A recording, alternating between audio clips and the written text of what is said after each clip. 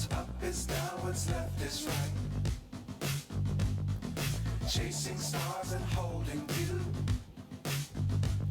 I can't see the end, but we'll see it through.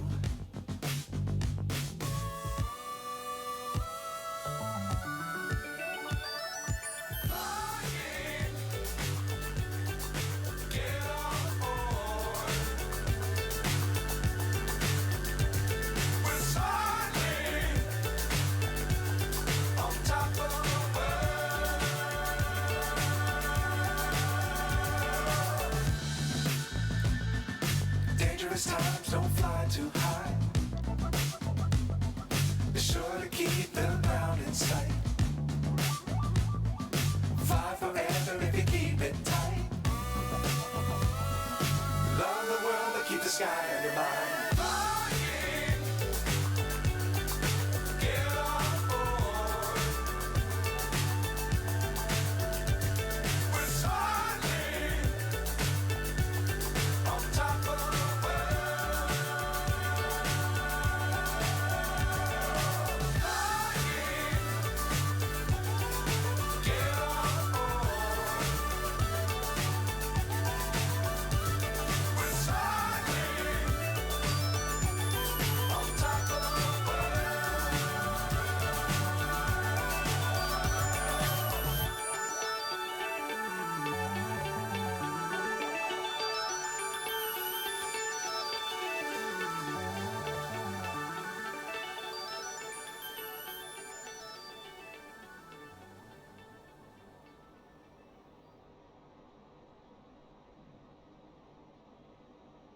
All right, welcome folks to Flying with Mike today. Boy, we got a plate full. If you caught that opening screen there, hoping to get it all done, and well, we're going to see. We are going to fly into the nor'easter, otherwise known to me as let's fly into the storm.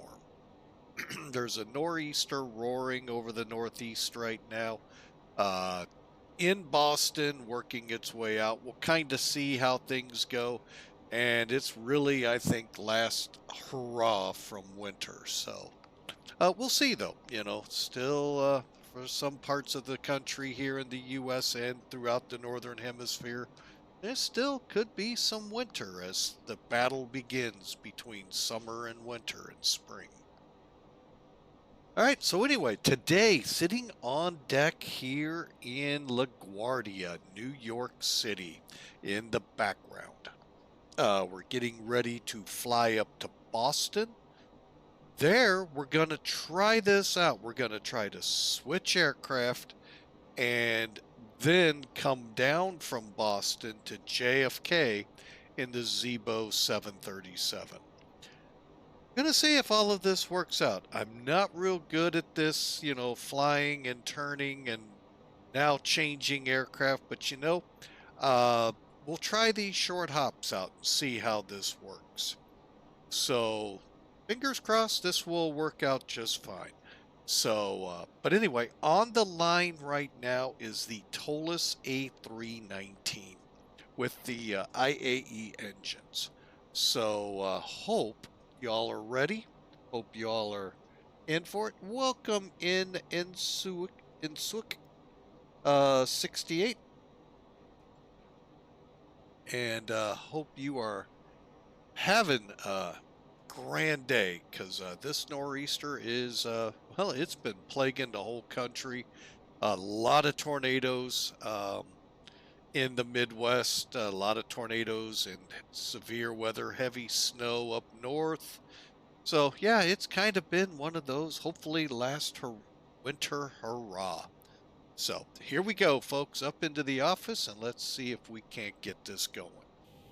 Quick pre-brief here for this leg, which is LaGuardia to Boston, Logan. We'll use Sim Toolkit, rather. And then we'll brief again in Boston coming down to JFK. Now, to give you an idea how far apart we're going to end up when we get back, here's LaGuardia, here's JFK. So pretty much we're going to go up and come right back to where we are. All right, so as you can see, oh, no, you can't see. My bad. Hang on here. There we go. There's Sim Toolkit.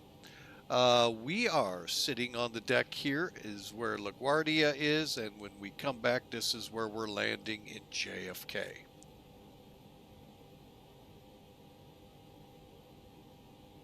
Twitch offered a notification, but nothing from them about the sub.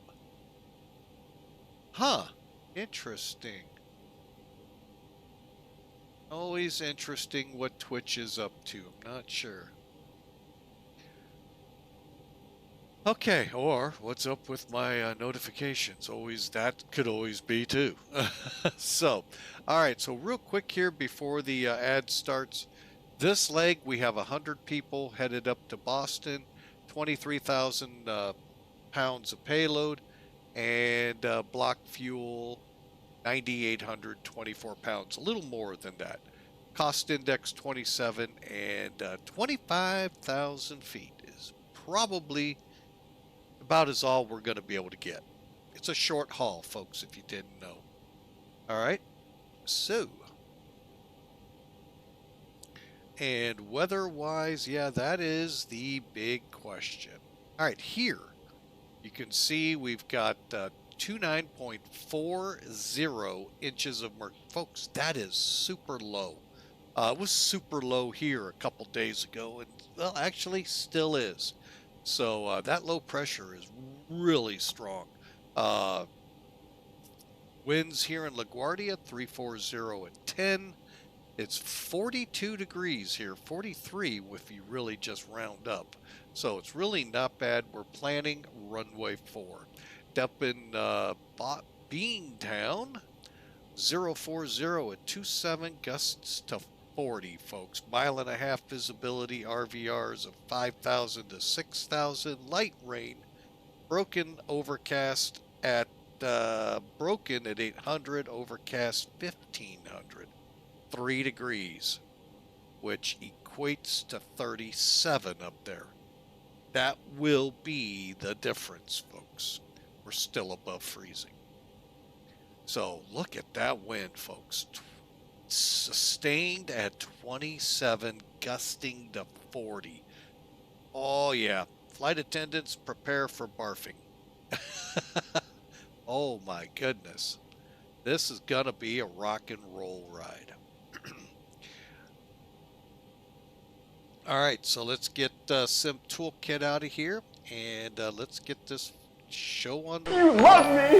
You really love me! There we go, Insuik. Thank you for the resubscribe, sir. 68 just subscribed for 9 months. Wow. With or without a notification, it's still 9 months in quality company. That just took time for the notification to come through.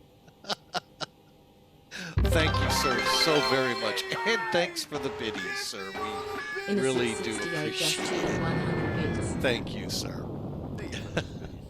All right, so let's do it, shall we? Checklist in hand here. Batteries. Batteries up. Let's go. All right, basically, folks, the batteries, if you see dark switches, that means the switch is where it's supposed to be. The only oddballs are right here with your anti-ice. If you want to make sure it's on, click it. Make sure it says on. Same with your engine and wing ice. And the APU, and that will show.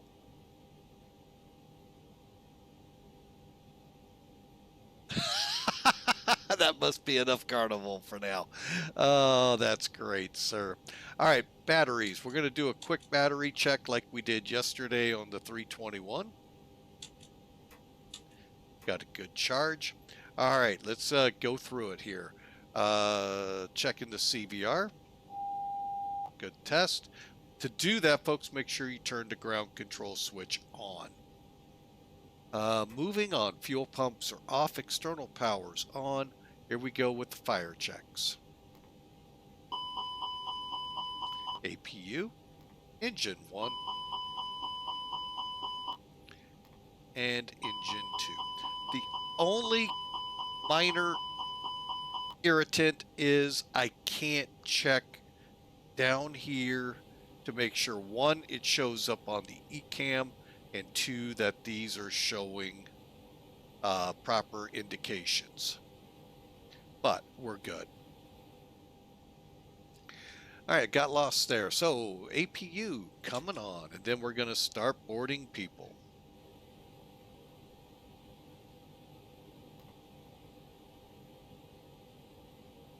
Oh, we got to turn status. There we go. Got to look for flap open. Once we get that, we'll crank up the APU again and get this going. Flap open. Starting. And we'll go ahead and watch it here real quick, and then we're going to kick into high gear. Well, as high gear as the airplane will allow. So,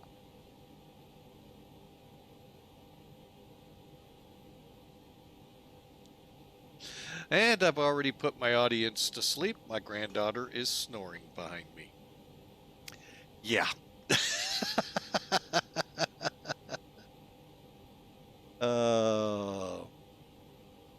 Almost got the APU wound up.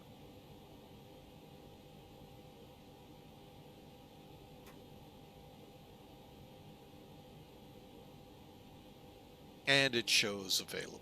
All right. Okay, let's continue on. Cockpit lights. Here we go. Checking.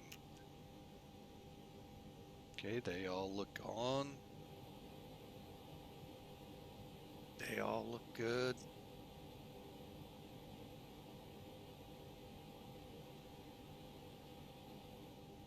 Okay. And I think I got them set the way I want. And finally, with the cockpit, let's get back down to the bottom. Flap levers up and showing up on the gauge. Speed brakes are down and not armed. And probe heat is in the auto position. APU bleed now on. Let's go to pack normal. Cross bleed set to auto.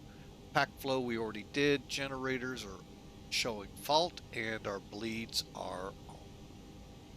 Electric panel, all the other lights are off, and they are.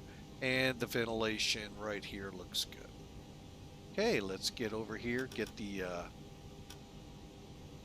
IRS up and running here, or ADIR as they call them in Airbus. And yes, Airbus cannot set things up in proper order. IRU1.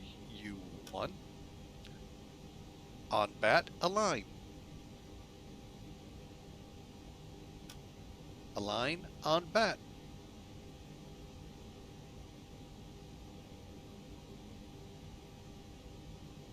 And number 3.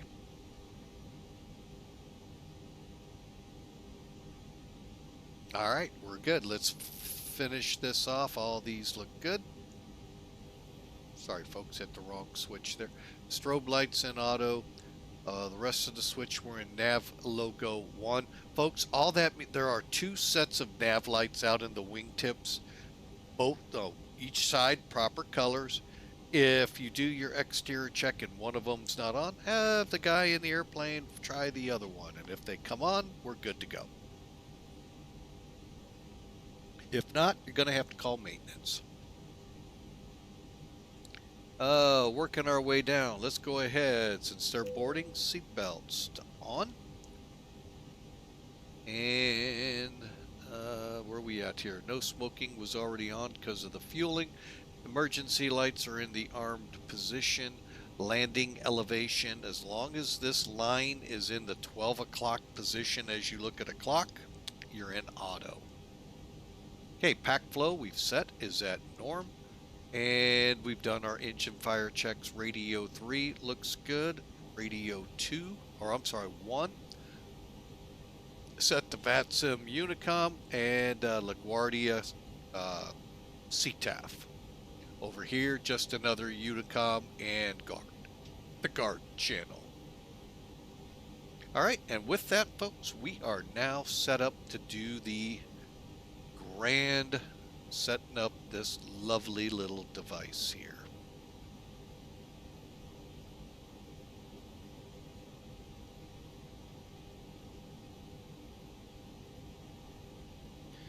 want them usually just below the black strip so it doesn't keep popping in and out.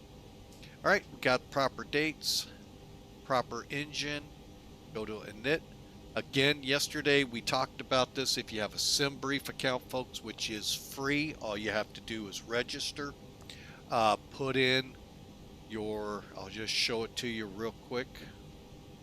In accounts, you'll put the, once you're registered and you're in, go to your account, look for your SimBrief ID. It will be numbers, folks, digits. Put those in there, not your how you log in, but the actual ID number. Read the manual for what you want to have set here, as well as if you want to use Hoppy. I'll be honest, I really haven't seen a need for Hoppy. Okay, and what that will do then, folks, is allow you to just simply click init request, or for those of you who are real pilots out there, know the little ins and outs of this thing, you can go to data, work your way over and do it that way. Okay, so it looks like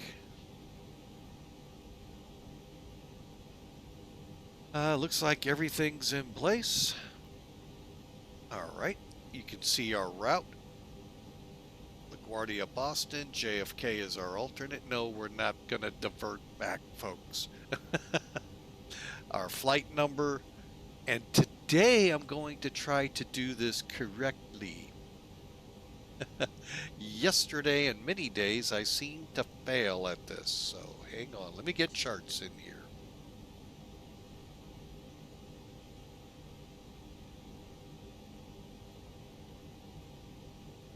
Alright, and we'll pull up parking gate. Oh, we got to do chords. Okay, so we are in stand 12. So we need the latitude right here to be 46.5. So with the up down arrow, you make it read that. Then click the line select to move you over to longitude. 7352.4.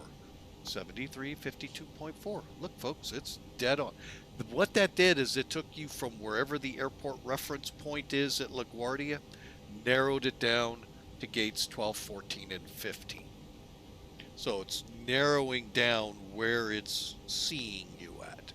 Once you're done and verified, 46.5, 7352.4, hit align on IRS. So when the alignment process ends in a few minutes, looks like 5 minutes here. Right there it is. It's going to align on that. Cost index, you can change that to 2.7. You can get your wind download here if you want, or you can go the other way.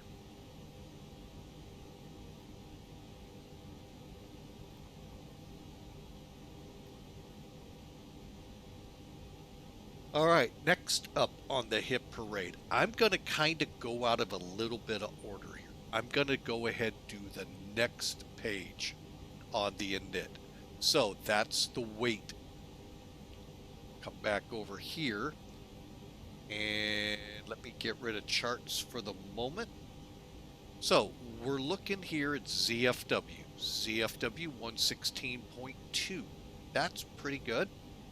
Our CG for the zero fuel weight's 27.8.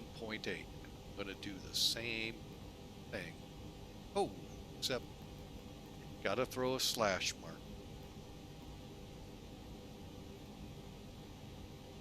Did I say 27.8? Okay, so we want to keep the zero. Well, we could have just put it all in, but you got to type it out so it's in this format. So if you're not going to change this, throw the slash and then the numbers. Blocking out with 9,800 pounds of fuel, that's fine. And then we just want to make sure our times are good to get back here if we need to. And we got plenty of fuel, folks. All right, now that we're done with this, just going to pull out of here, go into plan. I'm going to drop for now to 20, and I'm going to bring charts in and then resize some things. Okay.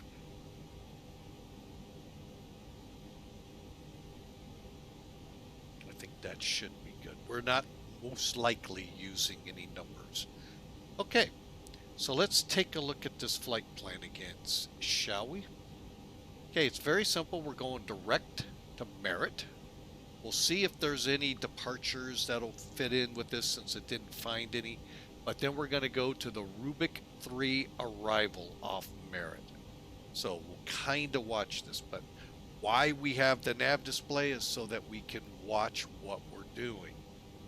Okay, now nav graph, that's what you're seeing here with charts. Okay, it is payware.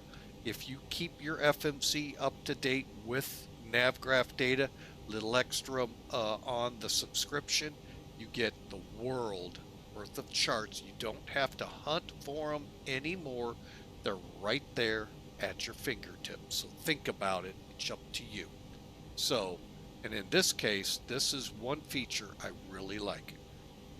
Well, first off, before we do this, let me cancel out. Let's get our, what's the ATIS right now? It doesn't look like VATSIM's up here.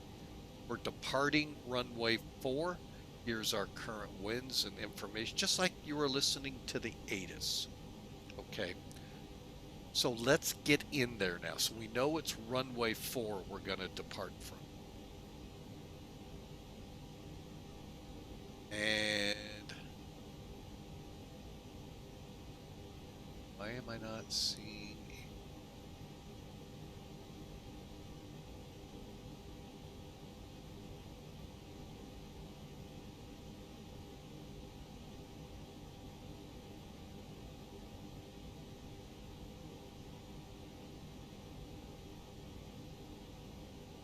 Look at this one. This one kind of has me.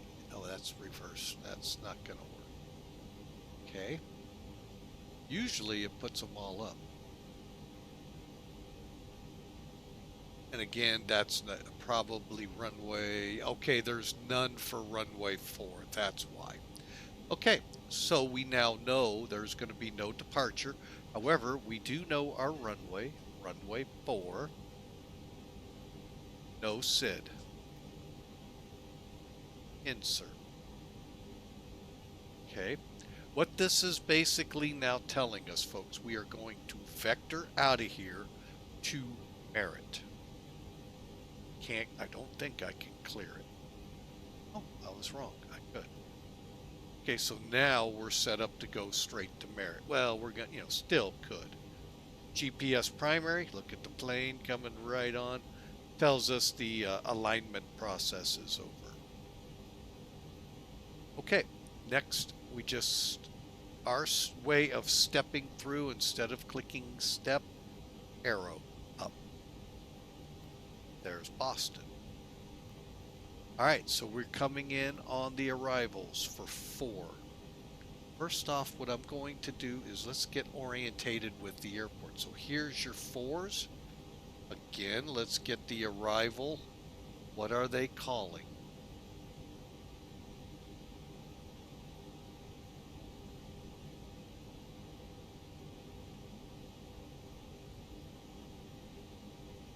Okay, so this is saying it's for both. It's 36 minutes old, 040 at 26, gusting to 34 with 1.5 miles of visibility. Overcast 800. Folks, this is going to be all-out instrument landing. So I will probably let it till I see it, the runway. Let it do the work. All right, so ILS 4 right. Departures runway 9er. So what that's saying is we're landing 4 right, which is interesting. They're going to use, well, actually there's much they can do. Because they're going to have to sequence you so they can land and take off. Don't know why they're not using 4. Oh, it's because it's too close.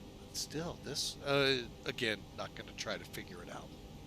All right, so what are we dealing with here? This has a lot of information on it, the real one. The VATSIM or IVAO, you notice how it dropped off a lot of that? Well, some of that's important. Let me show you. Okay, for flight simming, increased bird activity. Hey, FSX introduced animals. Possibility. Okay, vicinity of Logan, hazardous weather for the New England area available. Okay, that's kind of important. I saw something here about towers. I thought I did. Wind shear, very big.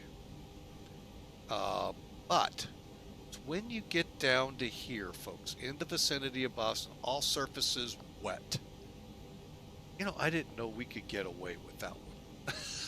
But anyway, here it is. 4 right, 555, 100% wet, observed as of a long time ago, actually. Runway 9, 555, 100%, same time. 15 right, 555. What that's telling you is at the touchdown, midfield, roll off, what's your braking action?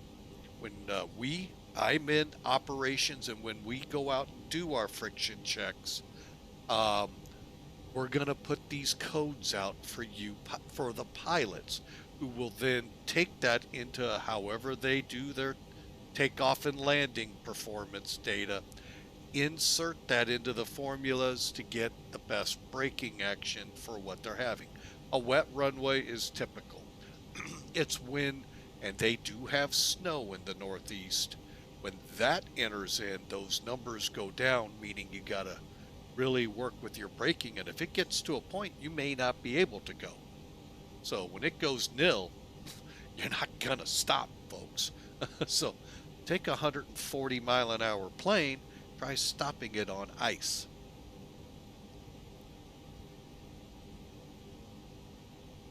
So have the flight sims gone to that level to use these codes to tell us?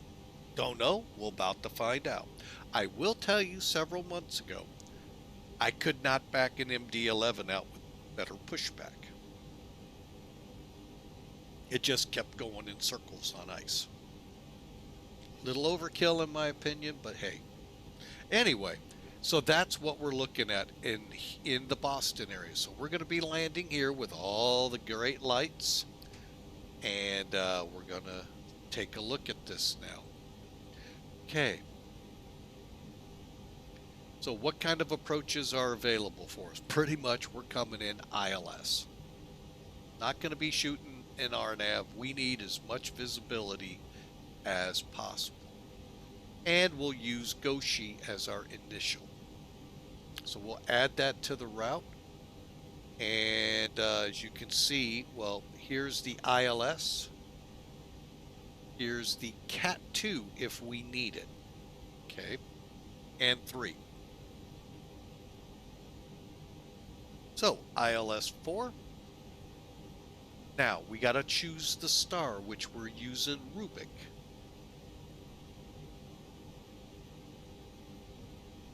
Okay, Rubik.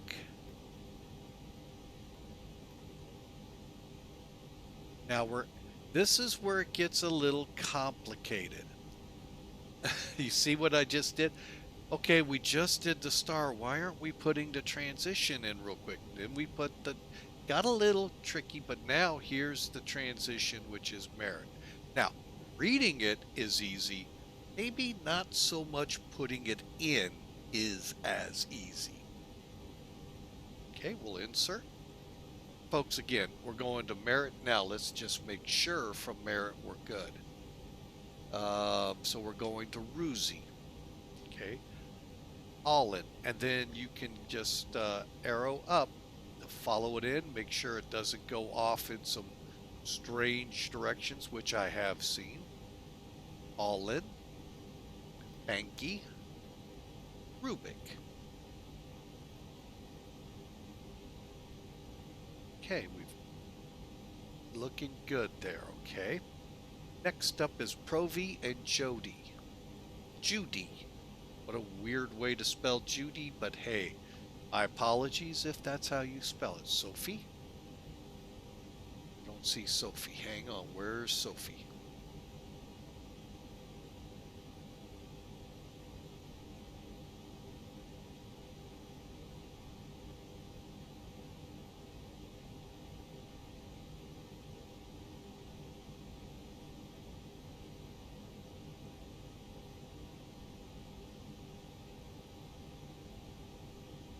this is the Rubik, right? Rubik 3.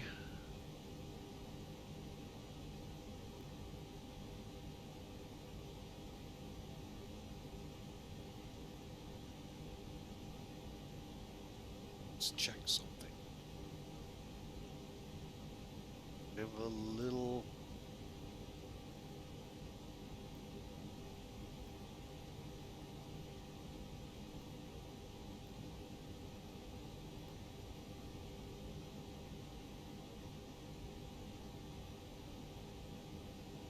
Huh. Some of these are not actually on the roof. Oh. Right there. Okay, I got it, folks. I figured out what's going on. It's because we're not set up on the right runway. Here's how we'll change that.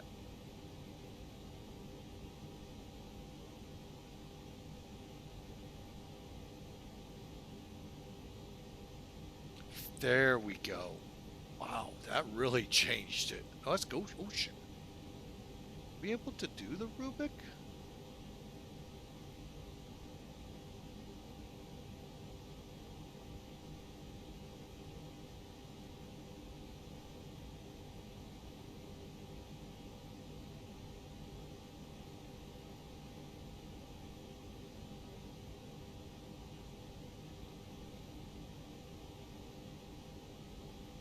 Okay, there we got it. Now, Jody, so there we go. Okay. Okay, we got the right chart now. Holy mackerel. Just never made sense, folks, why it did that. All right, so now we have the proper runways.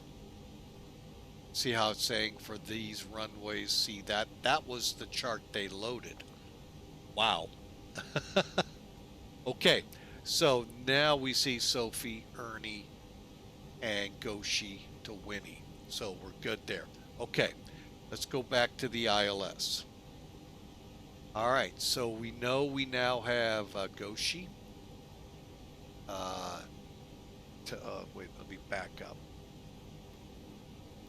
There we go. Goshi, Winnie, Naboo, Milt, which takes us right here, and then we have the runway.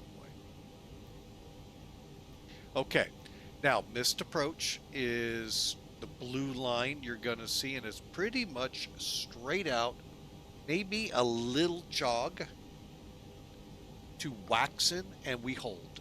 Okay, pretty simple. If a divert is needed, here's how we get back to JFK.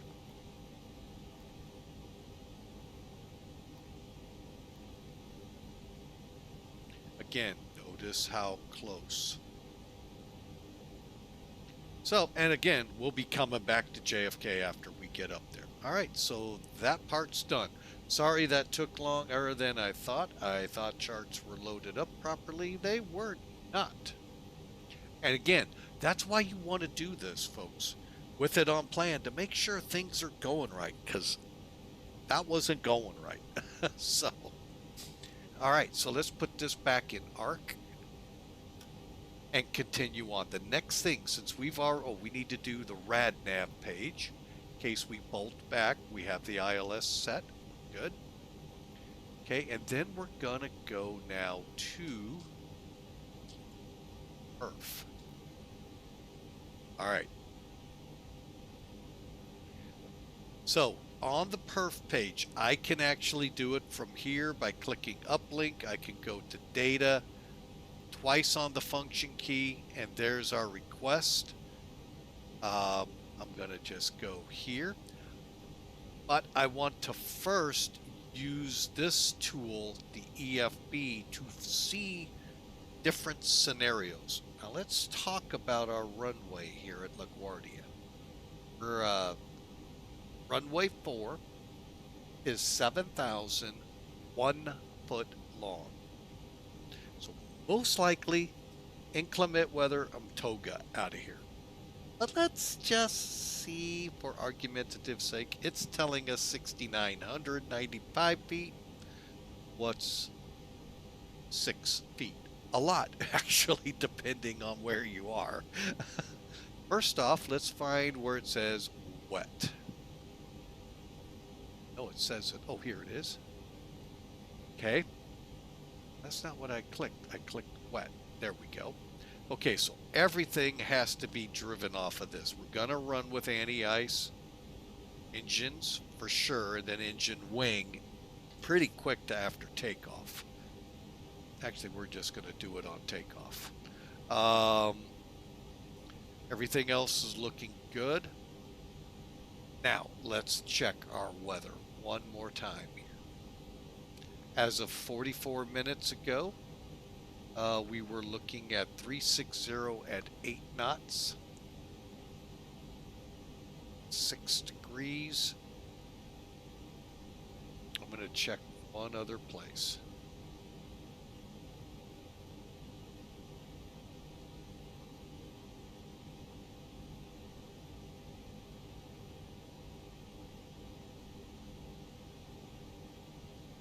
Okay, as of 16:58. Yeah, we're still, I don't know where it's getting all of this good stuff. Where's the barometer at on this one? 41. This is when I kind of wish they'd put the METAR time that they're using stamp here, so I know where and what we're dealing with. Because right now, we're looking at 45 minutes old. Jar. 45 minutes old.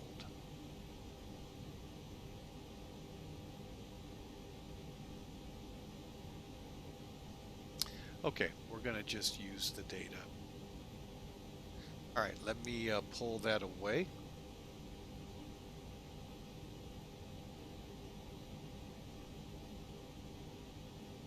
All right, so we are saying 350 at 8. Now, when I learned how to fly real world back in the early 80s, they were not teaching how to incorporate gusts, or if they did, I somehow missed that. I know there's a way to incorporate these big gusts like 17 into the formula here so you can, you know, gauge off of it. And that is 8. That is now 6. And that is for 1. Okay, and the rest, and we'll go to Toga.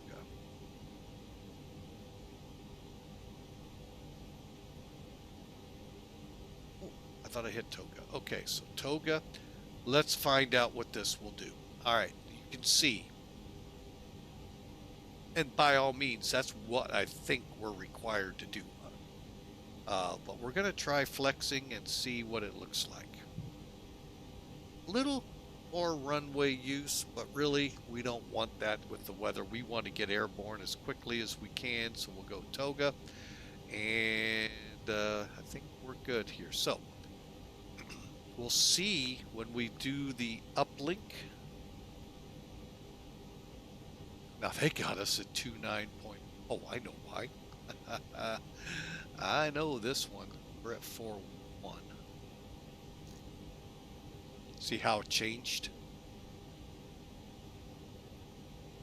I got that one. All right, so 350 diagonal 8. 8. Come on there, computer. Now, contaminant. You see how it says dry? Up, down arrows. Wet. Flaps 1. I'm kind of shocked they're giving us flaps 1 here. We're not flexing.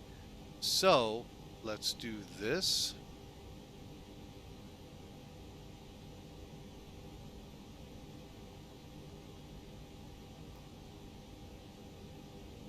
All right, so this is Toga, folks. If you decided, or the company decided, what sends your data to you, the flex, then you would click flex and it would hopefully be the same. If not, you make it the same.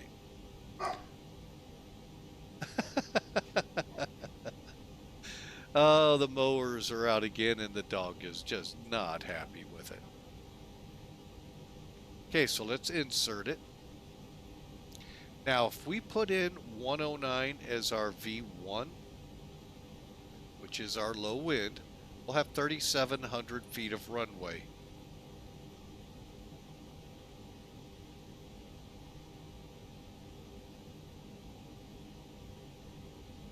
Yeah, we're just going to go with it. All right, so there you go, folks. 128, 128, 133. I'm going to actually do that 109. All right, now we'll go flaps 1 and up 0.6 is what they're setting us up for. We'll see if that works. I'm going to get some data here from Black Box. Oh, come back here. There we go. If he even does this airport, he may not. Oh, he does. Hallelujah. So 1030, 1030.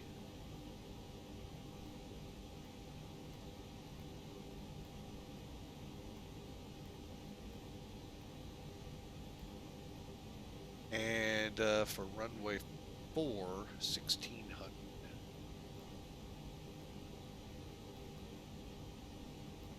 And Black Box here, I'll gotta remember how I do this because I don't do it every time.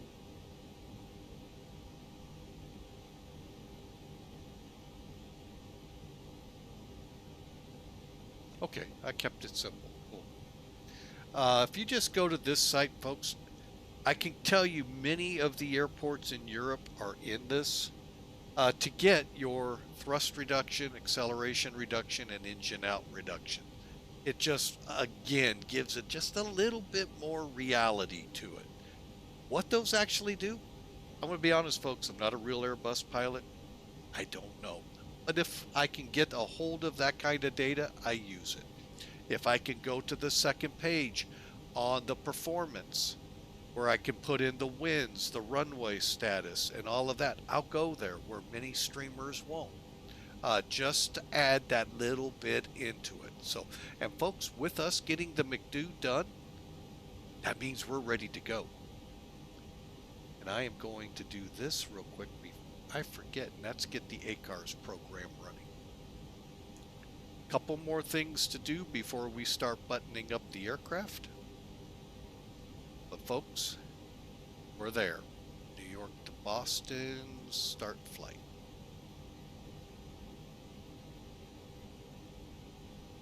Okay, so we are ready to go. All we have left to check here from this point on is the altimeter settings. 29.41, that's what we were showing. We're going to get LS and constraints on. Speed and heading are in managed.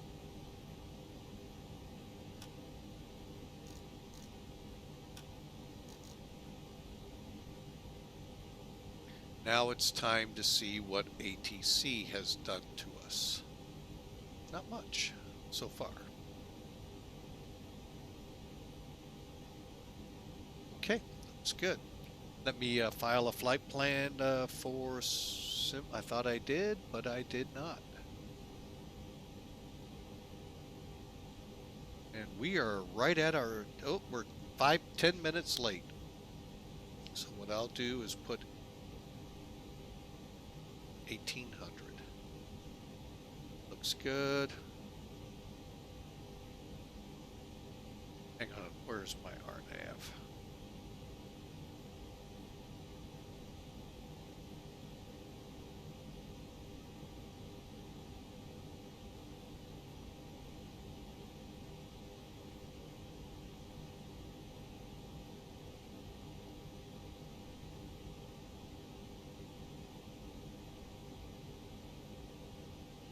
Actually, yeah, we'll do that. And I'm gonna hit the file, and I'm coming online. And by the way, folks, if you haven't seen, I'm going to be American Airlines 1585.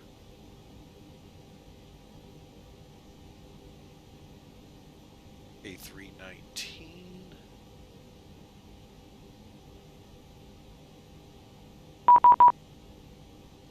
$30.21.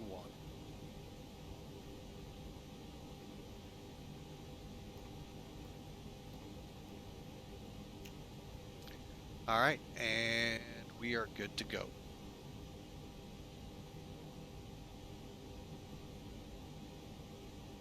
All right, so what I'll do here, first things first, and then we'll wrap up the pre-flight checks. External. Dang it. I hate when I do that. Didn't push the external power button off.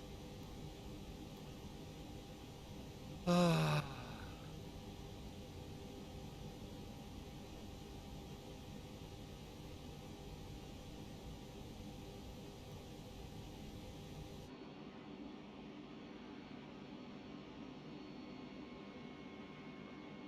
right. How I play, they're going to blow right through all of these things. That's fine. Basically, what I think I'm going to do, folks, push back to, oh, I didn't know that's how that worked.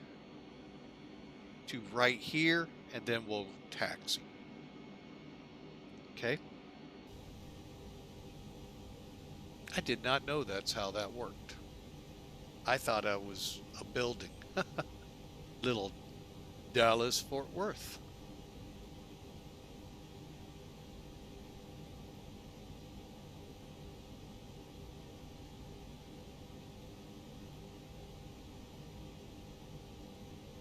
All right, folks, welcome back from the break. Here we go. Final checks. Okay, so just wanted to make sure. So our heading coming out of here, we're going to go straight to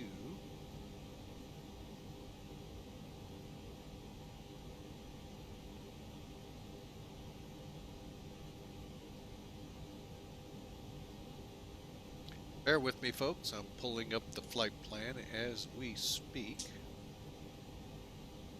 Okay, so we're going to 25,000. So we're going to go straight to 25.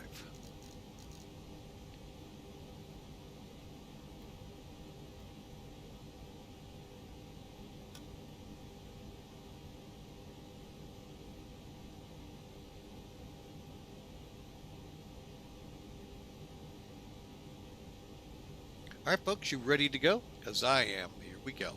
All right, final check. Altitude set, anti-skid, nose wheel on, 3 green, gear lever down, and switching panels all at 12 o'clock. Transponder set. Let's go to F plan on this one. And transponder to, we'll leave it at expounder.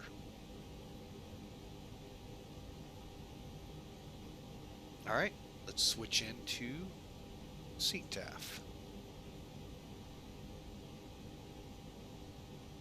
Calling better pushback. Calling better pushback, report to gate 12. Ground to cockpit. Please show me where you want to go.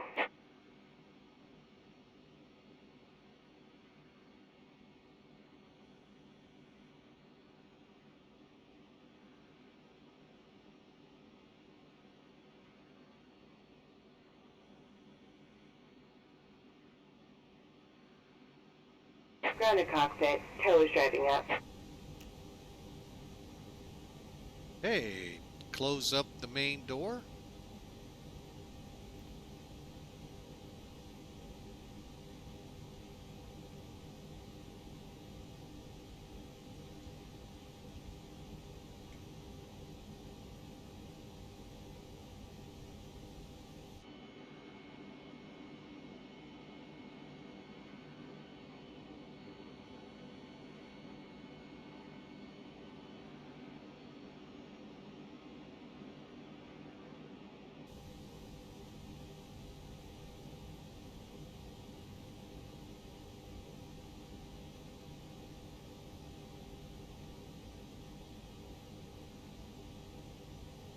Okay, all doors and hatches are closed.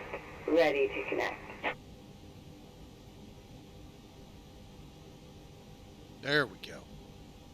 Thought I did something wrong there. Okay, this time, with her ready to connect, let's get the chocks removed. Quick check, parking brake is set.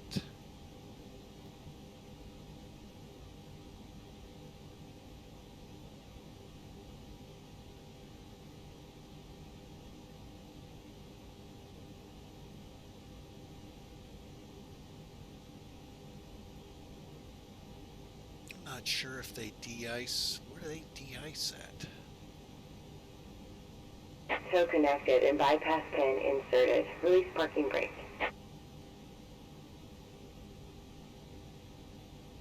Starting pushback, and you may start engines.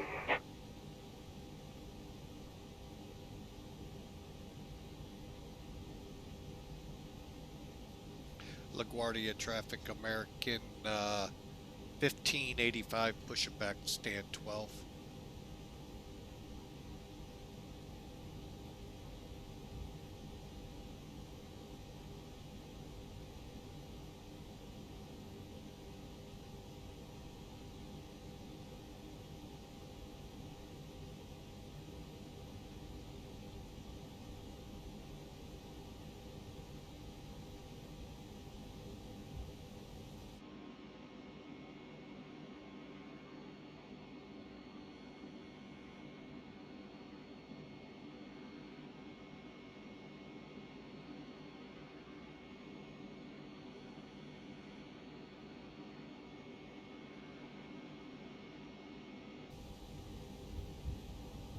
All right, let's start them up.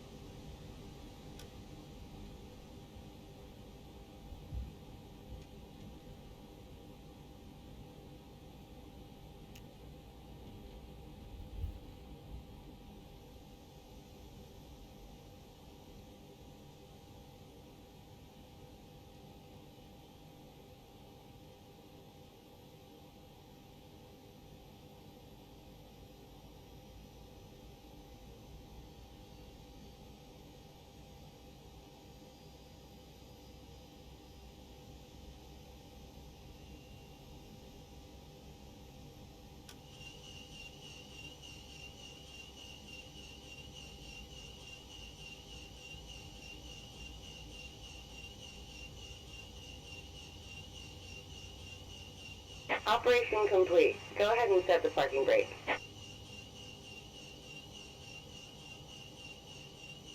Disconnecting tow. Stand by.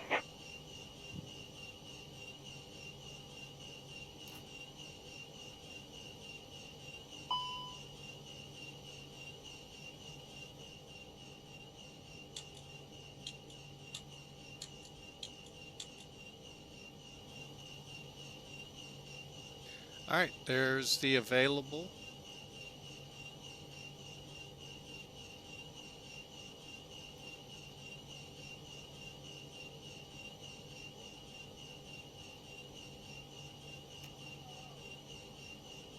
Yeah, I forgot to turn the fuel pumps on. That's always good.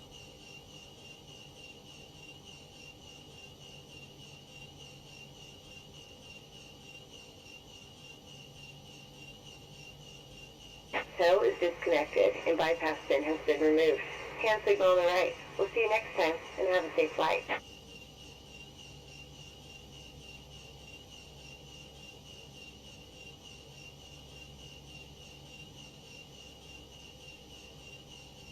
All right, there's the fuel, and we are spooled.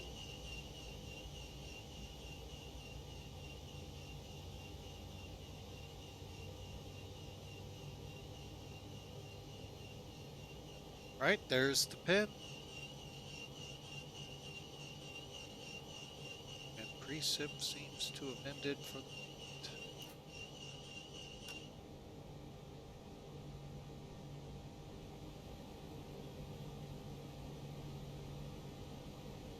All right, there's the fail. Let's get a 3-minute timer going, as well as our flight time. Okay, continuing. All right, so APU bleed off.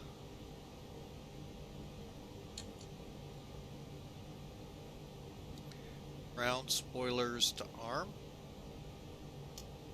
White bar showing. Flaps 1. Pitch. Alright. Now here's what I do, folks. A little different as you would expect than most people. First I put it in flight control. FCTL. Okay. Now let's pull this up. Up 0.6. So we're already up, so now we just needed to say 0.6.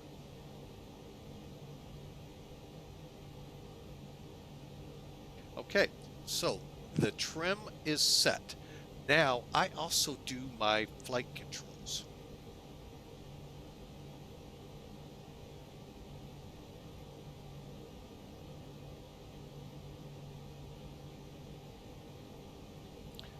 Big thing, make sure they go to the ends and they stop in the center. Okay, elevator, same thing, to the stops, up and down. And then when you bring it to the middle, they stop in the middle.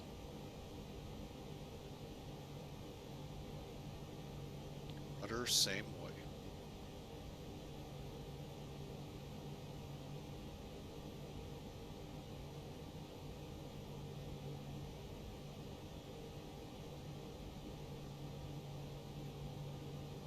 Then I do what I call a freedom of movement, kind of them all around, making sure they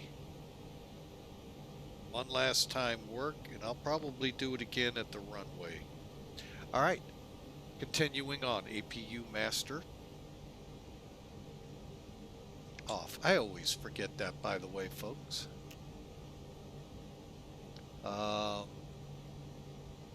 Again, let's make sure flight attendants armed at check. Okay. Finally, nose wheel elapsed times running, parking brake off. All right, here we go, folks. And as we taxi, we'll get the blue items there. So, lights.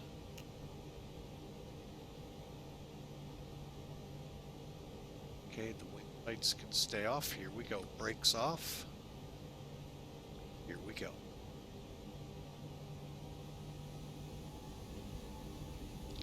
LaGuardia traffic, American 1585 taxiing to runway 4 for departure.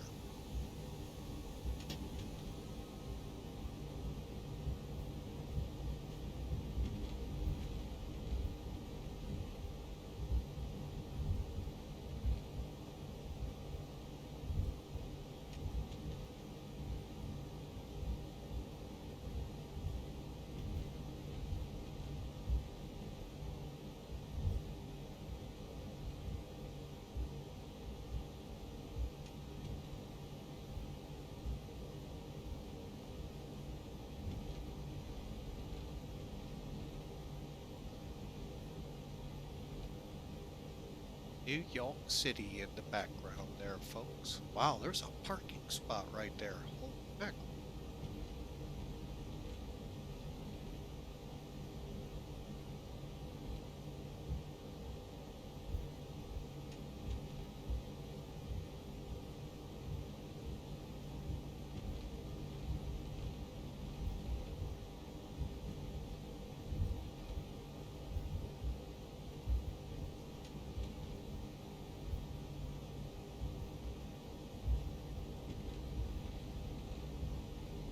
All right, so we got final checks here. Terrain radar on.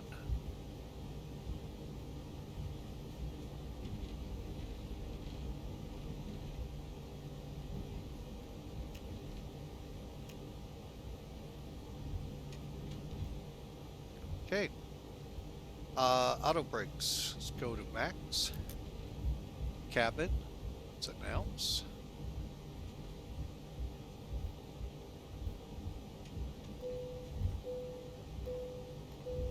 Okay, and we are ready to go, folks.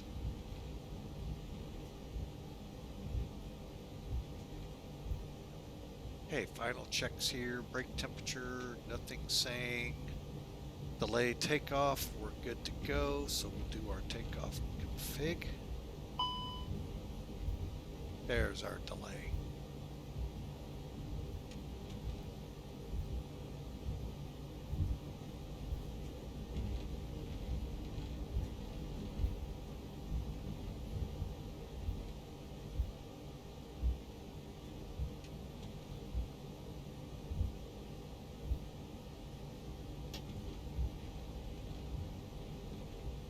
LaGuardia traffic, American 1585 departing runway 4. And it looks like our warning message is gone about temperatures. Again, we're going to use full length.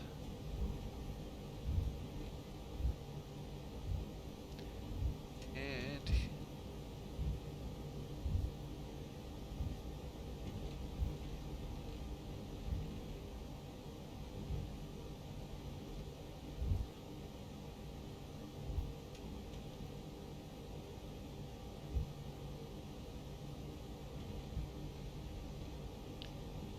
okay.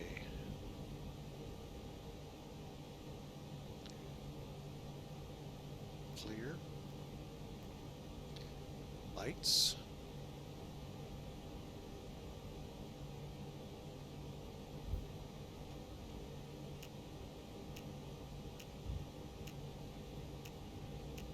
Here we go, folks.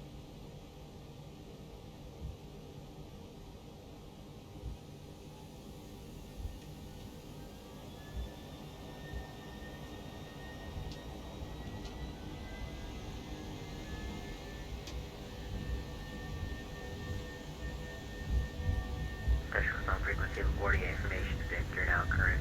The wind 340 at 8 altimeter 2942 approach. BUZRD X-ray approach runway 31 and departing runway 4. Rotate. Gear up, positive brake.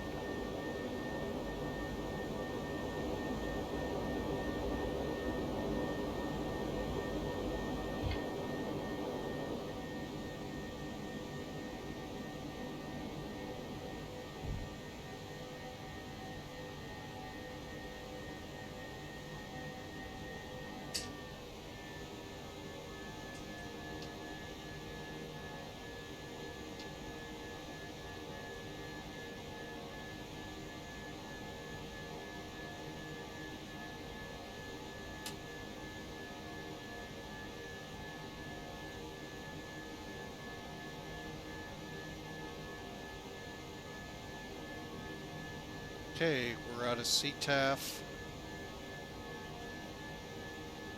And off we go. Alright, final checks here, folks.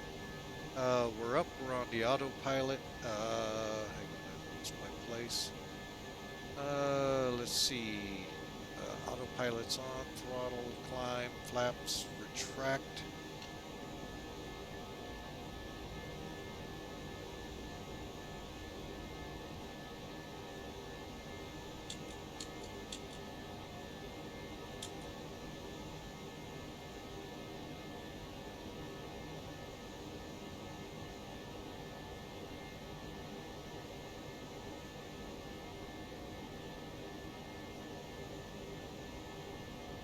And we can disarm the spoilers.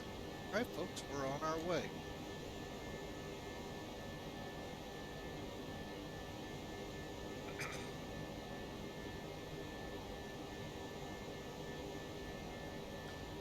That wasn't too painful. Not sure why we got an update. Did ATC come up and not announce? They did.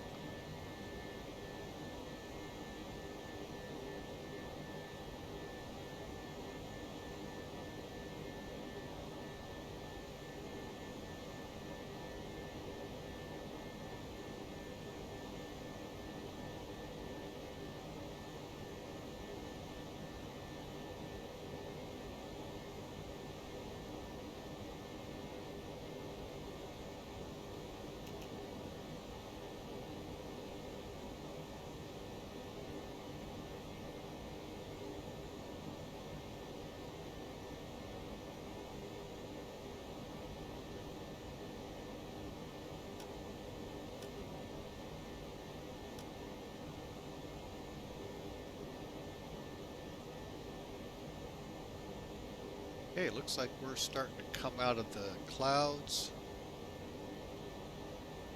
And it's still raining. All right, folks, we're on our way. I hope you enjoyed that out of LaGuardia. It took about an hour. Got about an hour flight. You know what? I don't have the overlay up, so bear with me a second. Get that up here for you. And where is it? Oh, there it is.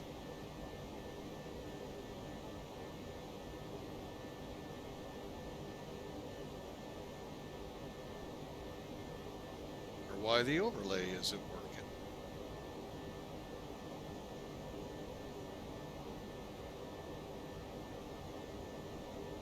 That's why.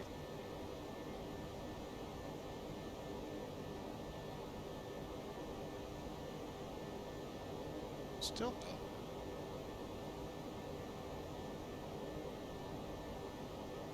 Oh well, we'll try it on the next flight. I'll let you know right now. We're 25 minutes out of Boston.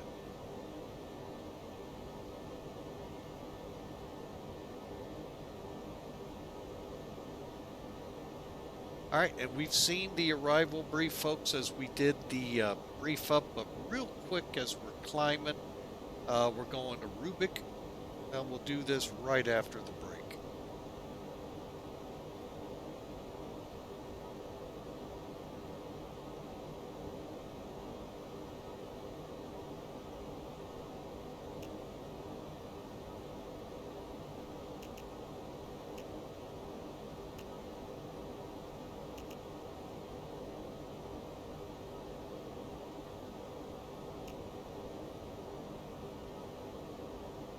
All right, folks, we're out of the break, or at least it is on my laptop.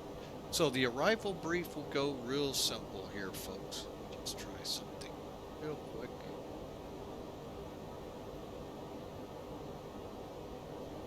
Okay, it's going to be that way. Fine. All right, so here it is, folks. Rubik 3, hang on, put it back up there for you. This time, the way we have it programmed. So we're going to come off Merit, go to Ruzi between 21 and 23,000. All-in 17,000 or above. Banky 16,000 above. Rubik at 260, folks. That word "at" is very important. They expect you at that speed. 12,000 to 19,000 feet. Then on to Provi at or above 11. Sophie at 220, 9,000 to 10,000, and Ernie 7,000 to 8,000, and Uzo. Well, we're not going to Uzo, we're going to Cushy, and that is 210 at 6,000, and then we join the ILS into the airfield. The airfield right now, reporting on their ATIS, light rain showers, drizzle, overcast now 900. There's a thumbs up there. Mild visibility, we're up, well, we're kind of hovering where it's still kind of cruddy. 030 at 26, gusts to 33, not as bad on the gusting, still planning for right, okay? We can use 33 right if need be for turnoff. And of course, we'll always read shorts. Everything's still wet as of, let's see, 8:54. That's early morning. We just crossed transition, so let's punch that up. And so everything's still showing as wet for weather. Okay. ILS for runway 4. Real quick. We're just about to top climb. 135 zeros are ATIS.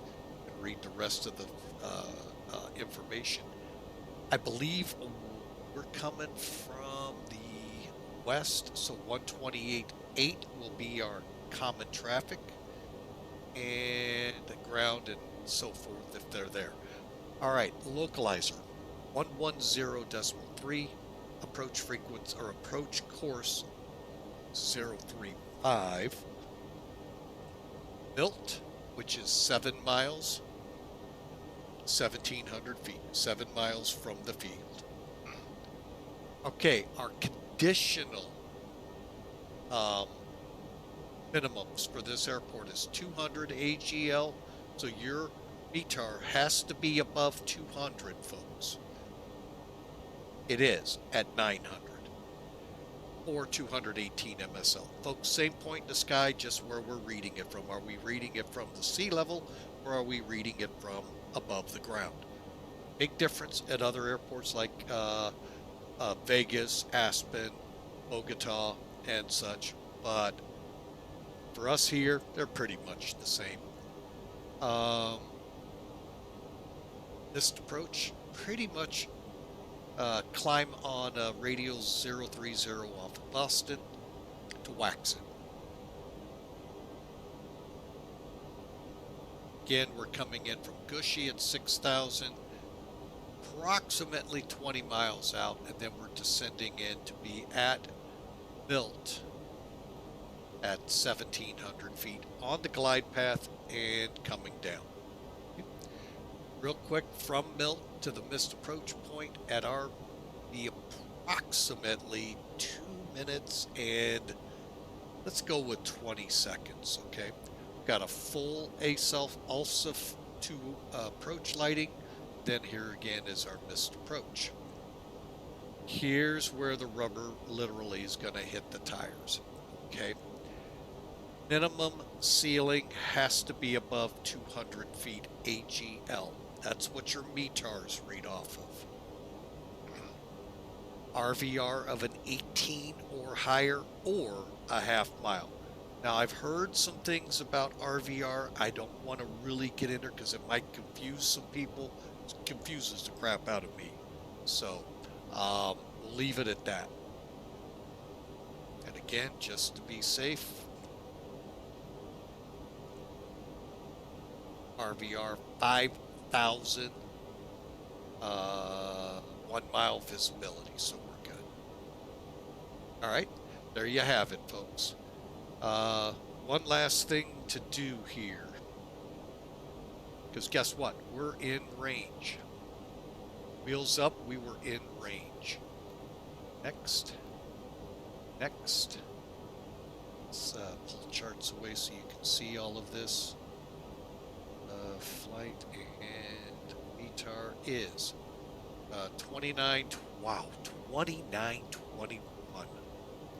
Folks, I've only ever seen this with hurricanes, and I know that's literally what we're dealing with here. Temperature, right? Yeah. Where is temperature? There it is, 4. Winds 010 at 26.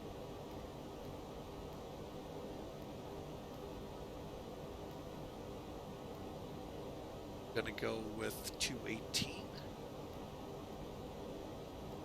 Okay. MDA I go as MSL, decision altitude, decision height. I go as the bracketed AGL. So we're looking at a landing speed of 122, approach 130. Okay, let's get back up here real quick. Top of descent, staring us right at. Let me show you this. Tried to do it yesterday and we got ahead of it. Okay, this hockey stick is your descent.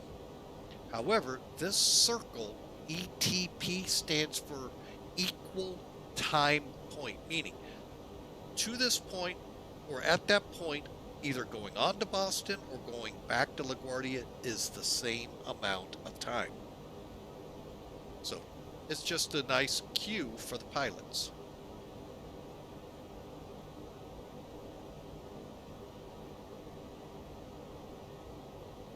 All right, we are about top of descent.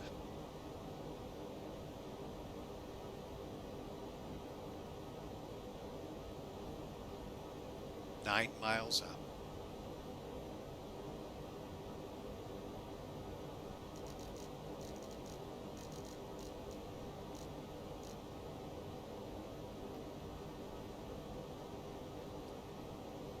All right, folks, I am going to go mute for a few minutes. Give me a second. My wife's got a call.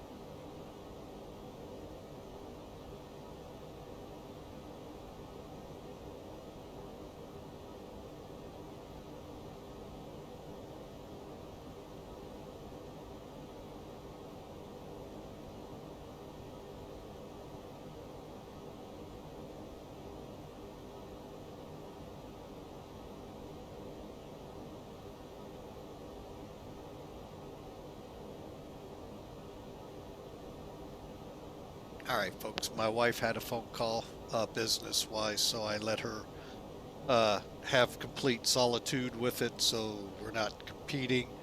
And worst case scenario, maybe by chance one of the students where she works at the university don't overhear something they shouldn't.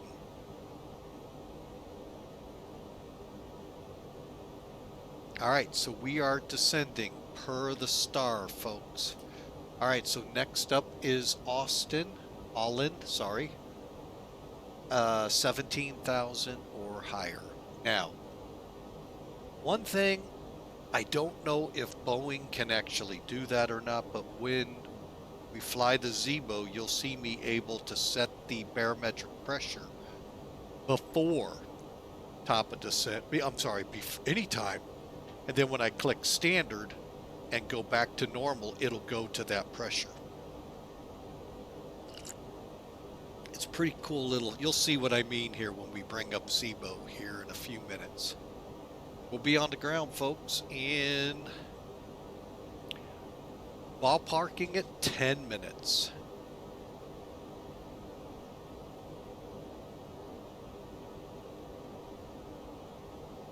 Okay, I am going to go ahead, take us out of standard, and bring us down to 32 minutes ago, reported 29:21.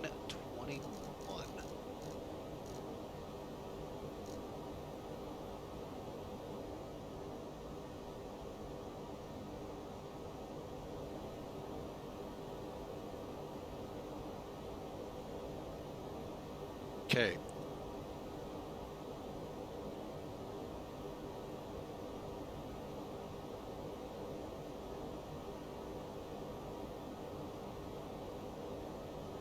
Now we're coming up to Banky. We got an aircraft 500 feet and climbing ahead of us.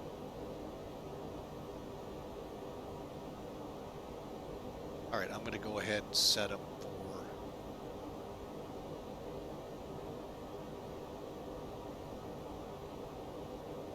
I don't even see it. It says right now it should be right ahead of us.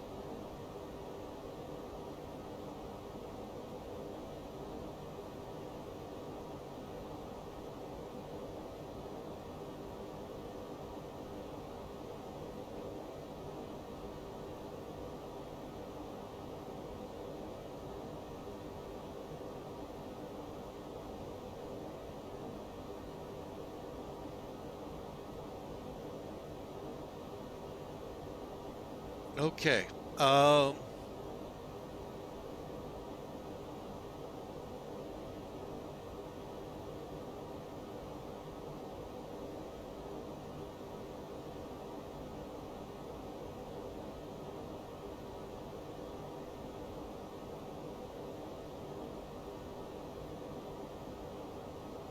Okay, I'm going to take over speed.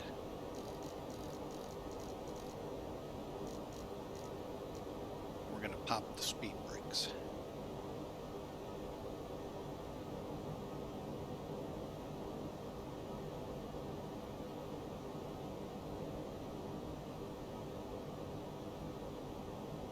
Try and put some separation between us.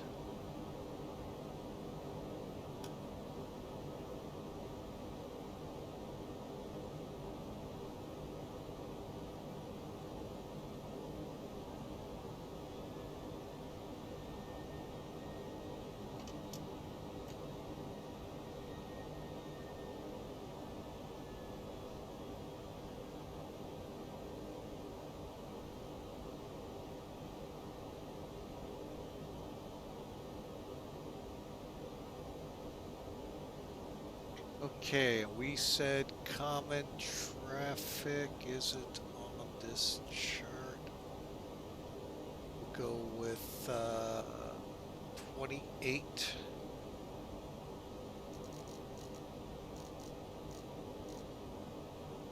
Uh, 28. 8.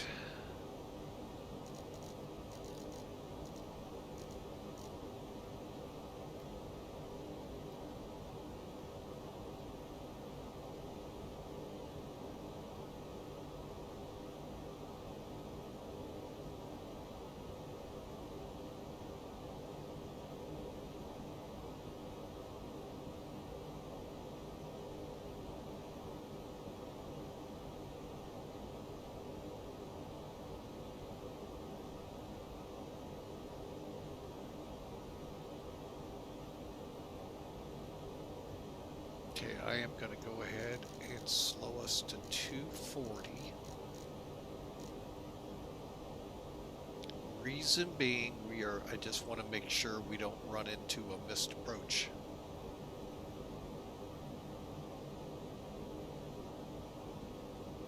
Flight attendants, prepare for landing.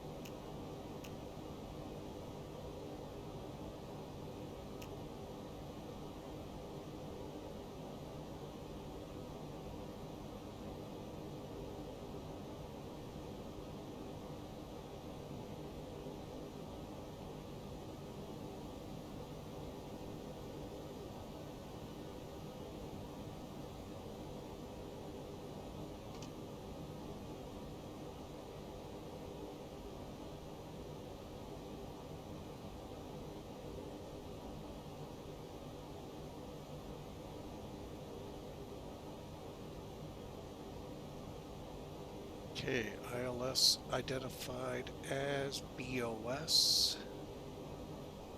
BOS, okay.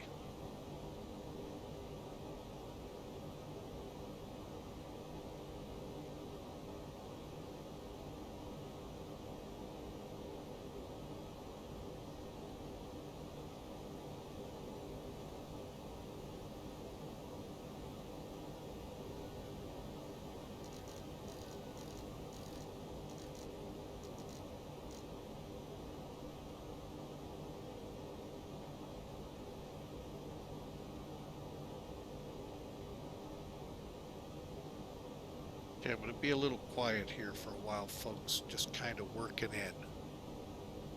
I run into trouble with this plane if we got conditions we're in sometimes.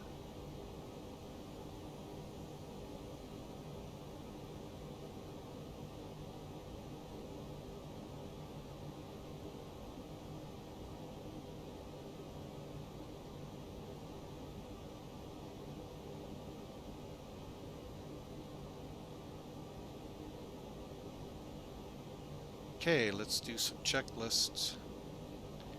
Okay, speed brakes. Do we have those deployed? Yes. Come on. Flying a little slower than company traffic, so that way we can space. Actually, I'm coming down to 180, 190.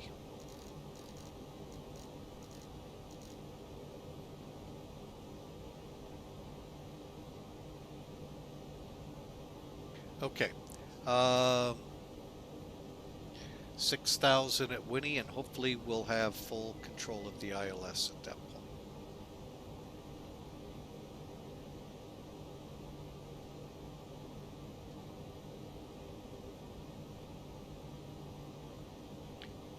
Austin traffic, American 1585 coming up to Ernie at 190 and 7,500 feet for 4 right ILS approach.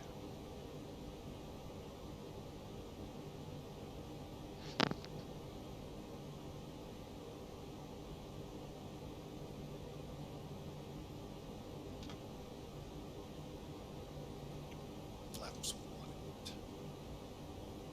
Stay slow.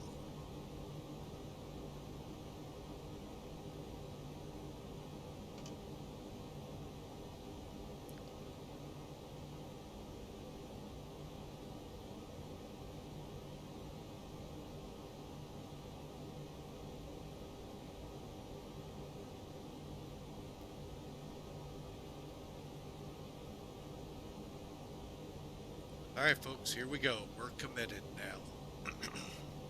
Not to going for Goshi 210. We'll stay at 190 for traffic separation.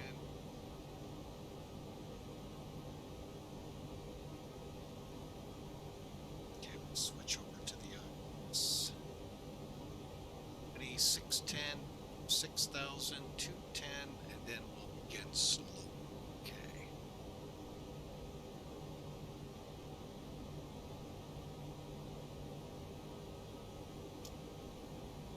brakes aren't.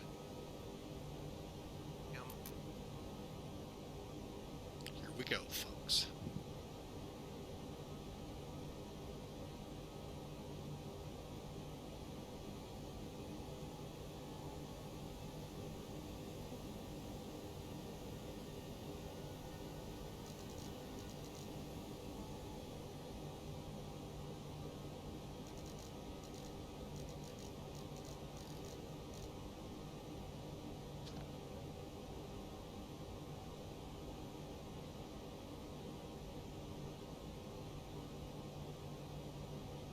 Okay, since I have control, and activate approach. Okay, get it down to 30 as soon as we can. Alright, we're going to approach.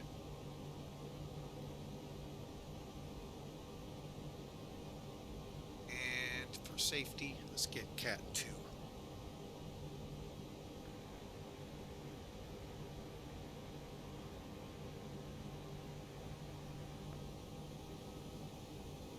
Boston, Logan, common traffic. American 1585, Winnie, inbound ILS 4.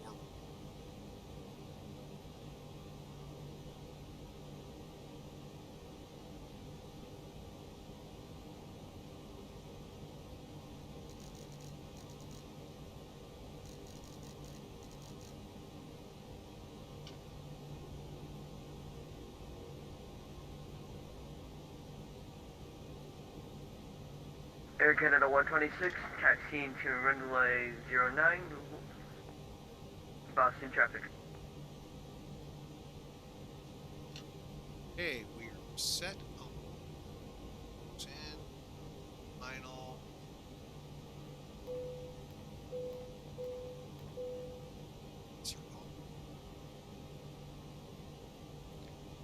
Set to meet down to land, folks. Outer marker. Logan traffic, common traffic, American 1585, outer marker.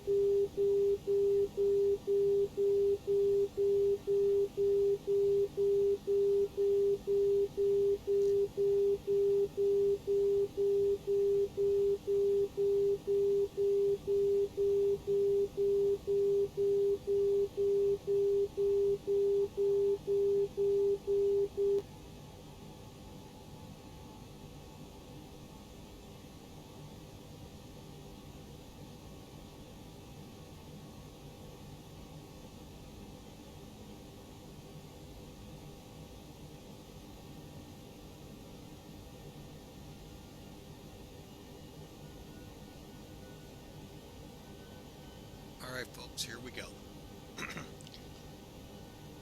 Okay, we're on glide slope, descending, and we are still good 16 miles out. We've slowed to V approach.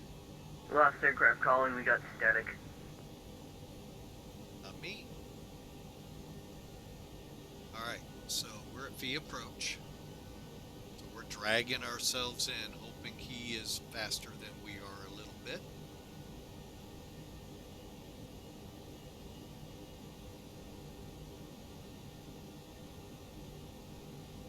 Okay, final checks here. Approach autopilot above glide. We're on, not yet to gear down yet.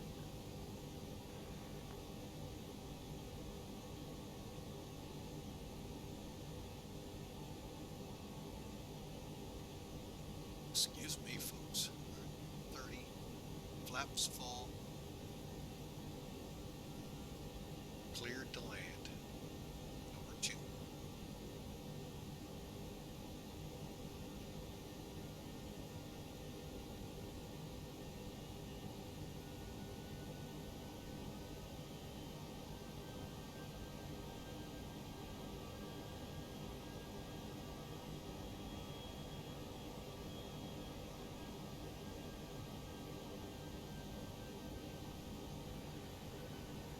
And we're in hyperspace, folks.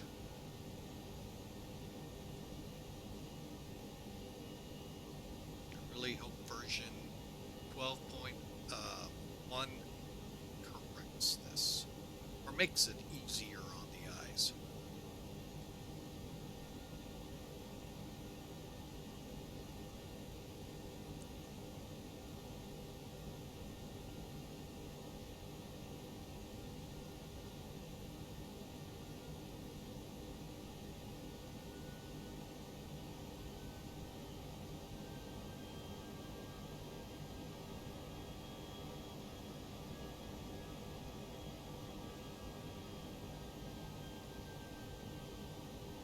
2,500.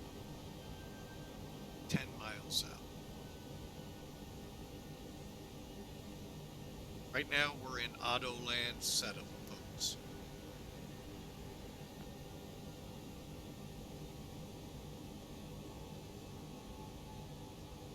The last aircraft calling, we got static. Should be me.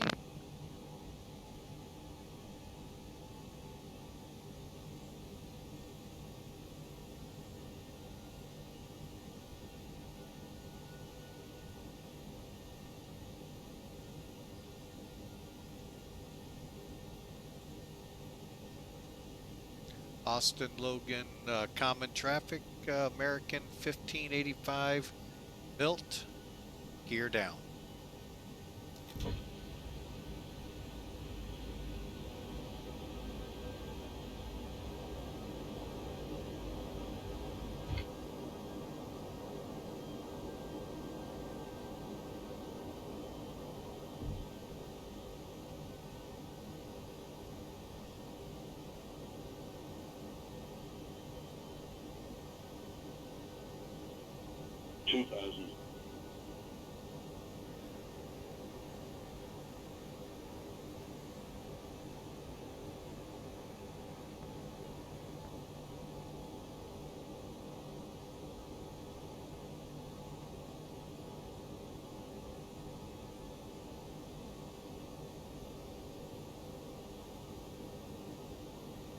Okay, it looks like we late. Air Canada 126, Boston traffic lining up for 9.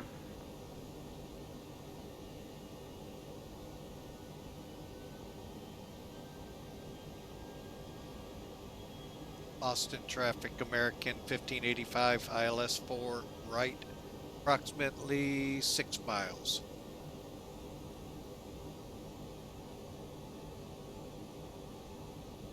Oh boy, it's gonna be spicy.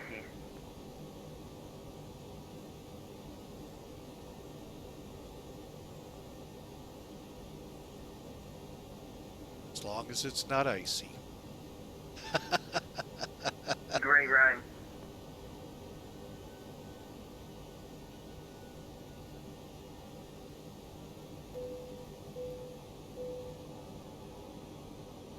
Okay, everything's looking good. Cabin's ready. Okay. Still don't see the airport, but folks, we're still 1,100 feet above the ground. 900 is what it was calling. Boston traffic, Air Canada 126 departing 09.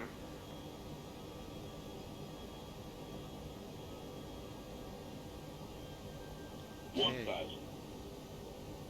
Landing lights, call pursers all set, ready to land. Here we go. We should be breaking out, folks. All depends, though, which METAR. Hence why we're in Category 2. Air Canada 126 clear 09. We can drop down to RVR of 6 or 100. I got something ahead of us.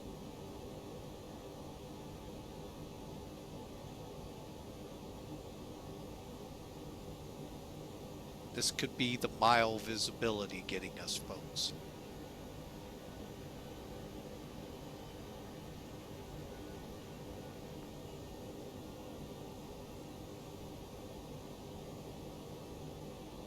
Y'all back at Toronto. 500.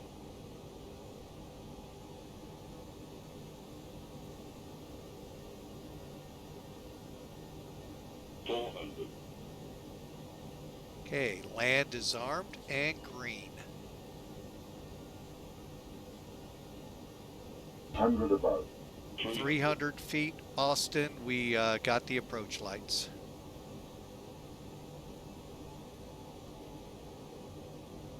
Minimum 200.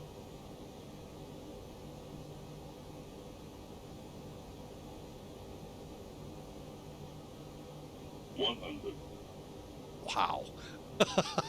Like I said, folks, I'm just going to let it go now. 40, 30, 20, 10, retard, 5.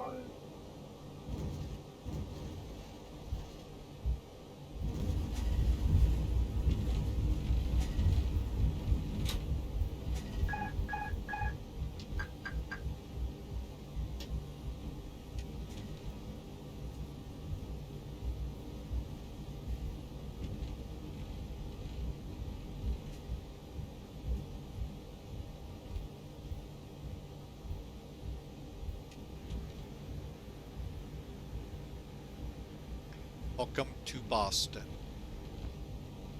And that, folks, is an Autoland.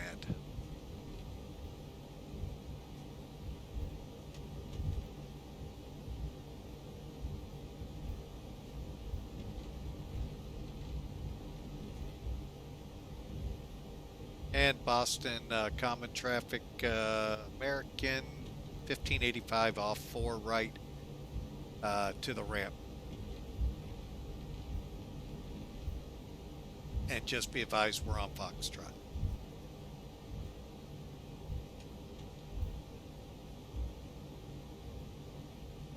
Whew, folks, that was fun.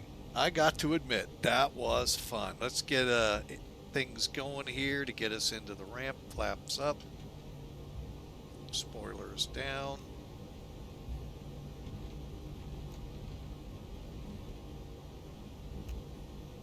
Okay. And then I need to hear... Boston traffic, Air Canada 778, taxiing runway 9 via Bravo, Mike, Boston.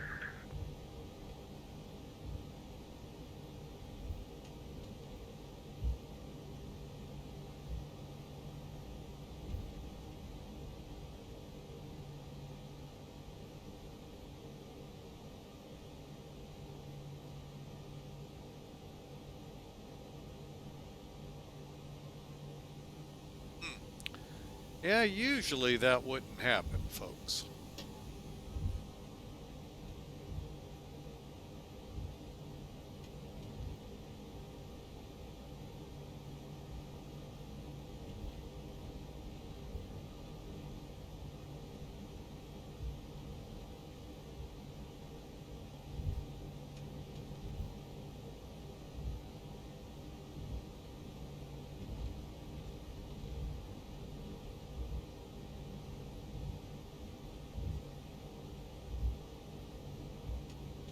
All right, let's get the radar off.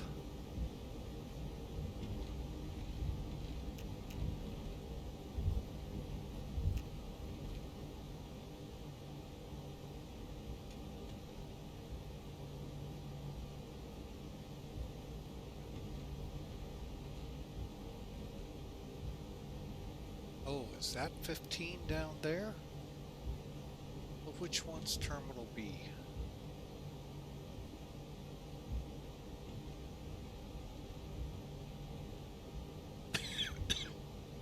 Oh, I went the wrong way.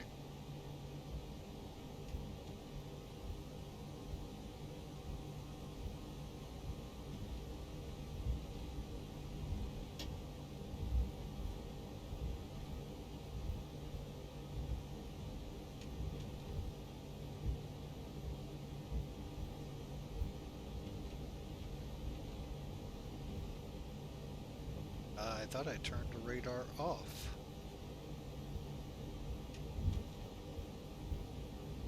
Was I looking for a timer? Well, 41 minutes, folks, from the time we released brakes to the time we got here.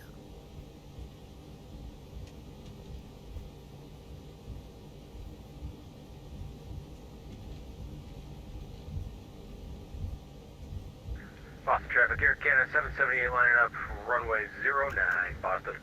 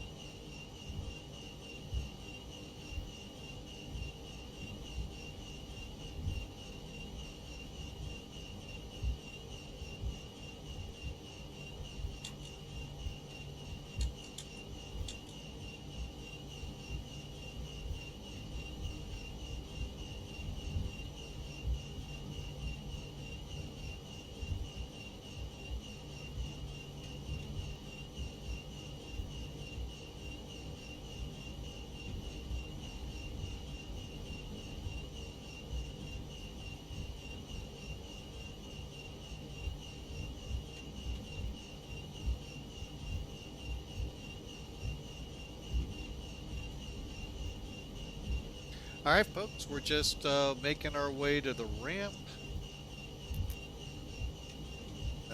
we can get the ignition where it needs to be. And we got a flap open so we can start up the F2.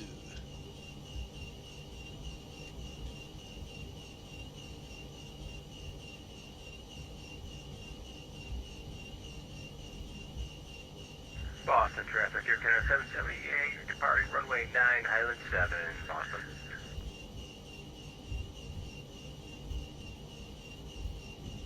Quite a bit of traffic in here, which makes sense. People wanting to really get into the instrument flying here. That was intense, folks. I mean, reported 800. We broke out at 500. So, technically, low instruments. We're now looking for the...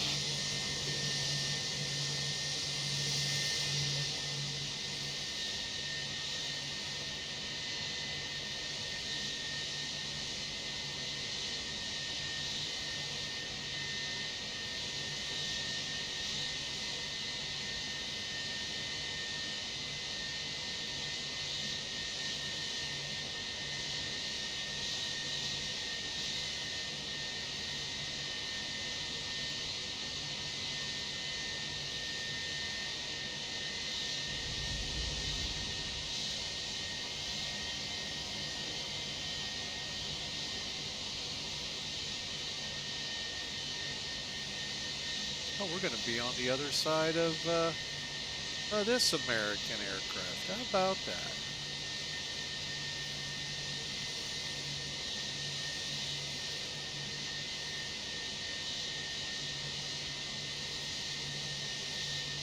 Oh, no, we're not. We're going to be a little further down.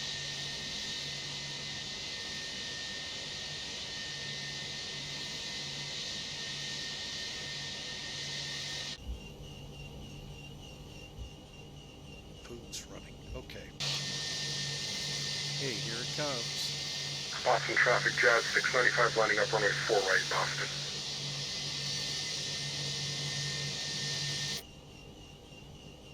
Boston traffic, JetBlue 2554, 20 miles to the south on the ILS, inbound for 4 right, Boston.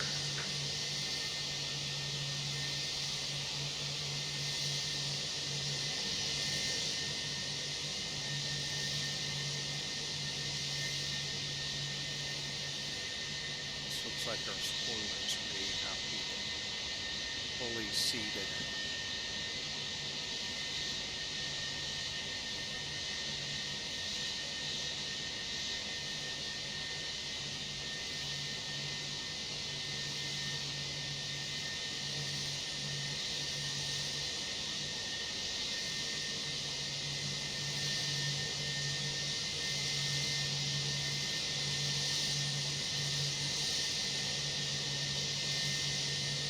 Let's go ahead and set the brakes there. I want to check my spoilers. Yeah, they are up. Okay, there we go. All right, so we're into blocks, folks. Brakes set. Get that annoyance turned off. All right. Make sure we got everything. Ground spoiler. Ooh, we're still moving.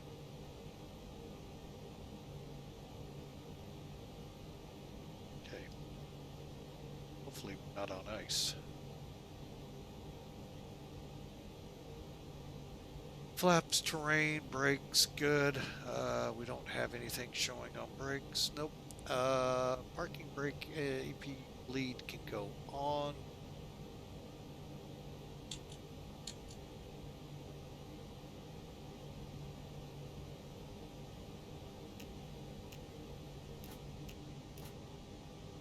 Okay. Make sure our lights are all off.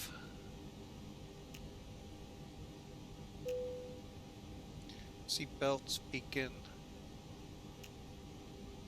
and elapsed time. Overall from pushback, folks, 54 minutes. Overall from takeoff, roll, 47 minutes. And overall here, 57 minutes in all.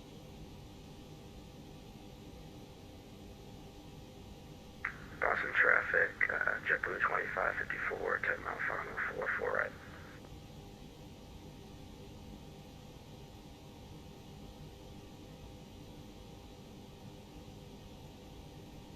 Okay, not bad, folks. According to Virtual American, we flew, it just switched on me, flight time 36 minutes. Overall, I think we were on for 57 minutes overall. But we gained bonus points for landing at one of the airports. So we did pretty good, 390 points, full length, less than an hour, 257 feet a minute according to them. Why am I showing returns? Did I still keep that radar on? I sure did. There we go. I thought I had it turned off. All right. J. I think I just hit K. I did. Hopefully K doesn't do anything. Anyway, so we've arrived, folks. Awesome trip. Really was fun. I'm going to go down here, folks, if you don't mind. Change channels. And cleared. Okay, so it should be somewhat quieter. And Boston ground now comes up. Okay. That's fine, because we're going to disconnect. Alright, so let's look at this flight real quick, shall we? And then we're going to get into flight planning the next one. Alright, and which is back to JFK. So basically, where we started, we're going back except about 20, 30 miles south and east of it, maybe less. Alright, so let's bring in Sim Toolkit. Do a quick look over of this. Y'all can see it. 206 feet at 104 knots. That, well, again, this was the computer flying it, not me. So any blame goes. I still am in charge. I know. All right. So let's take a look at it, shall we? Here's our route, pretty much as planned. Details. Details. 51 minutes, 160 miles, 1.7 kilograms, metric kilograms of go-go juice. Landed at 1.6 Gs, 206 feet per minute at 104 knots. Let's see how well it did, though.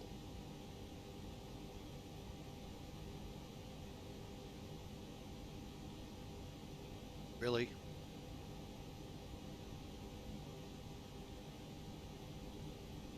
I see how you're going to be. I want to show when I do a bad landing. Yeah, it's not going to show it. All right, well, here's the metrics. We landed on 4 right somewhere up in here. Again, this was an auto land, folks. Looks good.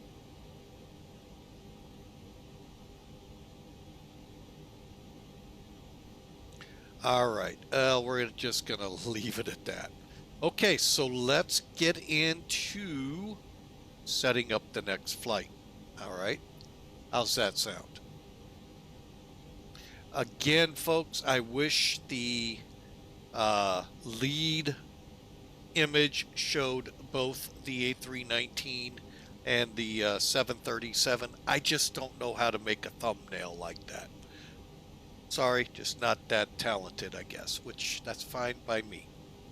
Let me look down here. Everything's opened up. Let y'all look outside one more time at the beautiful America West Historical Aircraft, and sitting here in Boston.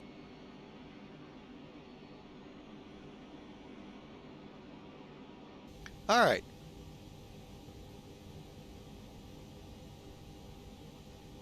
How about we do this? I am going to go ahead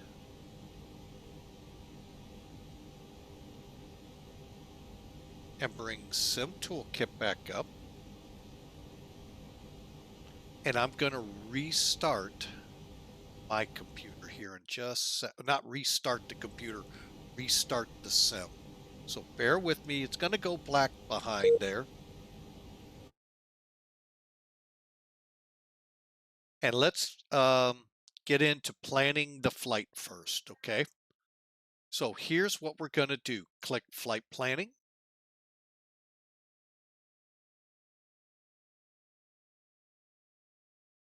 And we're going to be going to the Advanced Planner. And we're going to be going from KBOS. That's right, folks. We're going to use SimBrief or Sim Toolkit with SimBrief to build the next flight to KLGA. Oh, whoa. Correction.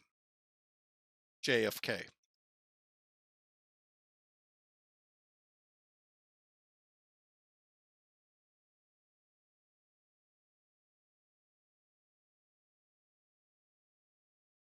Now, interesting. I'm going to, this is kind of interesting when I see this. These are real flights. So there's A321s operating for American. That's not, well, unless they had tail swaps. Okay, so we're going to, what airport is that? Hang on. Islip. Oh, wow, they go to Islip. Well, we're going to JFK. And they very well may. Man, they got a bunch of aircraft here. So let's book a flight. I'm getting over here on the American side so I get the right call signs. Boy, I could fly TWA too. Wow. All right, there better be a 737. There it is, because there are some in the real world that fly this. 281.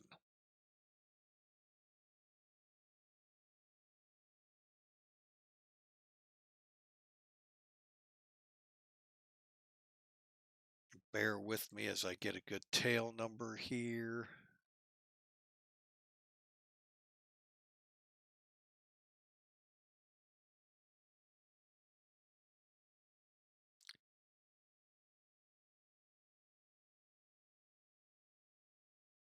Let's see here.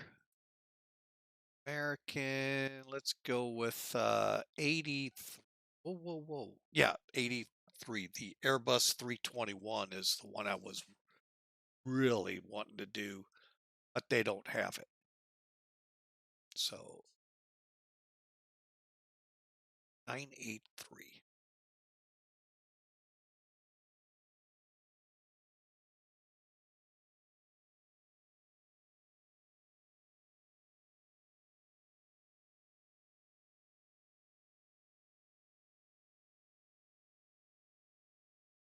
And it's 983 November. Okay, so there we go. We'll be on VOTSIM.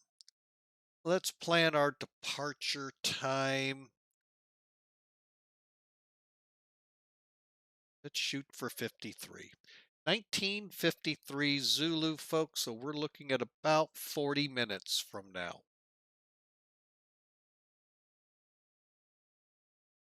All right, now we're actually disregarding what we're doing here. Sorry, I built this thing actually on American. I forgot. Kind of have to do that. So let's go back.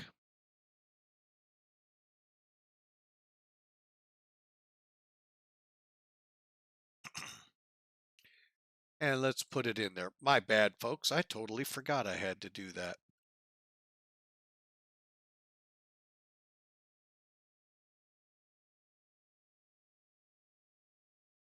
Now, somewhere in there is my airplane. Yeah, somewhere.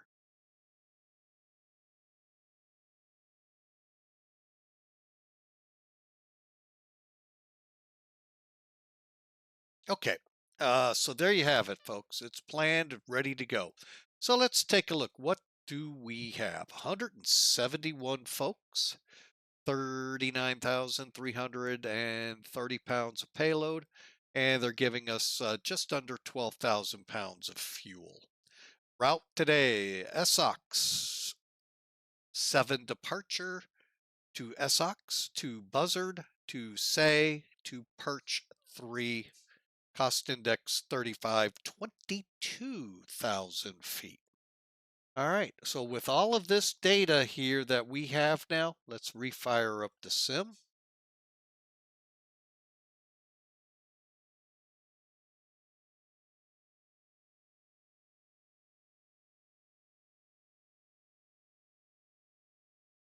We'll get a little bit more out of it once we get the plane on the deck.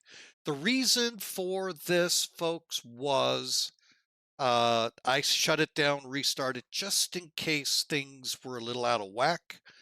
And the sim now should be back up and running at a decent pace. Oh yeah, that would help if I do that. Okay, so I'm going to max out that, go to new flight.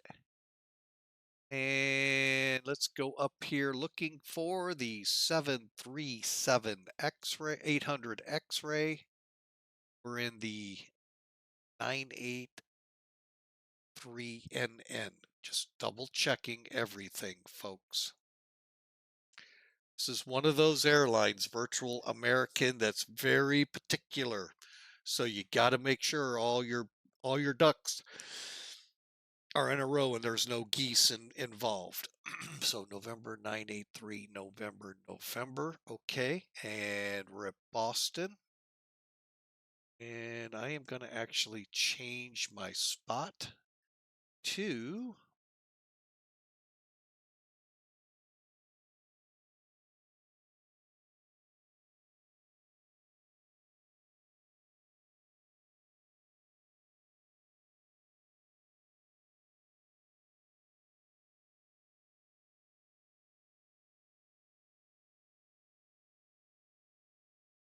all right, where's my what?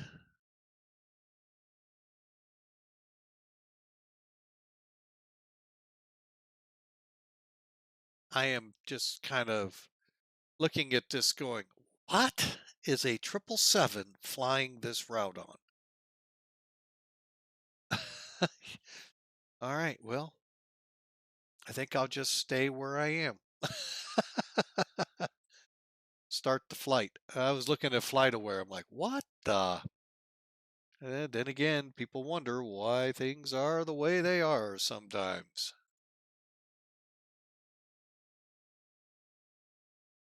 We'll let that build, then we'll bring it back in.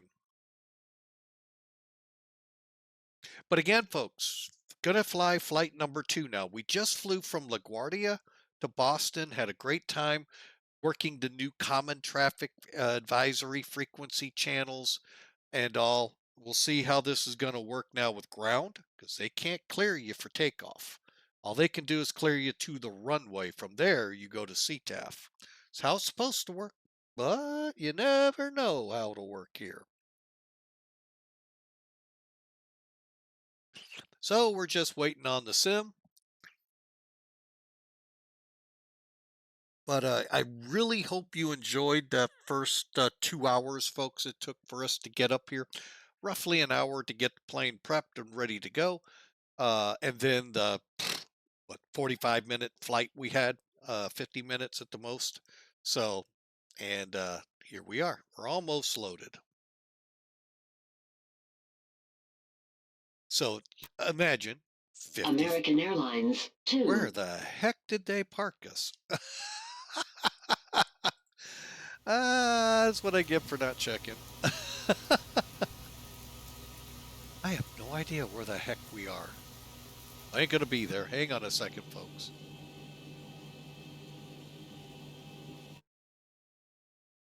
That's why I didn't do a... Oh, okay. We're where the puddle jumpers go. Let's go. Oh, that's where that guy was. Let's park right there where we were. Bear with me, folks. We'll get her in the right spot yet. Hopefully this time everything will be powered up like it's supposed to. That looks better. Well, that doesn't. Why is that not like it's supposed to be? Oh, wait, we don't have ground power.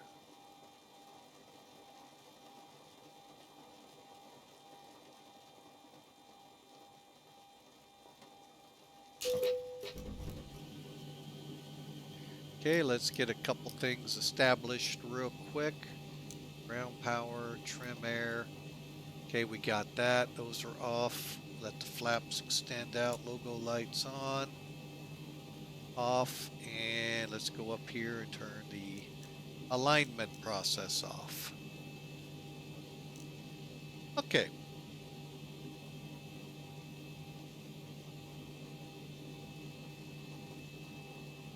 Okay, sorry about all that bouncing around, folks. Okay, I got myself settled. New keypad, new everything. Let's just get the lights set up for the flight.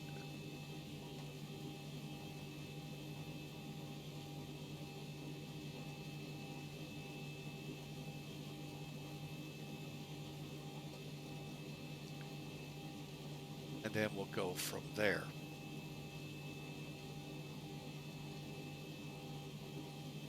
Okay, so we got the lights all set up. Everything's looking good.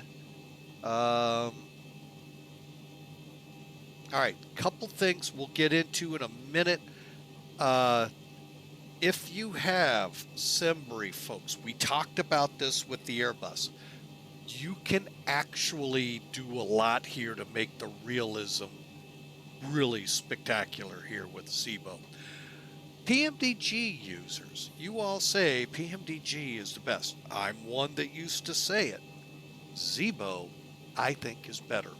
One, it ain't going to break your bank book every new sim you get. It's free. And it is, you're going to find out, as good, if not better, than PMDG. The only thing PMDG probably outdoes this in is the fact you get the 6, 7, 800, 900s. Here you only get the 800. I'm sorry, folks. I'm quite content with that aircraft. I know most of you are not. All right, so now let's bring SimBrief back up. I'm sorry, Sim Toolkit. I always love to call it SimBrief. Okay, this is where we left off at, our payload and everything. Okay, we're going to get back into this in about a minute, get these ads done, and then we'll be able to do a proper pre-brief and get you all ready to go. Subscribers, thank you so much for that. We sure appreciate you. Your ad-free viewing, I hope, helps with the fact that, you know, you're not sitting here watching some craziness on the ads right now. What is this ad? So, anyway, thank you so much. That's what made us able to get some of the stuff we do here. Now, unfortunately, y'all didn't help me with Zibo because it's free. But I do appreciate it, though, folks. We were able to get the Fearless. We're able to get the ToLiss aircraft we have to date, the Flight Factor 767. So I really hope the ad-free viewing is a lot to help you all out. So, again, thank you, subscribers, so much. And we look forward to trying to get some new stuff here. But I'll tell you, what we just did in landing here, that was pretty cool. So, followers, we like you too, and welcome back from the ads. And I'm just going to mention it. It's your call, what you do. But if you'd like ad-free viewing, you know, hit the subscribe button, folks. And we'd sure appreciate it. And you will too, because you don't have to deal with the ads. All right, let's move on. Okay, so you can see this big nor'easter right here. That's what's generating the auto land we just did in the ToLiss A319 a few moments ago. Folks, if you're interested here later, well, probably be over the weekend, you can go to YouTube, our YouTube channel, and watch it. But for now, let's continue here. So we saw the pre-brief. Here is 171 people, 9,405 pounds of cargo / bags, and our route. Weather, well, you can pretty well tell, crappy here in Boston. That's an official meteorological term. Poo-poo. 010 at 26, gusting to 33. Pretty intense winds here, folks. A mile visibility. We all know That might have been true. Light rain, maybe some snaying, what we call snow showers with rain, and overcast at 900. My PIREP should set it at 500, but my PIREP is on Flight Sim. Don't really count. So, RVR, though, would count, and it was whatever it said, 5,000. Okay, so the temperature here is 2.3, so that means fog could roll in. Although with the temperature, with the winds, it'd be pretty tough. It'll probably stay rain, snow mix. Okay, down below here, folks, is the latest VAT sim. See the difference? What's missing? That's right, the braking action here. Okay, I don't think many sims take that data on the ATIS and use it here. It basically tells you what to expect when those wheels hit the ground at 100, well, in our case, 104 knots, but if we'd have landed at 120 knots, what kind of braking are you going to have? Think about stopping your car at 120 knots. And don't tell me you don't drive that fast. I see you on I-70 here in St. Louis. Just kidding, folks.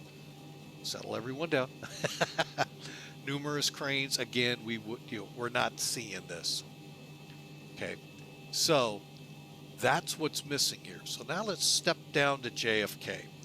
330 at 12, 10 miles visibility. Broken at 3,300, 8,000 broken, 8 degrees 1, and pretty decent from there on. So that's what we're dealing with, folks. All right, so let's go ahead, pull Sim Toolkit out of here, and let's start the flight, shall we? All right, now I told you Zibo, in my opinion, is far better than PMDG. PMDG just got one of these last couple of months. Zibo's had it for the 3.5 years I've been flying X-Plane. By the way, it's still free. All right, so if we go to weight and balance, airside service, shows not active. What? You're all going, what the heck is this? Click the triangle, load the flight plan. There's my flight, there's my cargo, there's what my zero fuel weight will be, there's my fuel. Let's verify, shall we? All right, verifying. 131,224, that'll be correct. 11,931 pounds of fuel and 171 passengers is what they've counted in the terminal. Let's activate, shall we? Wait, is that the jetway moving and I haven't hit the J key? You're right, folks, it's now in operation. Now what I am going to do is bounce back one screen and we will see the progress. Let's get to work because it's going to do everything for us. Matter of fact, let's go ahead. No, I'm going to hold off on starting up ACARS. Hopefully I don't forget. All right. I didn't even do anything to get the fuel going. And there it goes. All right, so checklist time, folks. Oh, let's get on the right one. Okay, so we got the batteries. They're on, obviously, because we have power. Correction. Standby power is closed. Ground power set. AC/DC. And let's get up top here, do some quick checks.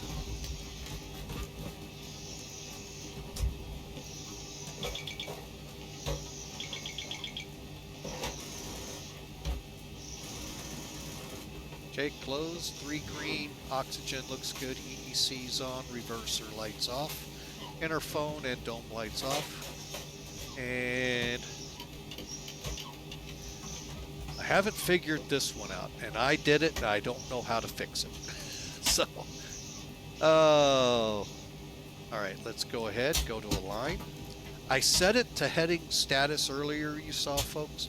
What that does is when you go to align, it tells you the minutes to alignment. It does this in PMDG too. But anyway, Um, so there's our aligns. Let's go to nav and nav. 7 minutes. Okay, continuing on, the cab and IFE are on. Equipment cooling normal. Armed on the seats. On the emergency lights, I'm sorry. And lost my track here. Wait a minute, we're over too quickly. Exterior lights are off. While we're fueling, we'll keep the APU off. Okay. Anti-collision lights off. That would be the switch up those. I'm sorry, correction. The beacon lights here. Switch ups the strobes. Window heats on, probe heats off, anti-ice off. And let me just do a quick flaps are up, so. And our hydraulics are all engines on, electrics off. Okay. Trim airs on. Recirculating valves are in auto, packs are in auto, isolation valve auto. Engine bleeds on, APU bleed off, and we need to set our altitudes right now. I think I said we're going up to 22,000. Yeah. Ground to flight deck, fuel is all loaded up and you are good to go. 23. And our landing altitude. Okay. Now, let's see. Engine bleeds. Okay, we've fueled, cruise, fastened seatbelts because we're going to start loading people here shortly. And let's go back to the FMC. Let's get to work. Okay. Now, you thought all the razzmatazz here of it doing things on its own was pretty decent, right? Well, we got the same thing the Airbus does. Okay, so our ident page looks good. Let's do our position init. We're at KBOS. Now, what I do is go to the next page. Today is what, day 4? So I'm going to take the even right. Plug that in. Go to route. I'm going to go ahead and plug them in, but it really is not necessary because you already see the switch lit up. So if you have SimBrief, you got a couple of files you got to set up. They're there now at SimBrief. When you download, they'll be put in there and ready to go. Just do the request. A little slower than ToLiss, but overall it does the same thing. Except it only does the flight plan here. Well, no, I guess it would be the same because when we go to the perf page, it'll do the rest from there.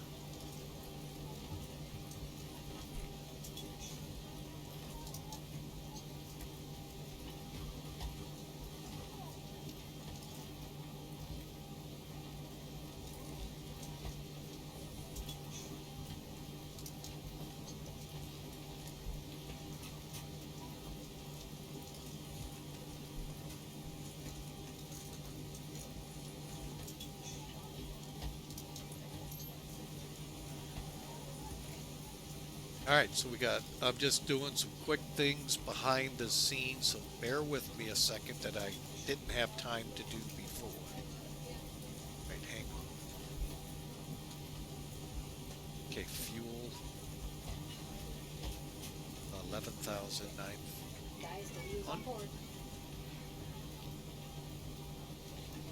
Okay, 500 pounds, we're going to burn 50, 90. Okay, and we need to get up to 131.22.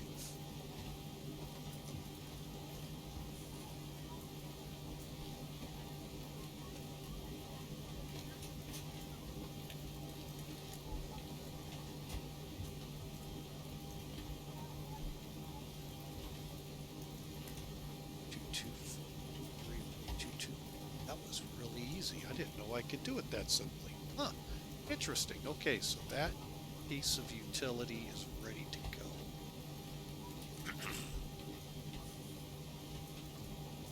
What was that? 280. Okay.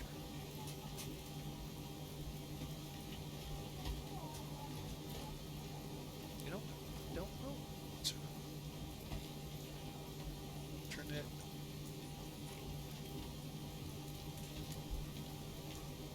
Philly. Okay. All right, just so you did, if you didn't know, Philly is our alternate for this flight. Okay, so I've got all of the pieces to the puzzle ready to go on our next run here. Boston Center is up. Oh well, so that kind of takes the fun out of a lot of things here. Well, we'll make do. All right, so you can see everything's ready. All we got to do is activate, execute, clear, and now we're back to what we're used to, right? Okay, so let's go, and let's see here real quick. Route, or in this case, legs. Actually, we are on the route page, so we go to the next page. There's our route. Now, let's take a look at it here for any Okay, there does not appear to be any. Okay, good. Departure, arrival, departing, runway 9. I believe there is no departure. SSOXS. There it is. All right, so what I like to do here, folks, is click to make sure they're active.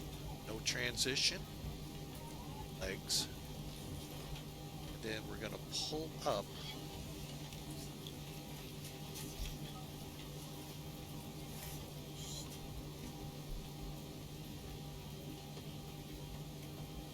the route.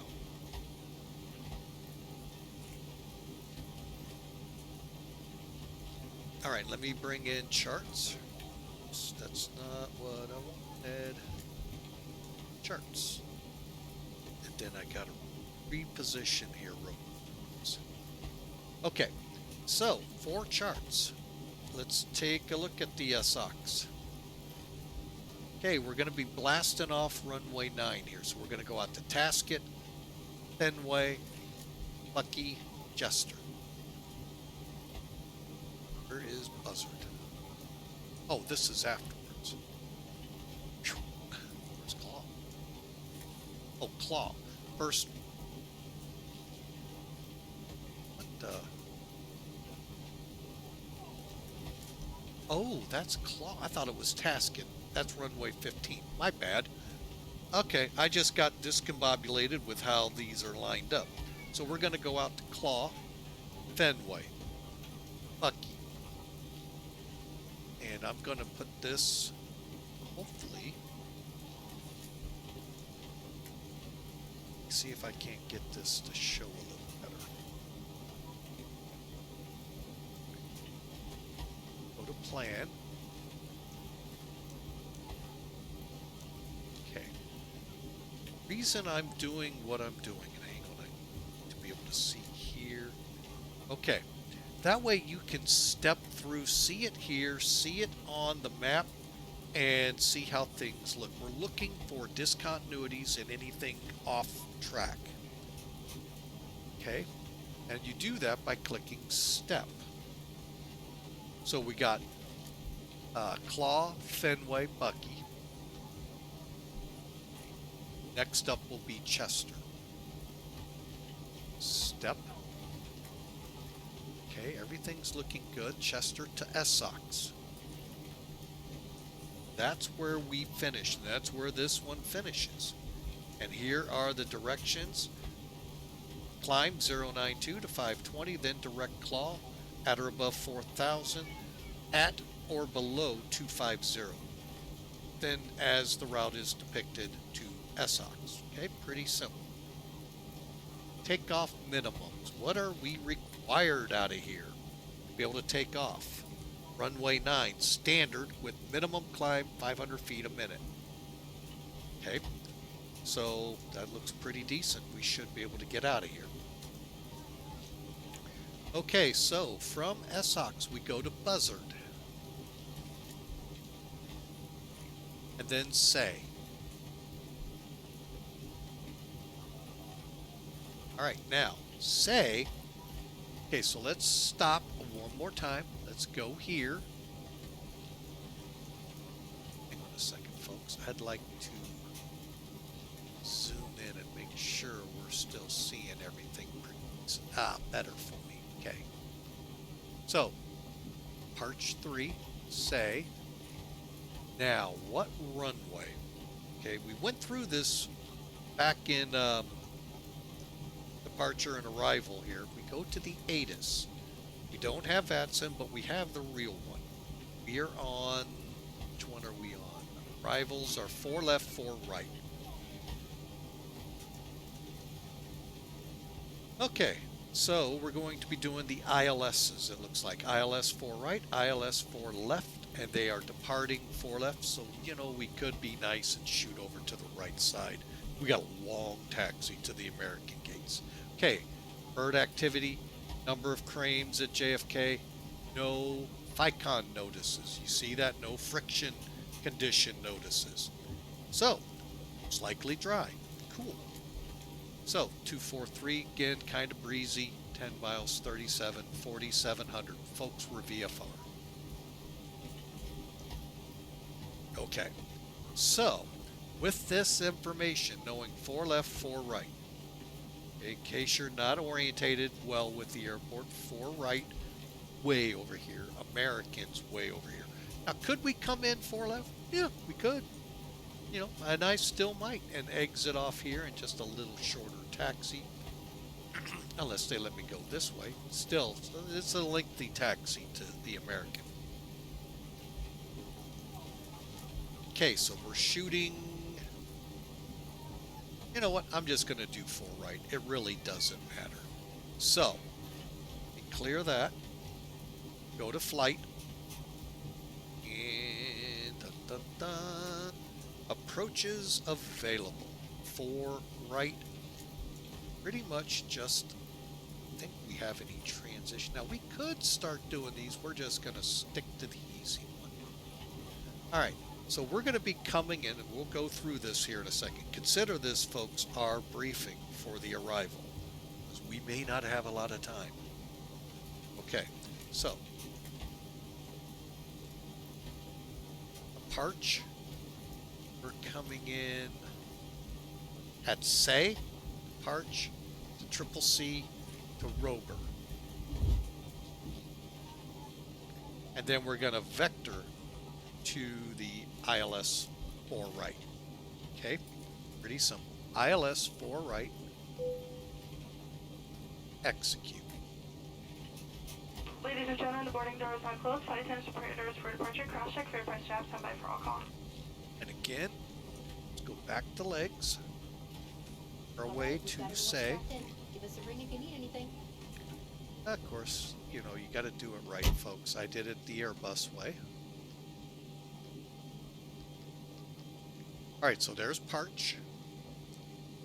Next up will be Triple C. Rober. And now it's going to say JFK and vectors. Okay, that's fine. That's actually how it's written. Go to JFK, go out, procedure turn in. We're going to actually vector ourselves in. Okay. Then continue our stepping. The blue line is the missed approach. Out to DPK, Deer Park. So it's 099, intercept, go out, hold. And there you go, folks. See how it works. Okay, and there's our missed approach. And we're back to the beginning. All right. All right, so there you have it, folks. I'm going to pull charts out of here, get us up here. And they are ready for us. Okay. That's good. Now let's look outside while we've been yabbering. All of a sudden, the doors are closed jetways away, and so are all of everything else. Huh? Yeah, it did that all for us, folks. I don't think PMDG does that yet. You got to have GSE, probably this, that, and the other to get it to do all of that. So, again, oh, by the way, this is free. I don't think I've said that yet, or not enough yet. Anyway. All right, so that gets us really pretty much ready to go. Our part's pretty much done. We have a few extra steps to do. Let's zoom in here on the FMC because we don't need the nav data anymore. All right, so back to route.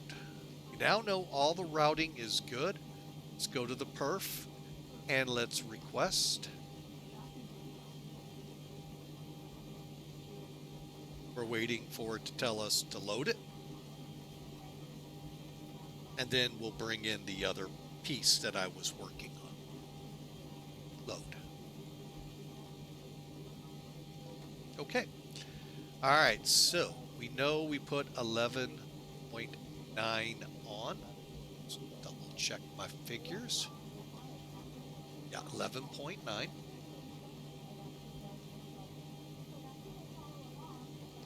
That's our plan, and that's what we ended up with. That's what we ended up with, our reserve. Okay, now how do we know our reserve? What I do, let me I'm going to bring that chart program in real quick. I just want to show you how I do it. Okay, and I do charts just because it's so simple. It's such a one-stop piece of equipment right now, I got to show it off. Okay. So you come in here, you got your route, you saw all of that earlier. I can also view my flight plan. Right here, and with the new drawing tools, I can make notes on here and all that good fun stuff. So what do I do to set up my reserve? I take, well, you know you got to make it to JFK. You got to make it to your alternate, which is Philly. And you got to have 45 minutes of fuel to your furthest alternate. In this case, it's Philly. Okay, once you land at Philly. So let's look at our fuel load here. 5,000s are burnt. These are our reserves and alternate fuel. So I take my alternate fuel, drop, okay, so 3.7, call it 3.8. Plus 2.3. Drop these last numbers unless you need to round up. So 8 is 1, 6.1, and add 6.3. So what I'm doing is I'm 3.7. You know, you can do it however you want. I'm going to make it 3.8 because it's a round up. 2.3 makes that 6.1. Then I add in this little reserve I have here of 2.5 or 2.2, so that makes it 6.3. And it could say using reserve right now. 35. Now 22 is going to be our altitude of choice. I go ahead and make sure that's in there. Okay, and then we're good. Now, how do I get these numbers? I use another tool, folks. TopCat. Now, this is a payware tool. It does have profiles built into it. For 737-800s for mostly Microsoft programs. But you know what? They really do kind of work across both X-Plane and Microsoft. So that's why I use it. You're going to find out here just how close it comes to. I don't know my profile here. I believe it's the PMDG that I'm using here. All right. So let's take a look at it. So here's our flight. broken down in one of many different ways you could do it. But anyway, bottom line, there's our zero fuel weight, there's our fuel. Let's go to takeoff. Update. Just start right off updating. Per ATIS, we're taking off runway 9. Not the greatest, it's actually a tailwind. So I might want to recheck that. Hang on a second. For all I know, they changed it. Nope, departing runway 9 as of 17 minutes ago. Okay. That's right there, all I need to know. So we're taking off with a 4-knot tailwind. Perfectly fine. We're also on a wet runway. And there's our heading. There's our length, 7,000. Sounds like LaGuardia. And so forth. No slope. I say that for a reason. You'll find out in a second. Because many of you don't account for that. Now, granted, here it doesn't matter. Other runways, it does. It can. Let's put it that way. It can. Okay? So we got all of that put in. We got our numbers in. Anti-ice both on. And we're ready to compute. All right. So there you have it, folks. V1, 125, rotating at 138, and clearing a 50-foot obstacle at 138. As long as we do that, we'll clear it. It'll leave us 38 feet of runway.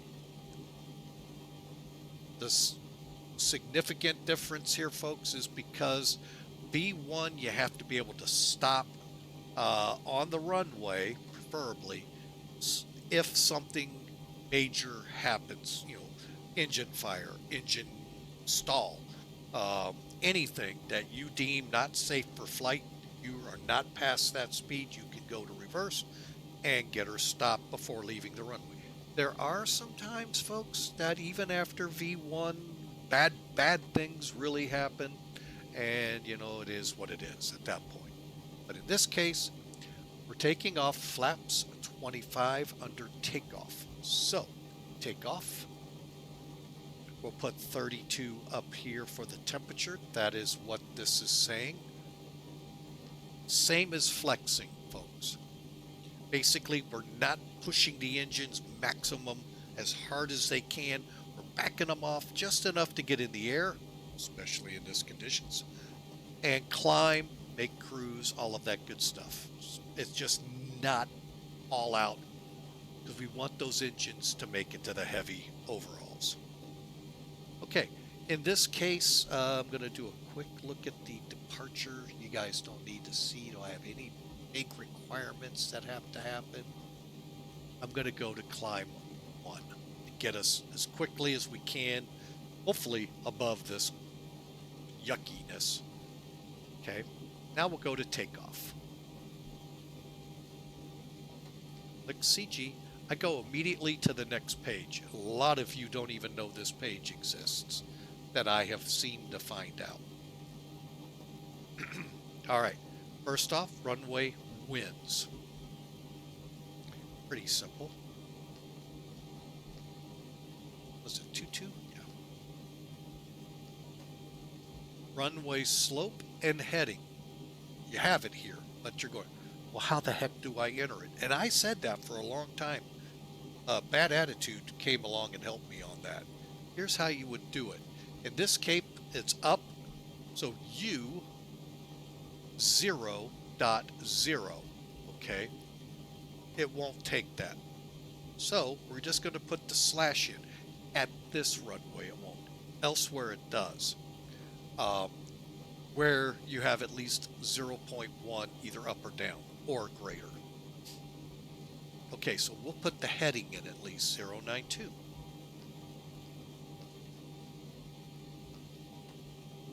And we're going to click it over to wet. All right, so we got the basics put in here except for the slope. That's just because there is none. So let's come back here. We know we're taking off on flaps 25. That's a lot of flap, folks, for a 737. Okay, there's this N1 percentages for both engines, 95.7. We're showing it at 91.8. Okay, they're a little stronger here than what we're showing. And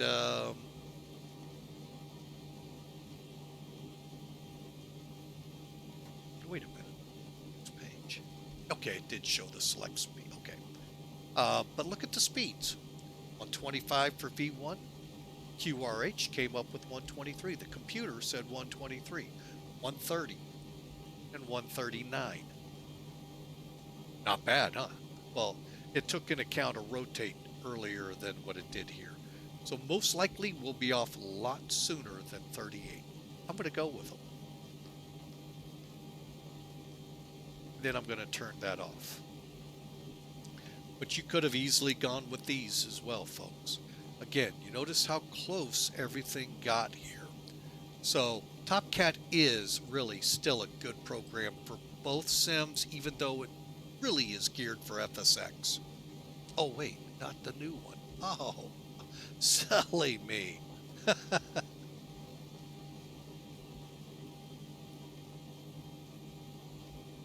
All right. So there you go, folks. We are programmed. We're ready to go. And we'll just finish up the flow here. Altimeters. Oh, here we go. This is the fun one, folks. The altimeters are 2923.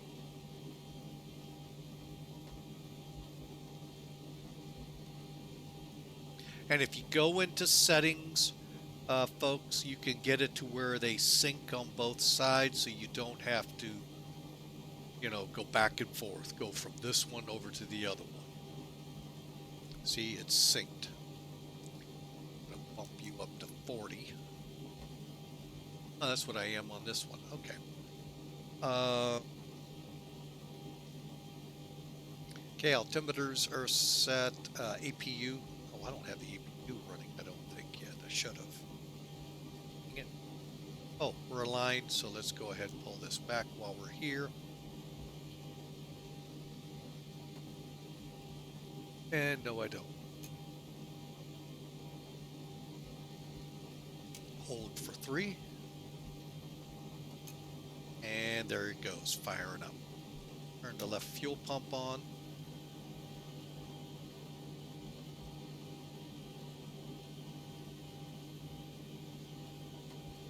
And by the way, folks, in the real world, Boston is experiencing delays, so we're perfectly fine. Taking our time.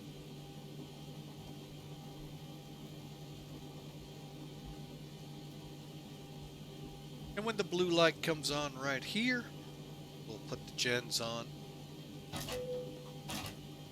Switch up to APU up here and bring that on. Now I am gonna do this before I forget.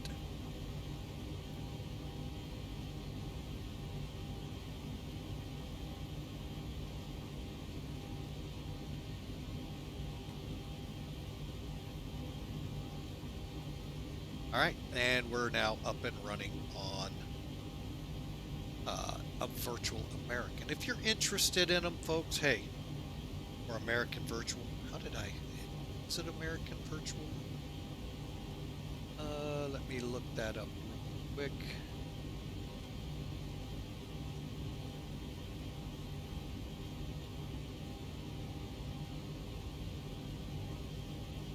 Virtual American. Okay. Just wanted to make sure, because what I'm going to do here is give you a link if you want to look into them. Folks, seriously look before you leap. Whoops, not all. AL. There we go. They are very tight to realism. There's a couple of them out there I know about like this. Well, besides their handful they have. So be very careful. Make sure you understand just how realistic you're going to be flying. I enjoy the challenge. Some of y'all may get flustered real quick and give up. So just wanted to put that out there. Same for those of you You know, there's a Southwest one out there very similar to this. Read before you understand it before you join. That's why I'm a little hesitant to join this Southwest group. All right, so we got that running. I'm just going to catch up here. EPU's on, AC/DC set, flight directors on. And our last things. Auto throttle is off. Indicated airspeed for this will be 149. Way too high. How did I do that? Always wished for that a couple times to be able to get speed to move that fast. All right, heading.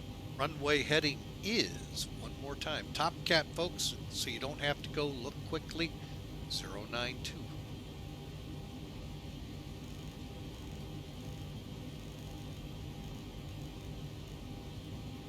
And top altitude, 5,000.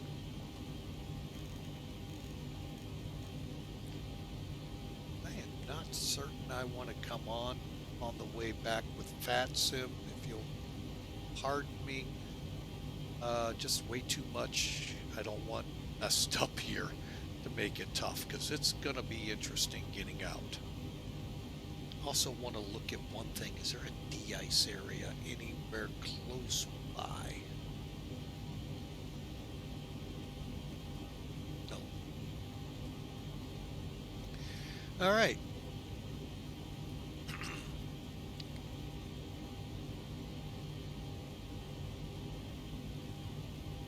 Okay. All right, so I think we're ready to go. Minimums. Oh, not minimums. Minimums. All right, we're going to go to 400 here.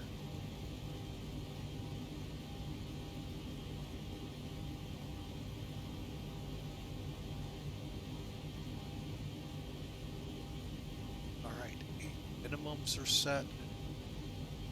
And altimeter is set. Speeds, altitude. It's going up to 22 then.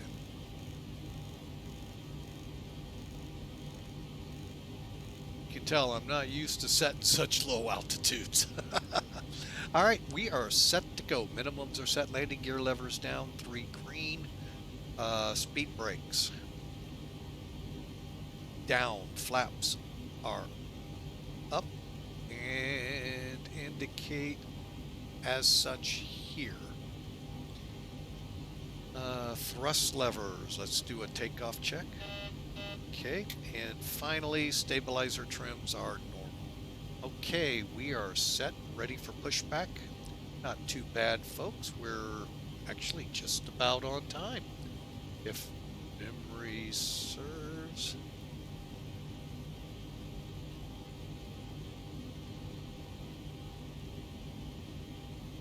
Scheduled out at 53, and it is now 55. Not bad, folks. Better pushback. Where are you? Ground to cockpit. Please show me where you want to go.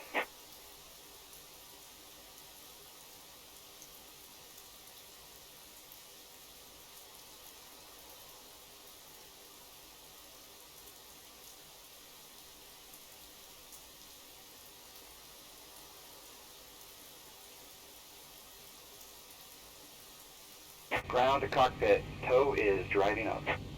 All right, so let's finish off this. Parking brake set. Again, take a look outside. Make sure everything is removed. I think I got to remove the ground power. And the chocks. Okay. 100%.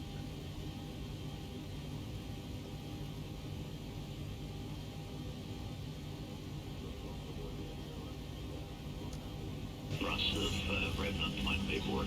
Should be on our way momentarily. It's a great pleasure to have you on board with us today. If you have any requests that will make your trip a little bit more enjoyable, please don't hesitate to ask one of your crew members again. Welcome aboard.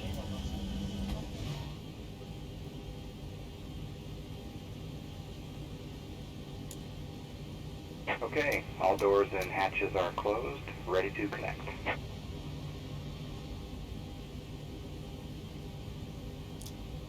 Okay, fuel pumps on, collision light on, auto throttle arm packs off. Oops. It's up, by the way, folks, not down. Basically, you're wanting to have the maximum pressure. We're on the right side today, and we're ready to go when he says so.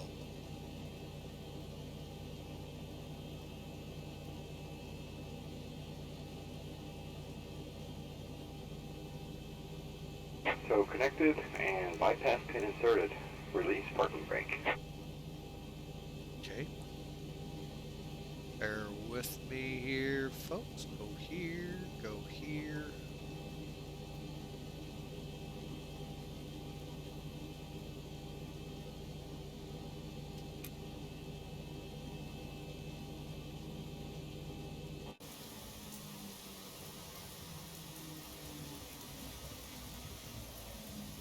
Okay, we're ready to go.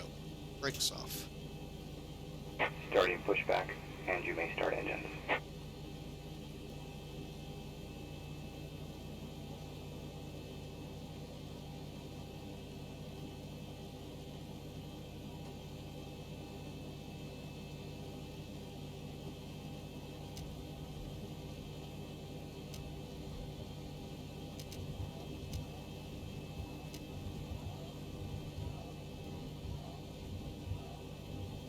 All right, I'm going to go ahead and start them up. Make sure that in order to start a 737, folks, I don't care what sim you're on. I don't care. You got to have the packs off. You got to have fuel.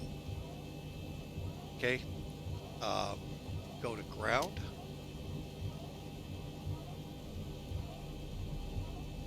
And there they fire up. Then when we get to 17 to 25% N1, that's this top number, we then bring the fuel lever from cutoff to idle.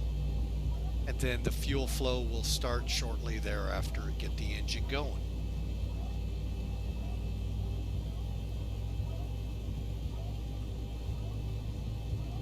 Again, folks, welcome aboard. I'm glad to have you aboard as we return to the New York City area via flight 261, I believe it is.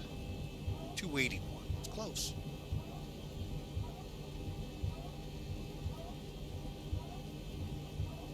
All right, and it looks like we're stable.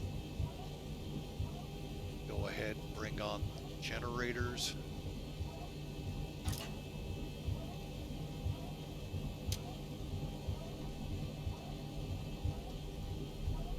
Okay, and again, same thing with engine number 2. Now, I know a lot of people say you start engine 2 first, Captain. Okay.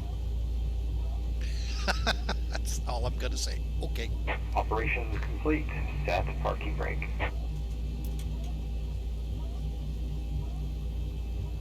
Brake set. Disconnecting tow. Stand by.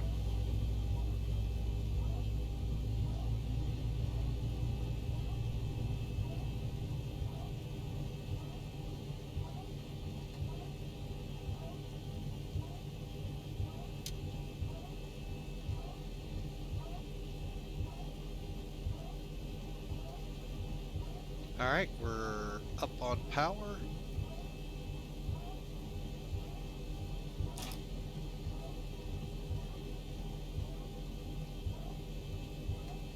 Okay, the engines start. Gens on, both of them. And up top here, I'm just gonna set to 2.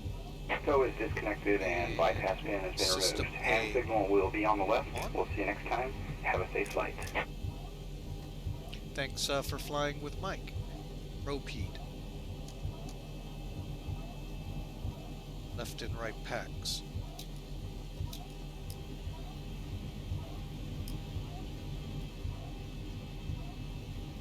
Head over here real quick to see my pin.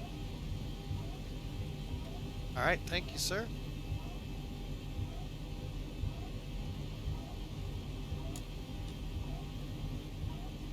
Alright, finish this up real quick. We left off with the APU needing to be turned off.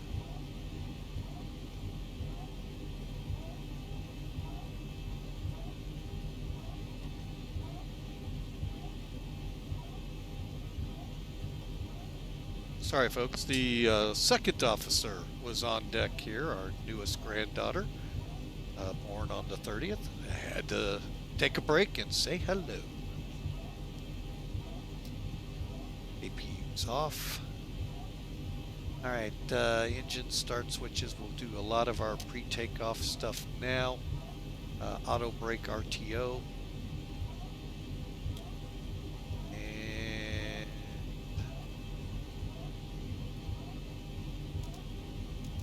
here we go, brakes off, lights on.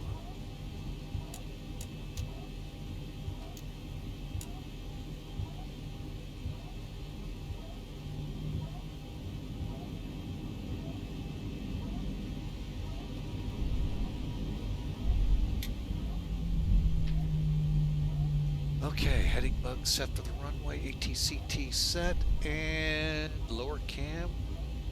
Blanket here in a minute. I meant to do something real quick. We need to set the trim while we're taxiing. It needs to be 3.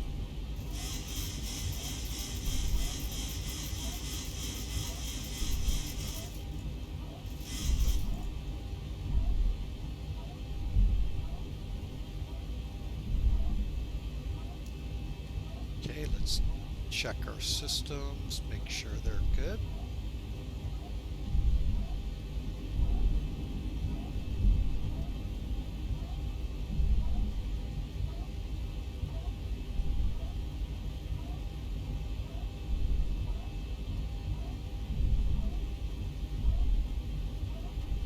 Alright, I'm going to get up here and hold short of the taxiway crossing us up here. I want to make sure of my directions.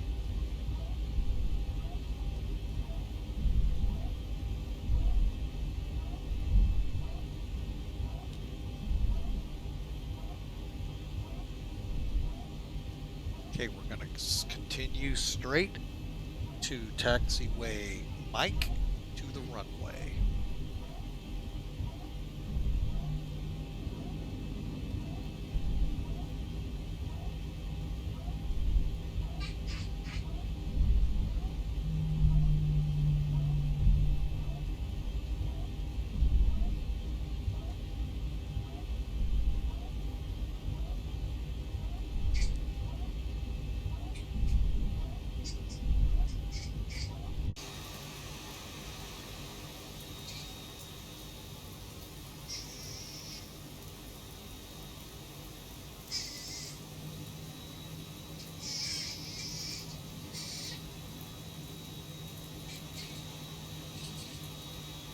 Looking at the chart, it looks like they're going to try to extend both 4 and 9. Or they're putting in blast pads, one of the two.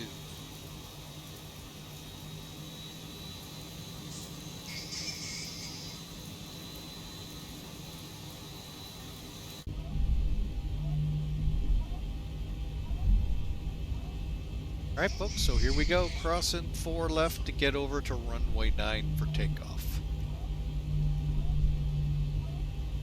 Alright, so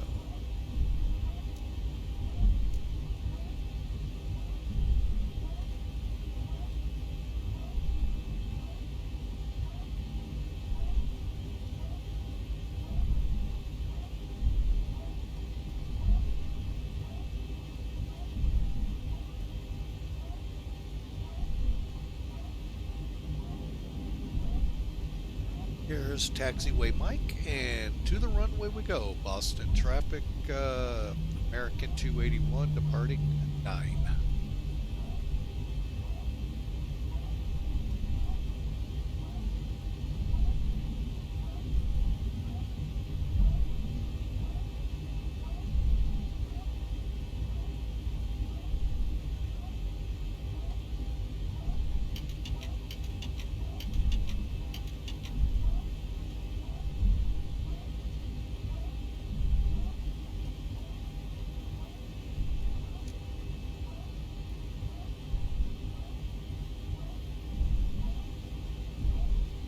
Getting about 42 frame rates a second. Now, if we were to come online with all the traffic both here and at JFK, there's a good chance I wouldn't be able to be online, folks. I'm gonna hold short.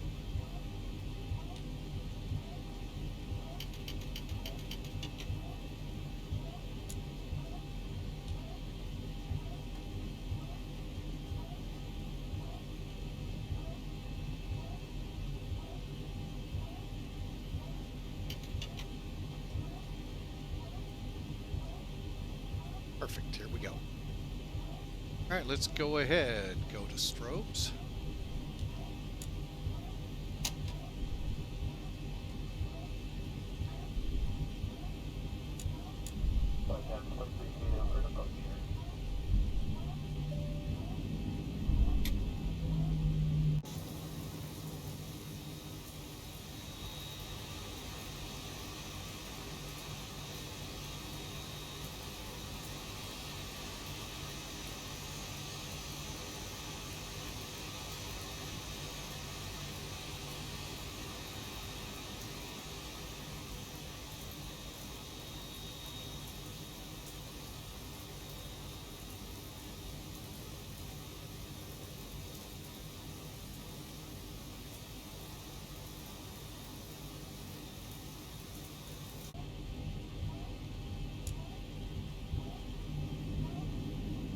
All right, as you can see, what I do here, folks, I bring it up higher than the recommended 40%.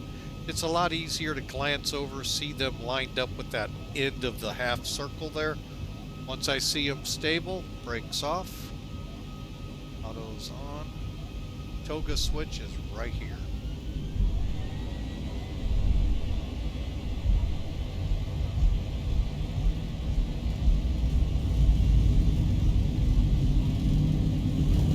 Sometimes I really hate it when it does that. 80 knots.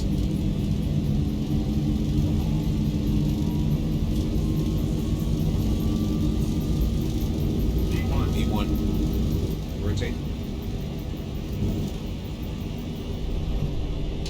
Positive rate.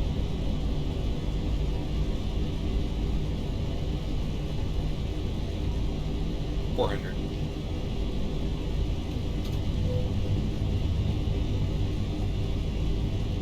1,000.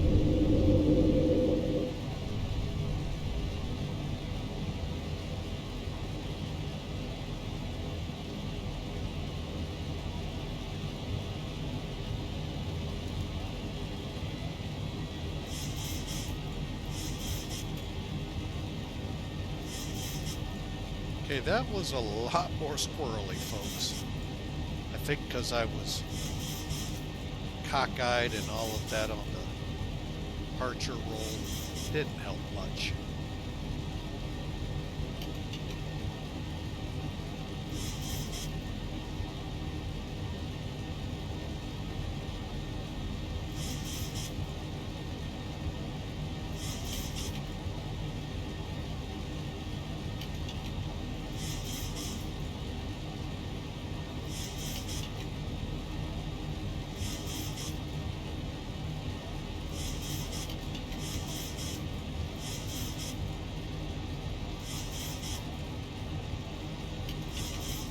Alright, coming out of flaps 25 is also not fun.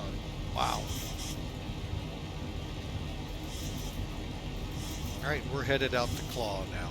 It's a little squirrely on the takeoff, but well, we got into the air, kept her, watching our PFD as best we could. It was a little squirrely, I'll give you that. I think I heard the second officer say go around. I don't know how you do go around on takeoff. Oh well. Anyway. Alright, so we're climbing out, folks. We're going to be above 4,000 by claw easily. We just crossed it, and away we go. Alright, final checks here. Flaps are up, auto brakes off, auto start switches, or engine start switches will stay in continuous right now, as will the anti-ice systems.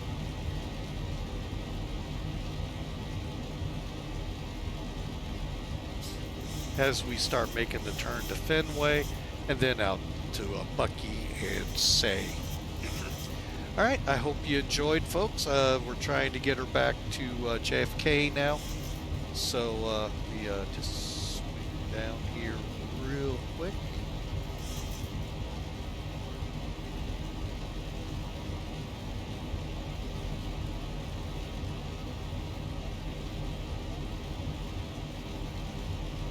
All right, there we go.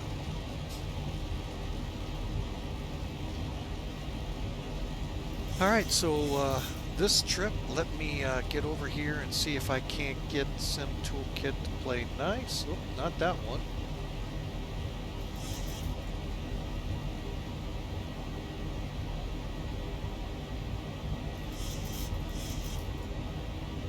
Nope, not gonna play nice. That's fine.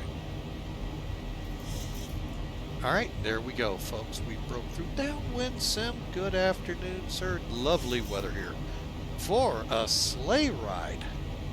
Welcome to the nor'easter hitting the northeast coast. Minimums were, let's see, 1100 now. When we came in about an hour ago, showed 900, broke out at 500. So, or at least that's when we could see the runway environment. Now, we could see the ground, but we just couldn't see the runway. So, yeah, fun day. Fun day indeed. Turn off wipers. Why? Gotta get clouds off my window. Thank you, sir. I gotta see what altitude we're at here, folks. 10,000.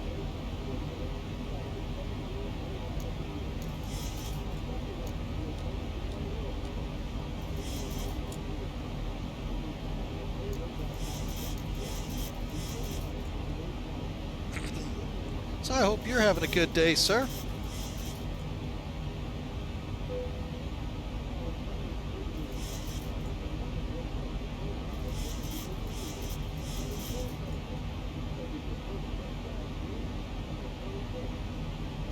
Nice little short hop here, folks, back to New York City, this time to JFK. Departed LaGuardia, coming into JFK now. Alright, so let me get back to flights here. Let's take a look real quick at what we're looking at for JFK.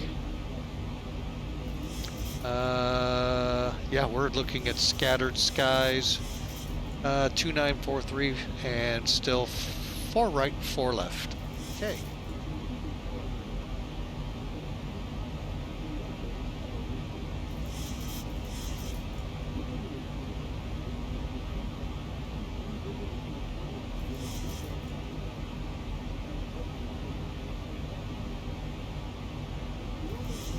All right, welcome back, folks, from the 1 minute break there. We appreciate you all being aboard. If you are new to the channel, if you would, smash that follow button. We'd love to see you on our next adventure. If you smash follow and the notifications thing there, you'll get an email letting you know the next flight we do when we go live. So we would really love to see you then. But folks, again, welcome aboard. I've been doing flight simming for about 25 years now, and started in either FS98 or 2000. I'm not sure which one, but progressed up to FSX. Tell you right now,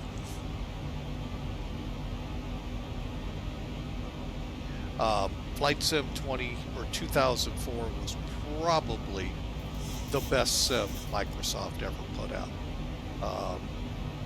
I'm just sorry, hands down, it was the best. But FSX came along and it had its problems. Microsoft had its problems, not just with the flight sims. And once you got a computer that could run FSX, you were good. And I finally got one, and it was dynamite.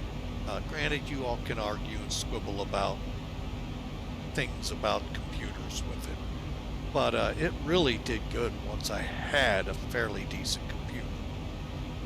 until the guy that ordered and had it built forgot, put not enough memory in it to the point where it finally over time shut down, wouldn't start up. So it wasn't FSX's fault, it was the guy behind the wheel here. So I bought a new computer and switched to X-Plane, and I'm going to tell you, I am just downright tickled I did. So I am not going back to Microsoft, and so you're going to find the alternative here with X-Plane. I also have a private pilot's license, folks. Doesn't really mean much other than the fact I have a private pilot's license. It's not current because I don't have a good physical, nor have I flown a biennial with a flight instructor since the 80s. So yeah, it's nice to say I have, but that about $10 I might be able to get a cup of coffee. So you never know.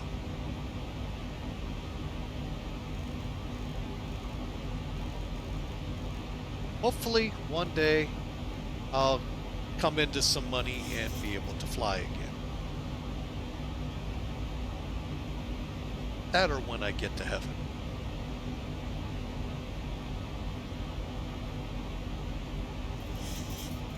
Alright, so that gives you a little background on the guy behind the wheel here. Alright, so let's take a look here and see where top of descent is, because I got a feeling it looks like we're crossing it pretty much right at the same time.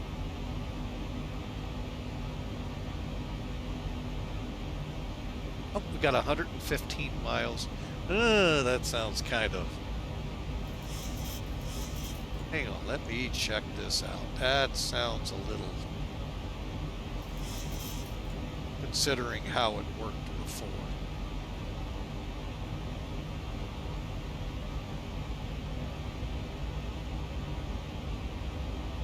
Alright, so we're coming in at Shea, 9,000 by Rober. Okay.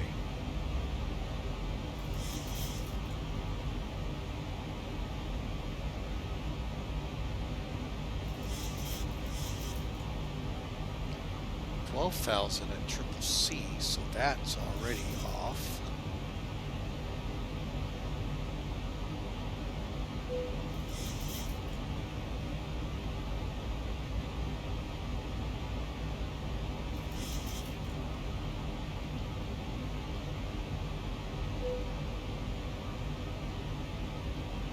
Alright, now that just lowered us into the 70s. Do I have any others? Nope. Trait 24, but we're already below that. So, okay, so I'll go with the 70 miles.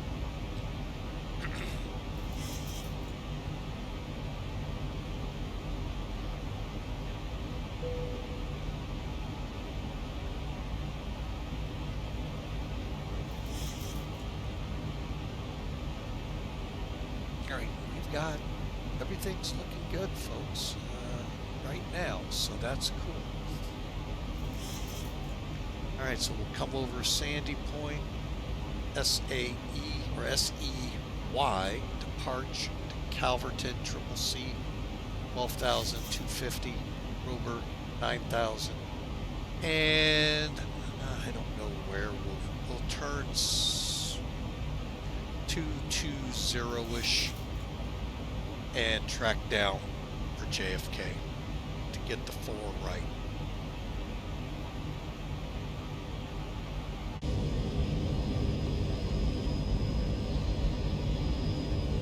So again, I hope you've all enjoyed. A little longer stream than normal, but yet we've gone a little deeper into a lot of things. We've gone from LaGuardia to Boston, did an auto land. Wow, that was amazing. And then we're headed back to New York City to JFK. In essence, starting 20, 30, 40 miles apart.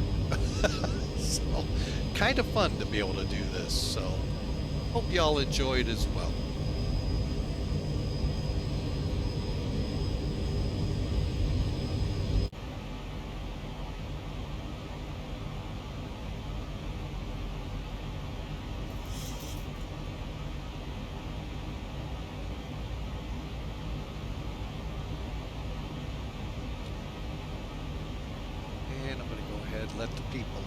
few seconds.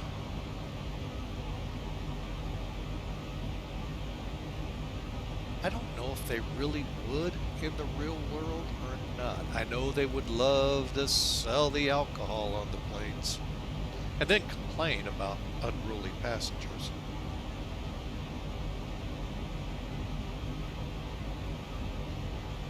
But we're on our way, folks.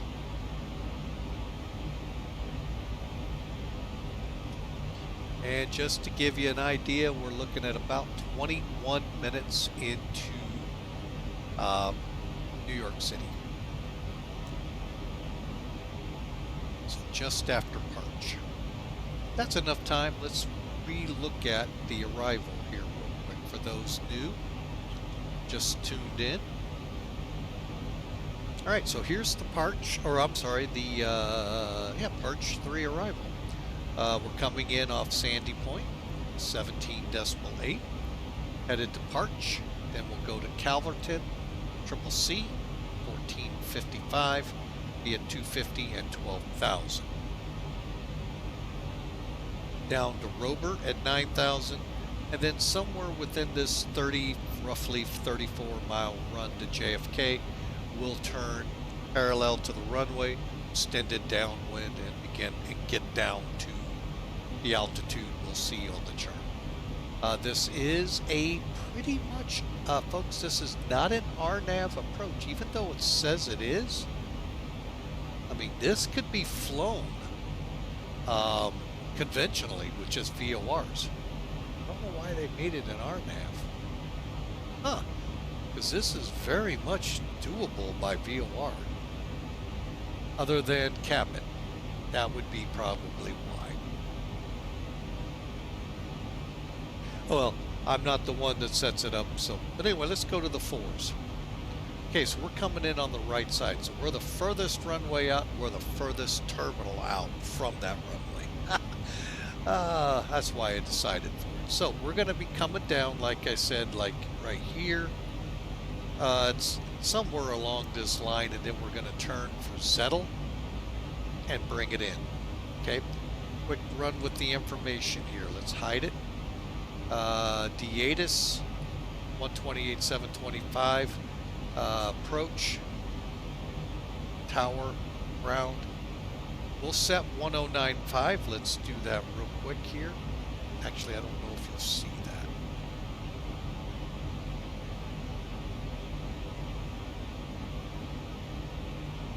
Not really.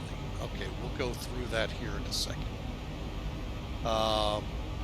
And then 044 for the final approach. EB 1,500 feet. That's 6 miles out. Decision altitude MSL is 212. Decision height above ground level 200 feet. Folks, just look at it this way. It's the same point in the sky. Are we measuring it from the sea level? Are we measuring it from ground level? Be mindful. METARs, which is what determines, whether we're allowed to come in or not because of sealing, broken or overcast, and the METAR is AGL. So it's whatever's in the brackets. Airport sits 13 feet above sea level. So you can see why the disparity is only 12 feet. Talk about Bogota, it's a whole different game. May have to go back there here soon to really show that off. Anyway, here's your missed approach over to DPK and hold. Trying to see if there's anything else. Here's our routing again, Zettel, EB runway. We'll also get our speeds here in a minute, but I think 140 is a pretty good approach speed for this plane, so call it 800 feet a minute. Call it 2 minutes. Minimums, we have to have 200 feet, either broken or overcast or higher. We have to have at least a half mile of visibility. Otherwise, we shoot the Cat 2, Cat 3 approach. Now, the RVR could be 18. So, we'll look at everything here in a second. So there you have it, once on the ground, folks. hoping to get off at Foxtrot, taxi up here, and we'll just continue go to Bravo, follow Bravo around to well, we'll just follow it around. This is American. Okay, and that's our arrival, and we're probably pretty close to it. Nope, we're turning for it right now. All right, so let's get this out of the way. And let's set that ILS frequency up, okay? It's a little different the way I have it set here. Now I'm going to just take it from right here, folks. It's the same numbers, 109.5, JFK. Do solemnly swear. Oh, sorry, that's a different thing. 044. So I'm going to go ahead and dial in 044. Wrong way.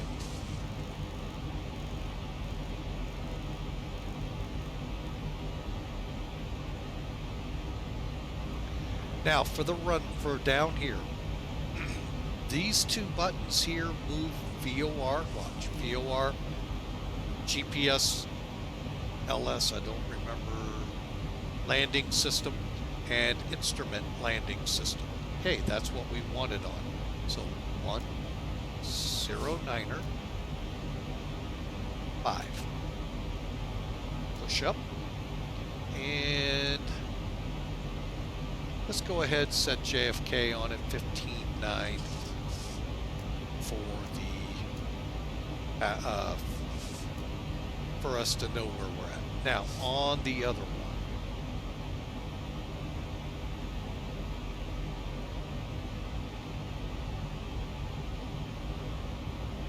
Okay, let's put 14.5.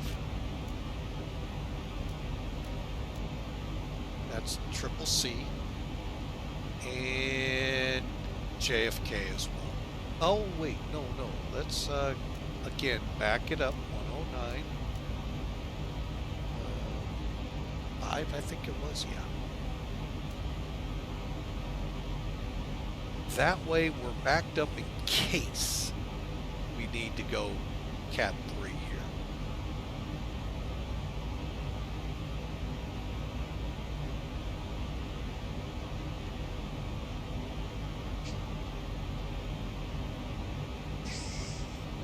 All right, folks, let's do a quick setup here.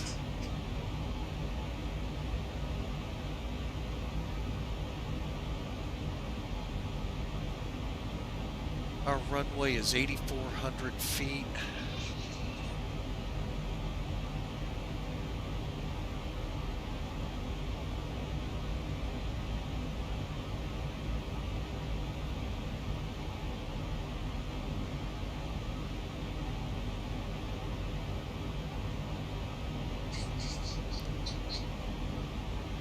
So 138.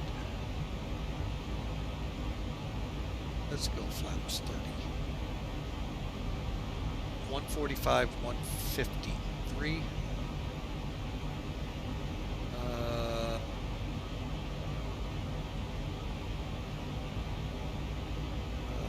Do this and that, and we are ready for descent.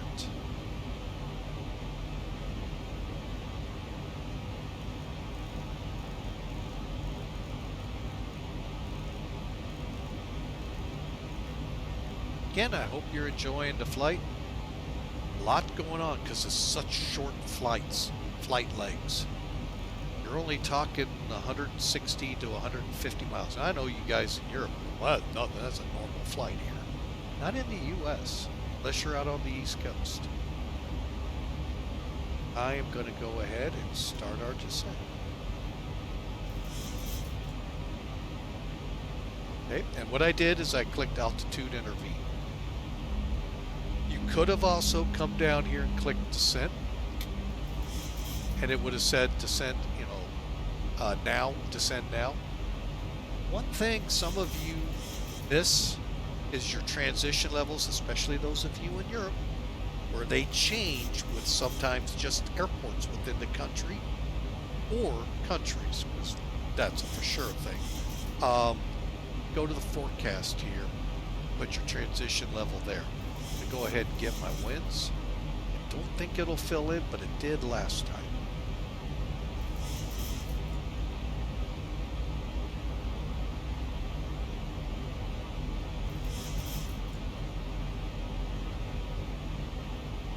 Now they didn't fill in this time. Okay.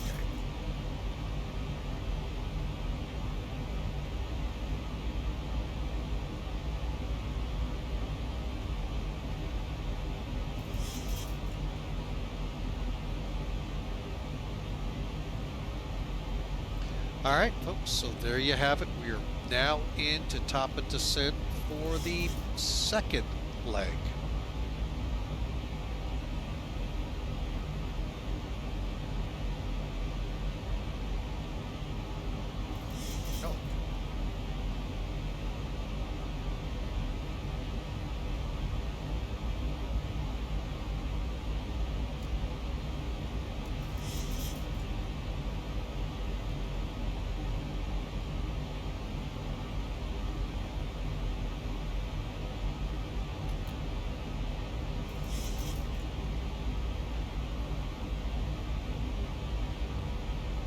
Okay. Now, our weather again is pointing us to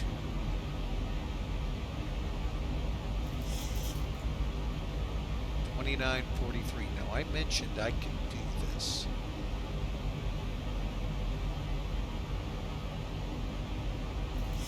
Okay, so when we hit 18,000, I just hit standard, and that'll set us right there.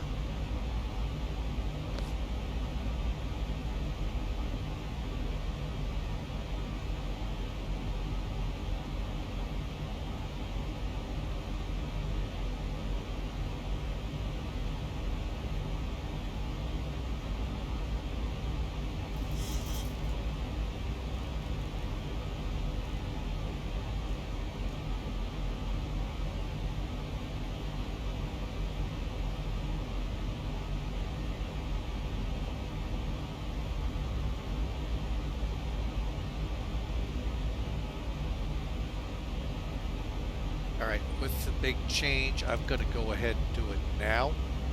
See how we're almost 18,000? We need to be slowing to 250.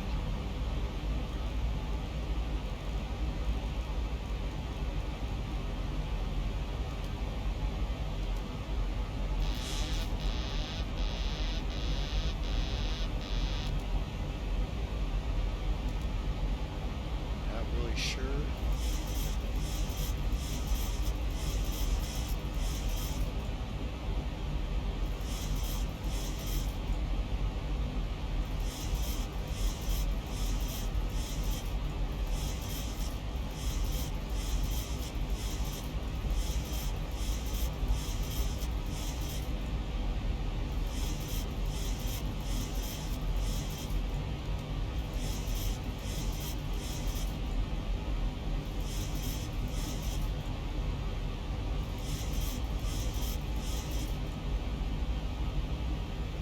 Alright, we're actually doing a lot better now on our descent than we were starting to.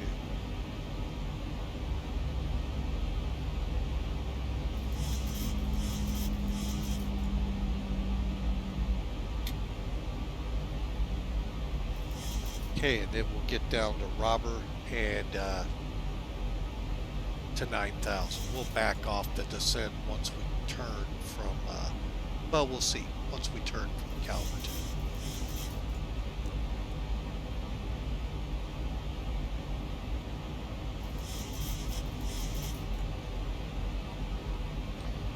Always helps to put the right one in, folks.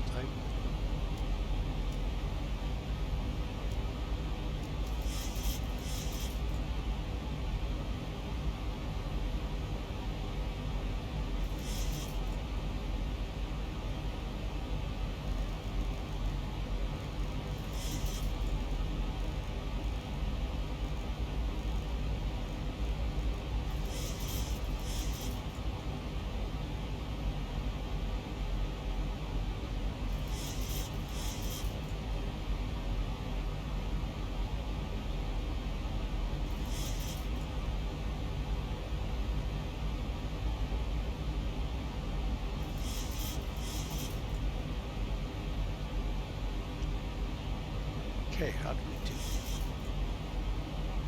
Not bad. Keep our descent going. Pull it back just a bit.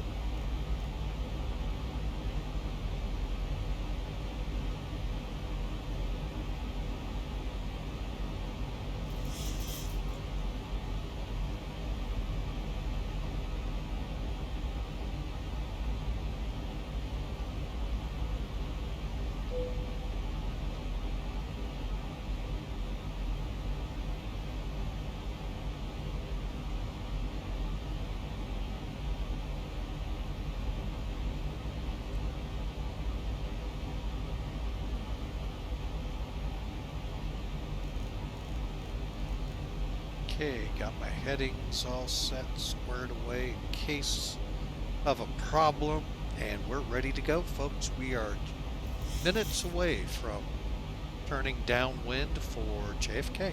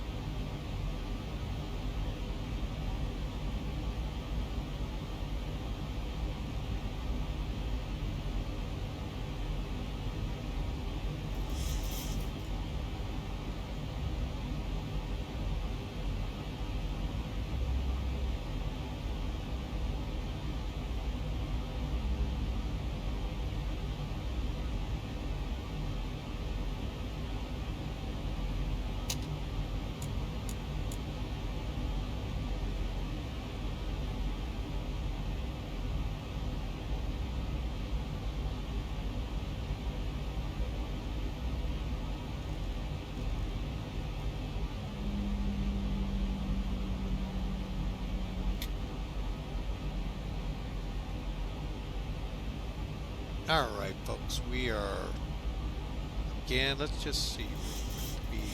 Not sure why that's not working. 1,000 to go. But we're like 8 minutes from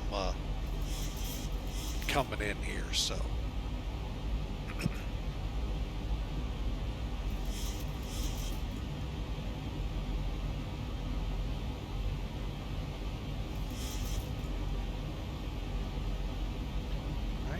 Leveling off at 9,000.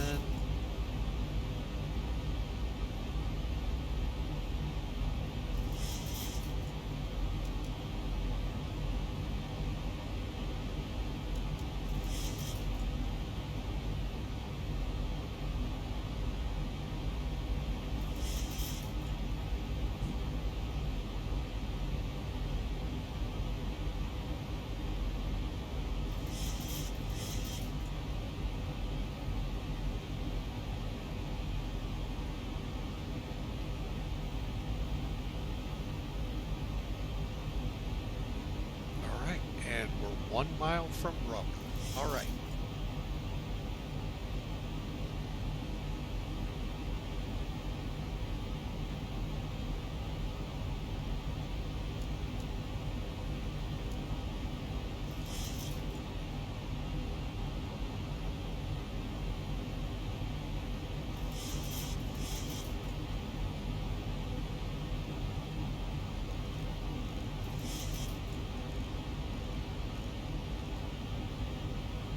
Go.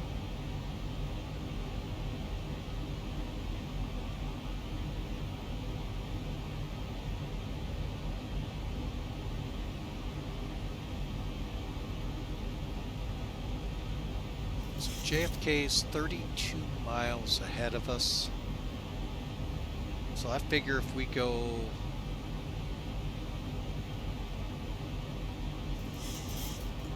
now, if we hit here, and start our descent and then turn. Okay. What I think I'll do, folks, is just before the roughly 10 miles out from JFK, we'll make our turn paralleling 4 and come around for the ILS.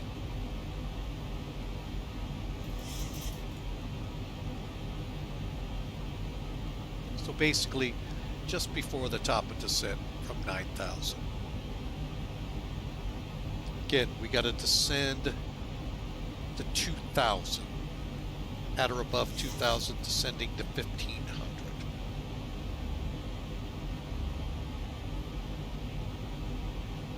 So again, I hope y'all are enjoying 2 short legs, one to Boston, one to JFK here, same airline, Virtual American. And again, I'll give you the link. I'm going to leave it to you to do your own research to make sure this is a good fit for you. Because I'm going to tell you, they expect you to land decently with their planes, fly the right tail numbers and paint schemes, engine variants, and all of that, folks, they factor in their PIREP system. So it's not for everybody, but and I'm sure the CEO there is going, yes it is. No, you know, there are some people that don't like all of that. So make sure it's a good fit for you. I say that with all of the virtual airlines because, you know, some of them are just either not enough in the strictness and some are just not as easy going. So you make that call, folks. I actually enjoy flying here. At first, it was getting frustrating. PIREPs getting rejected and all of that, but I've gotten a lot better, and it's going a lot better with them. Oh, not to say I get a PIREP rejected every now and then, but there are airlines like this. Southwest Virtual's another. Not one of their airlines. They've got several of them. American, United, Piedmont, Spirit, and Easy. So 5. All under the same umbrella with the same kind of rules. So make sure you know what you're getting into, folks. As you should with everything, but with virtual airlines, thankfully it's not money involved, but it is frustration. So can be very frustrating. All right, we are reaching that point, folks, where we need to start back down. I'm going to go ahead and set us to 5,000. We're already slowed. I've got us to 240, and that's basically so that we don't bump up against any 250 rules that could give us troubles. There are airlines that do gig you for that. Although they give you a cushion, but it ain't much sometimes. So make sure you're well informed. But I really do enjoy flying with Virtual American, as I do all the VAs I'm with. I wouldn't still be with them if I didn't, folks. Alright, so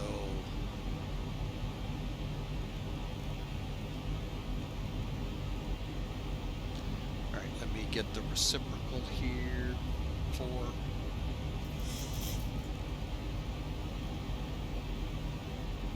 What's the winds again? 340 at 12.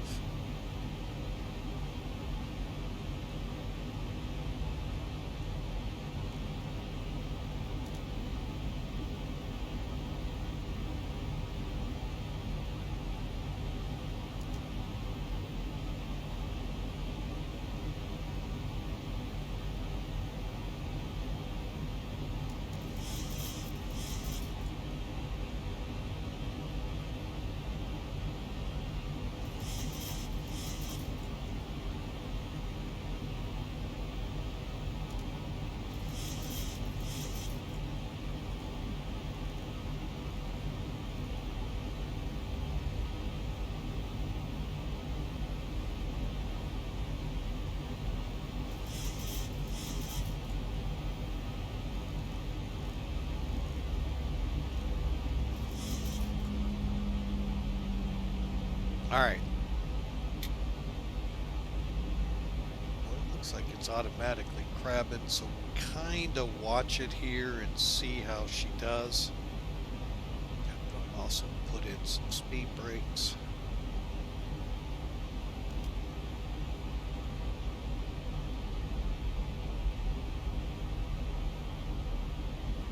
All right.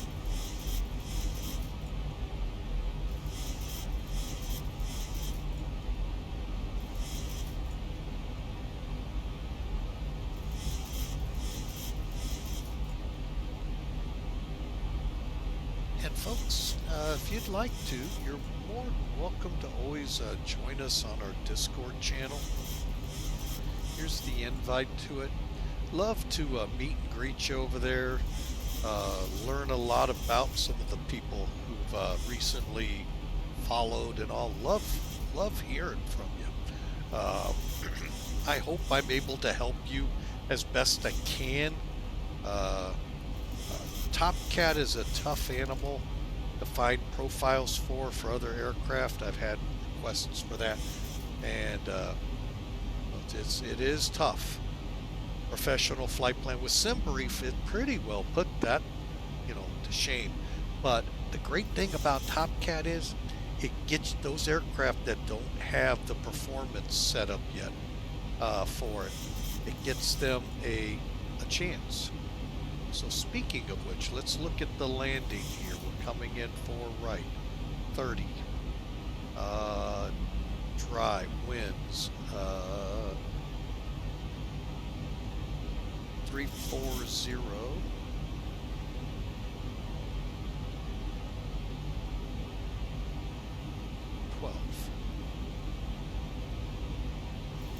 And it's 10 degrees Celsius. And we're looking at, if you don't know the HEPA, it's 996. The nav graph will give it to you under the BTAR. So 996.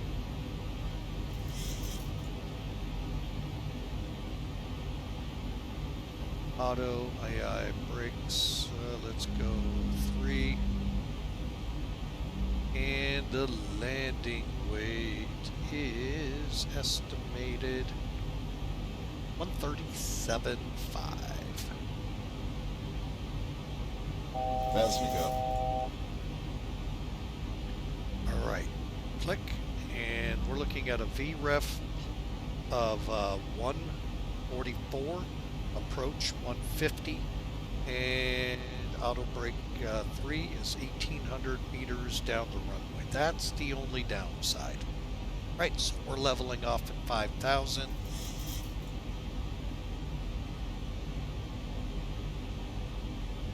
All right, let's do it, folks. Time to bring it in.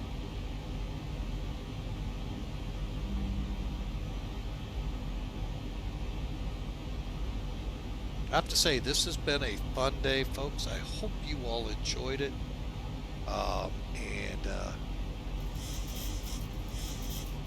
Here's how to get your hands on Zibo. Again, realize what you've seen here, folks. It's free.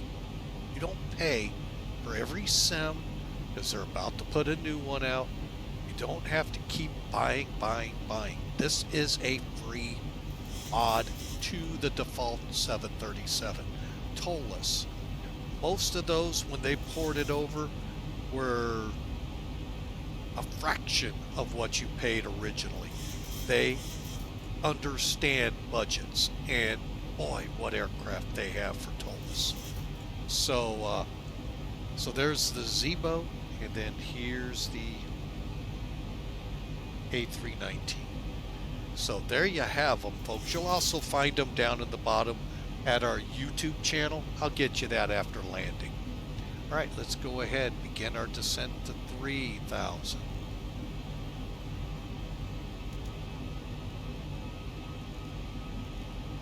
While we make the turn.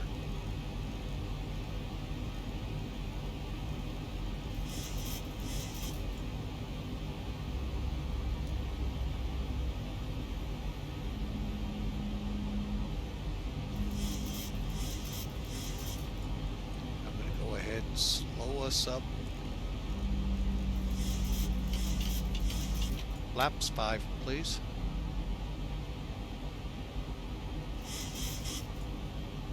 And set our auto brakes.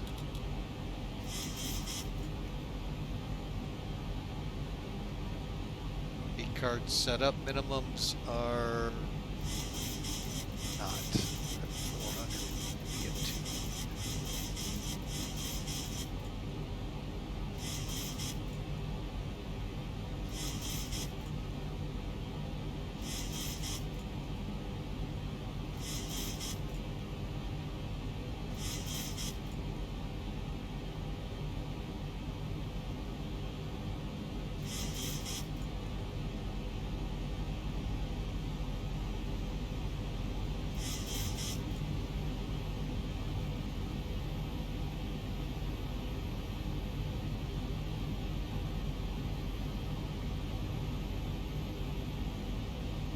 Okay, that is the wrong identifier.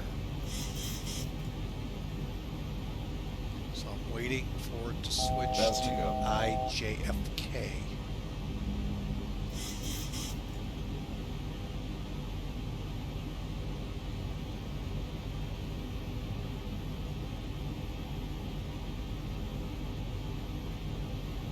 Thousand to go.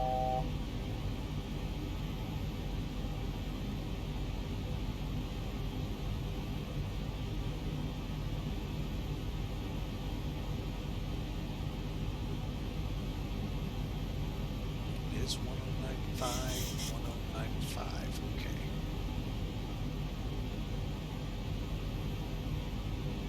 There we go. Just swung. There we go, IJFK. Go with localizer. Till we're for sure we have the glide slope.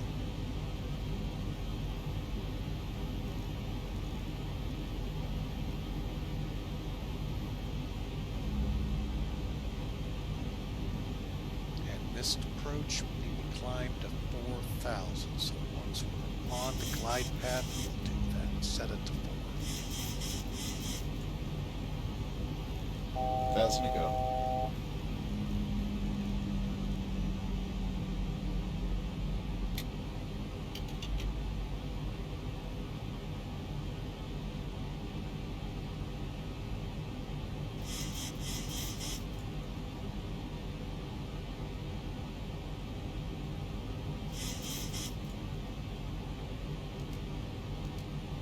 $2,500.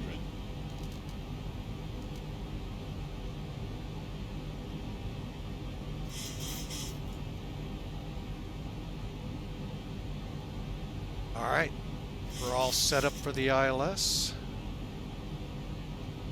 I can't see it yet, so we'll go ahead and continue on the ILS.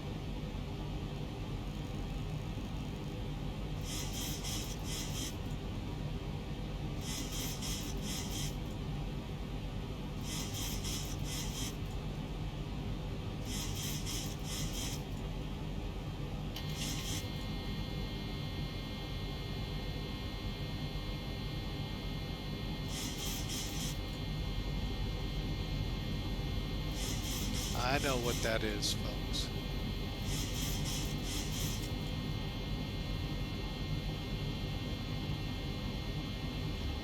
Still about 13 miles out.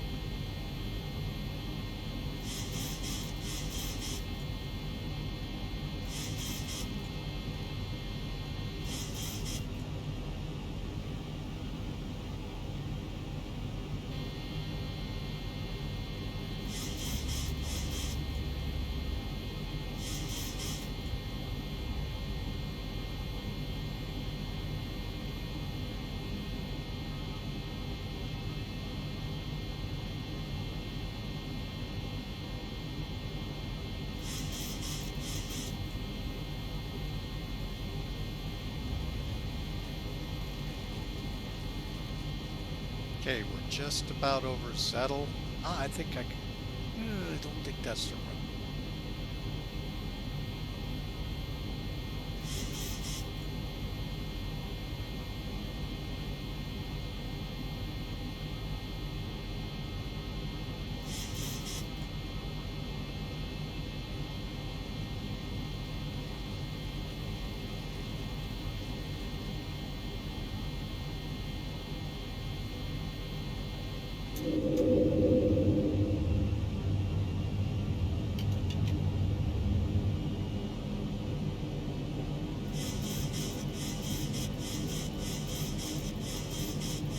Now I do tend to think this might be it right here. Not sure what that is. Because the parallel is right there. Unless they're split enough apart, they could be. So, let's go flaps full.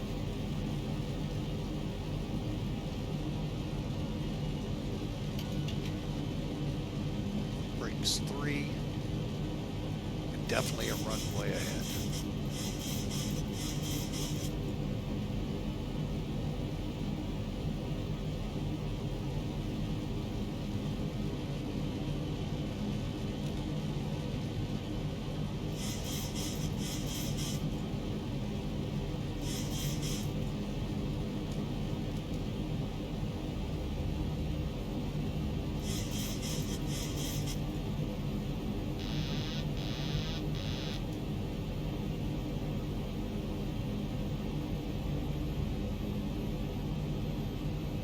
JFK Tower, American 285, approximately 6 miles on the ILS to 4 right.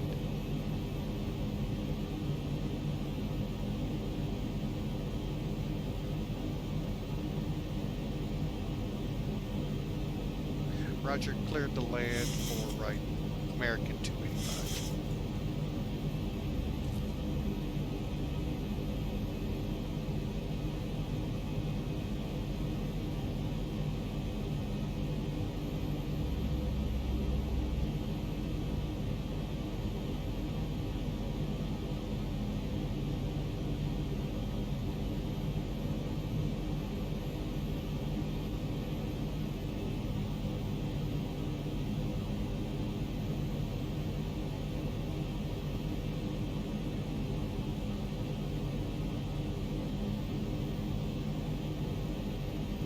And we got the runway in sight, landing. And stable. 1,000 feet, stabilized, Mr. Perch, altitude set.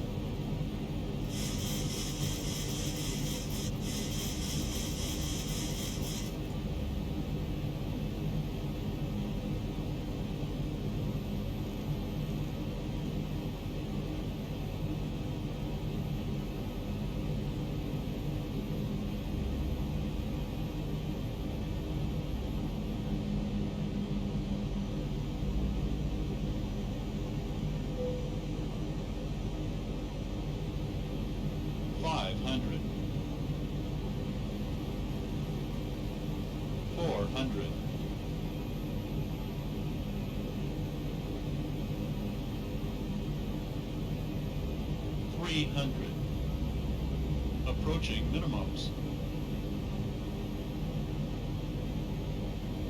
200 minimum.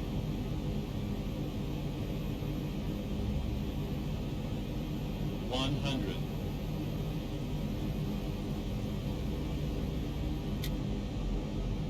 40. 20.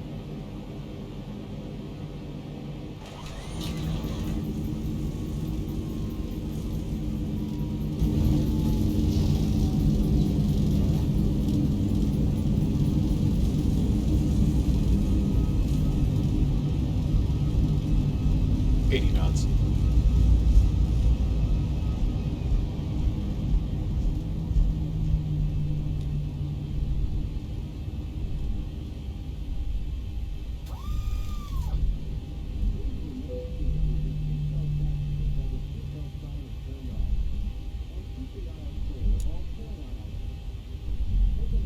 Welcome to Flying with Southwest, folks. We made that taxiway, whether come high or hell water, we're going to make it. Whether you eat the seat in front of you or not.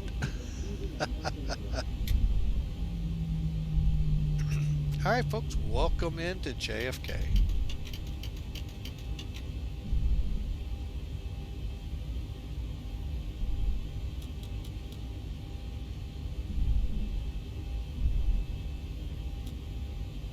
All right, off the runway, radars are off.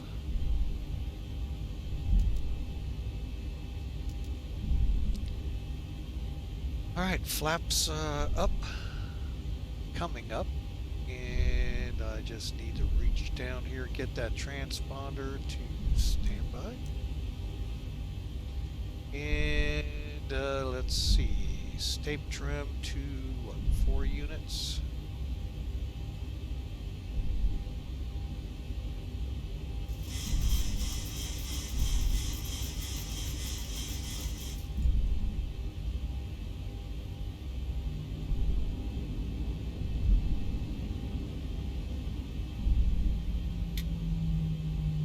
And APU once we cross the runway.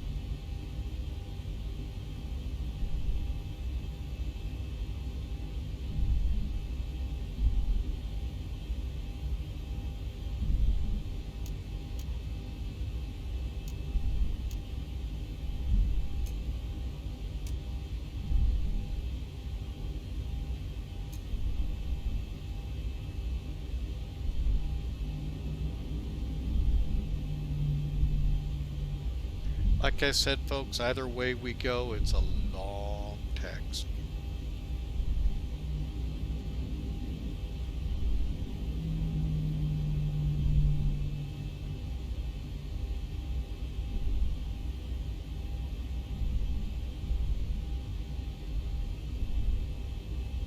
And we'll get the flight directors off here in a second.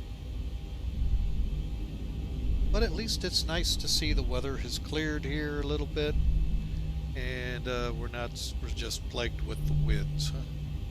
Don't worry, folks, we're plagued with them here in St. Louis too, some nearly 1,000 miles away, actually more than 1,000 miles. So, alright, let's get all the anti-ice off.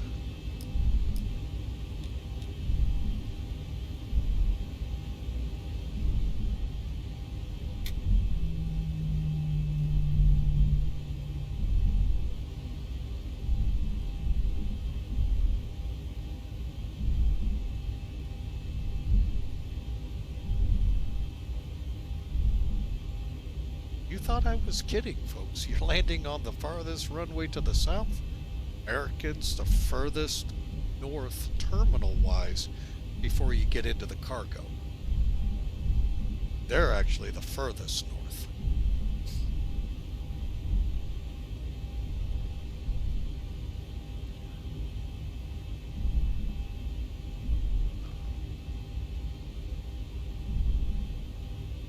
I am kind of curious why the 3 1s are not in use.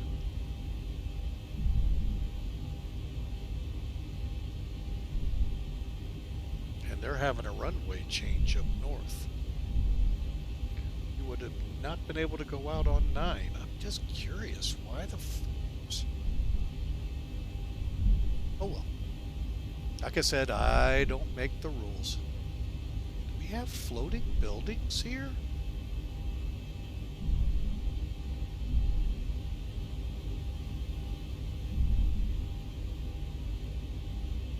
So kinda looks like it right over there, doesn't it, folks?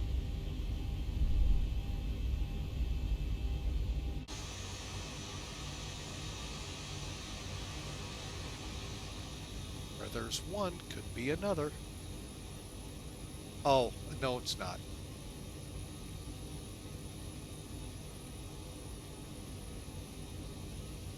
I know it's the JetBlue hangar.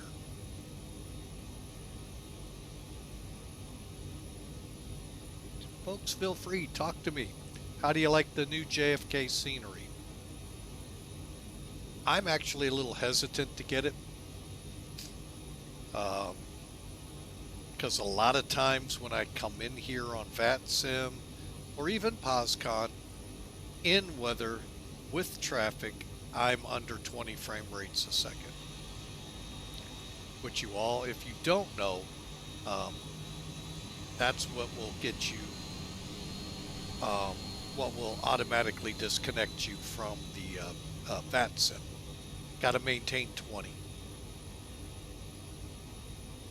And I know going into Philly and going into St. Louis, sometimes if there's a lot of traffic and, oh man, if there is weather, whoo-hoo-hoo.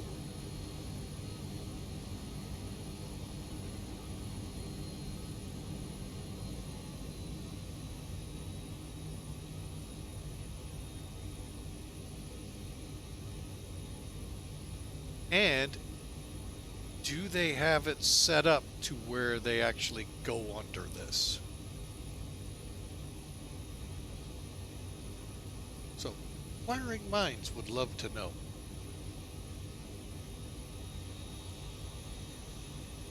I've been flying in and out of here quite a bit lately, so.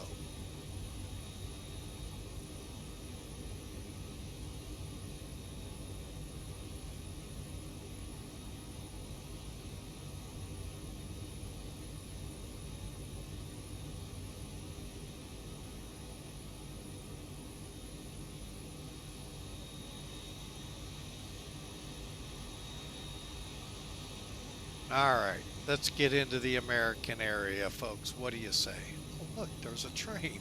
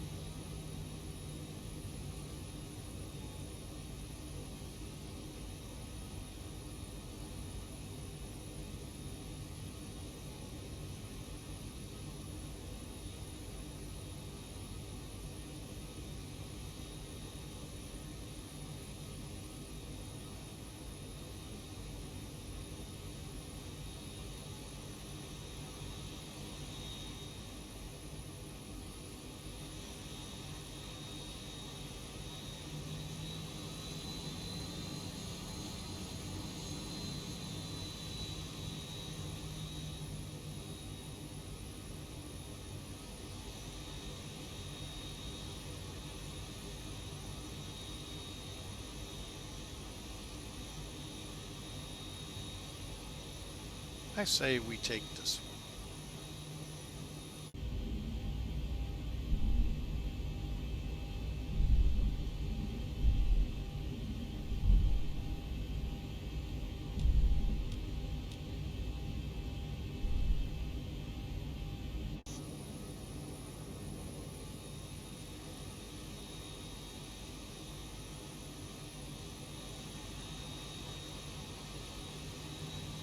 See how she's even stuttering, folks? This is default.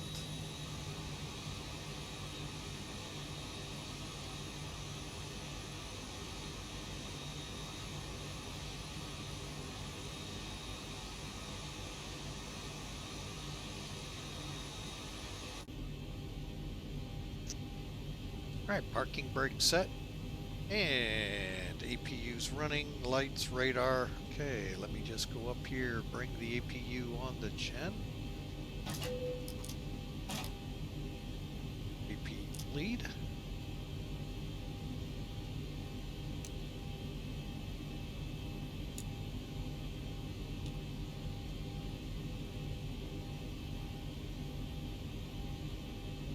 Okay. And fasten seatbelts. And guess what happens, folks, when I shut these engines down? It starts doing it again.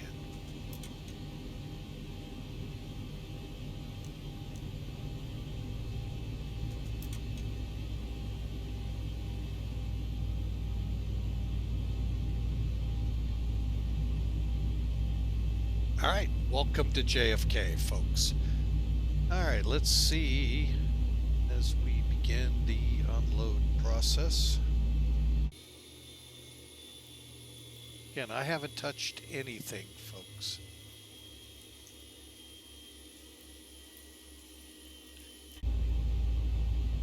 That is, to me, really cool.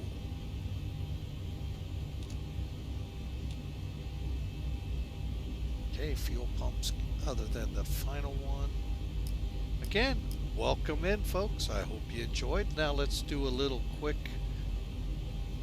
dissection of the flight.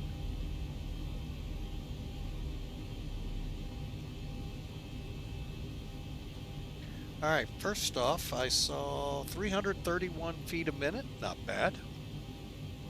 We get filed out of here.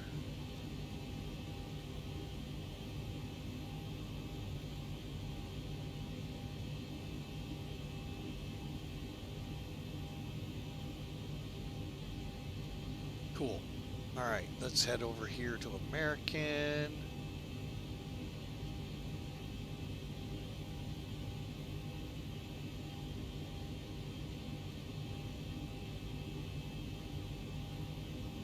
I'm just curious how I did. Boston to JFK.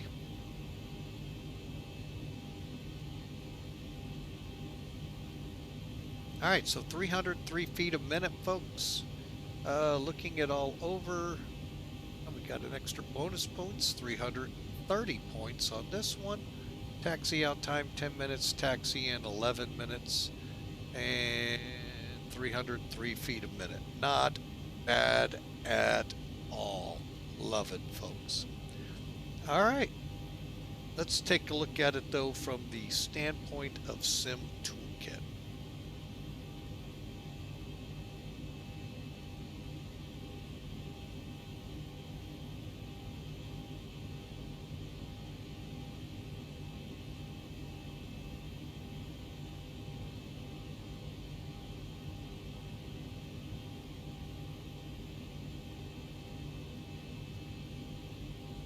All right, looks like everyone should be back by now. Okay, so 331 feet a minute was what we recorded.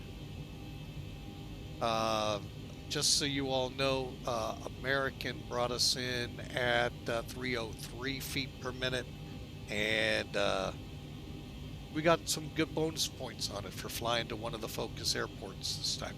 162 miles flown, according to American. Let's take a look at what Sim Toolkit did. Here's the routing we did. Okay, so again, 1 hour, 11 minutes, 162 feet, or nautical miles, 2.4 metric kilograms, 1.6 on the G's for landing, and 331 feet a minute at 127. Little slow. Let's see if we see it a little better over here. It doesn't look like it. I don't know why it is doing this today.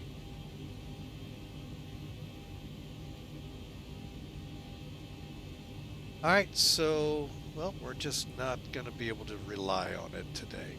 Alright. Oh, you didn't even see. Hang on, folks. Alright, let's just go into it.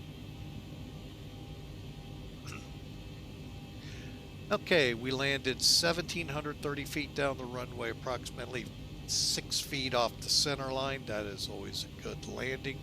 Do not know why the picture is this horrible. 331 feet a minute at 127 knots. I think we were shooting for the 139, 140 mark. So overall, not a bad run. Since that was horrible, we'll get rid of it real quick. And let's see here. How's the airplane looking?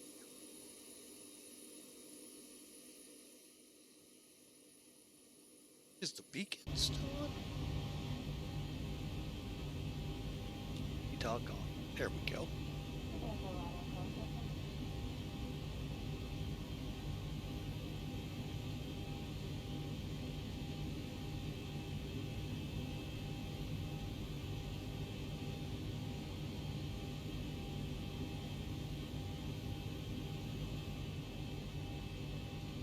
All right, folks. Well, let me do this. We're going to interrupt the service here.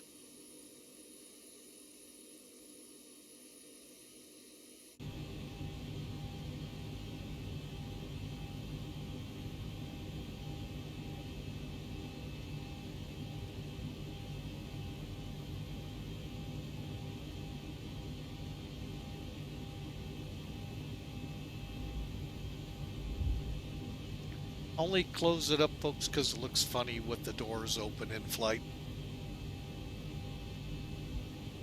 We're going to try and do a rewind on here.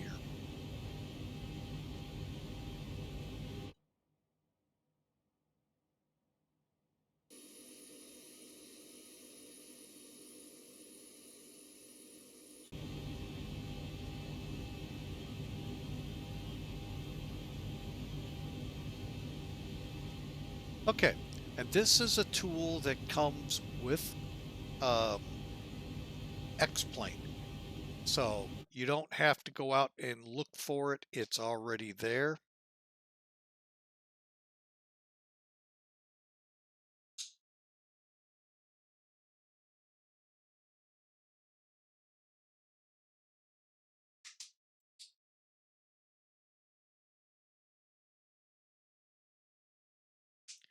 All right, we'll just take it from here.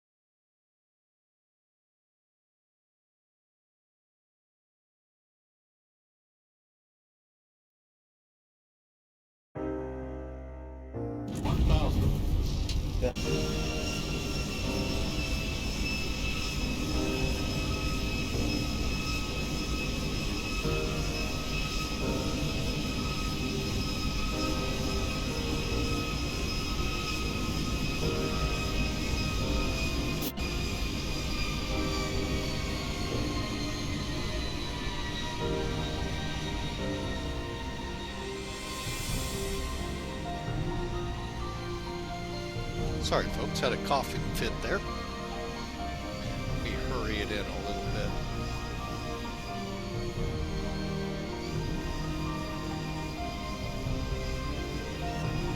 Let's see how it looked.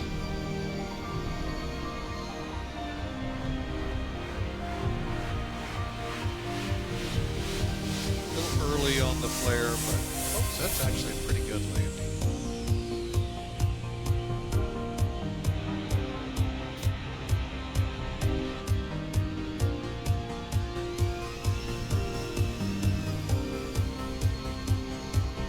Difference between this and what other people use on other sims, this comes with X-Plane. You don't have to download it. You don't have to install it. Then once your flight's going, start it wherever you want to do your replays. And you love me.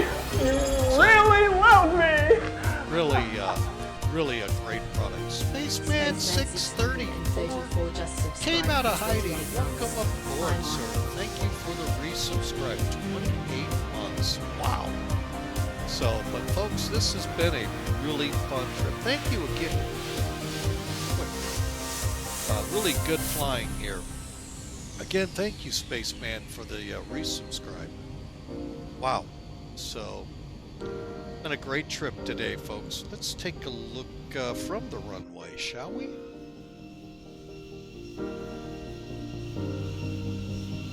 Get your cameras out.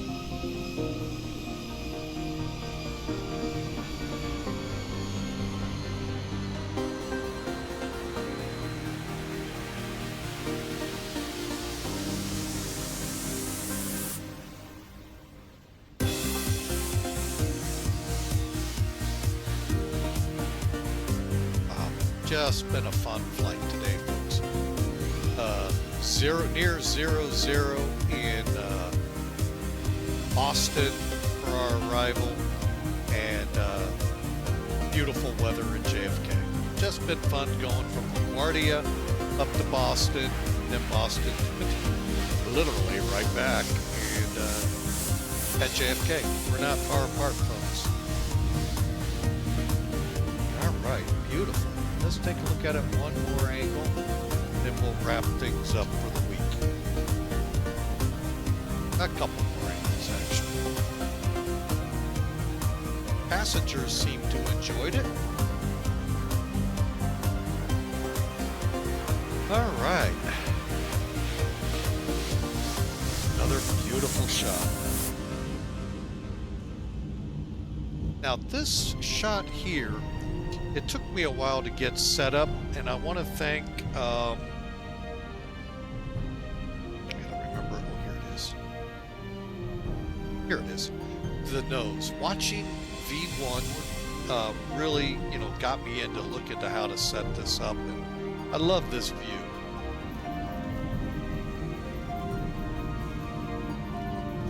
So there you have it, folks. We're going to go off the tower here, even though it's a long way away, so I'm going to get a little further out. All right, let's see what the tower looked like. Where am I? There I am. I told you it's a long way.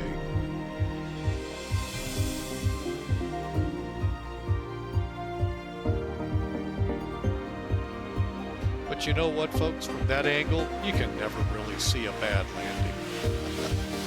Just a long one in this case.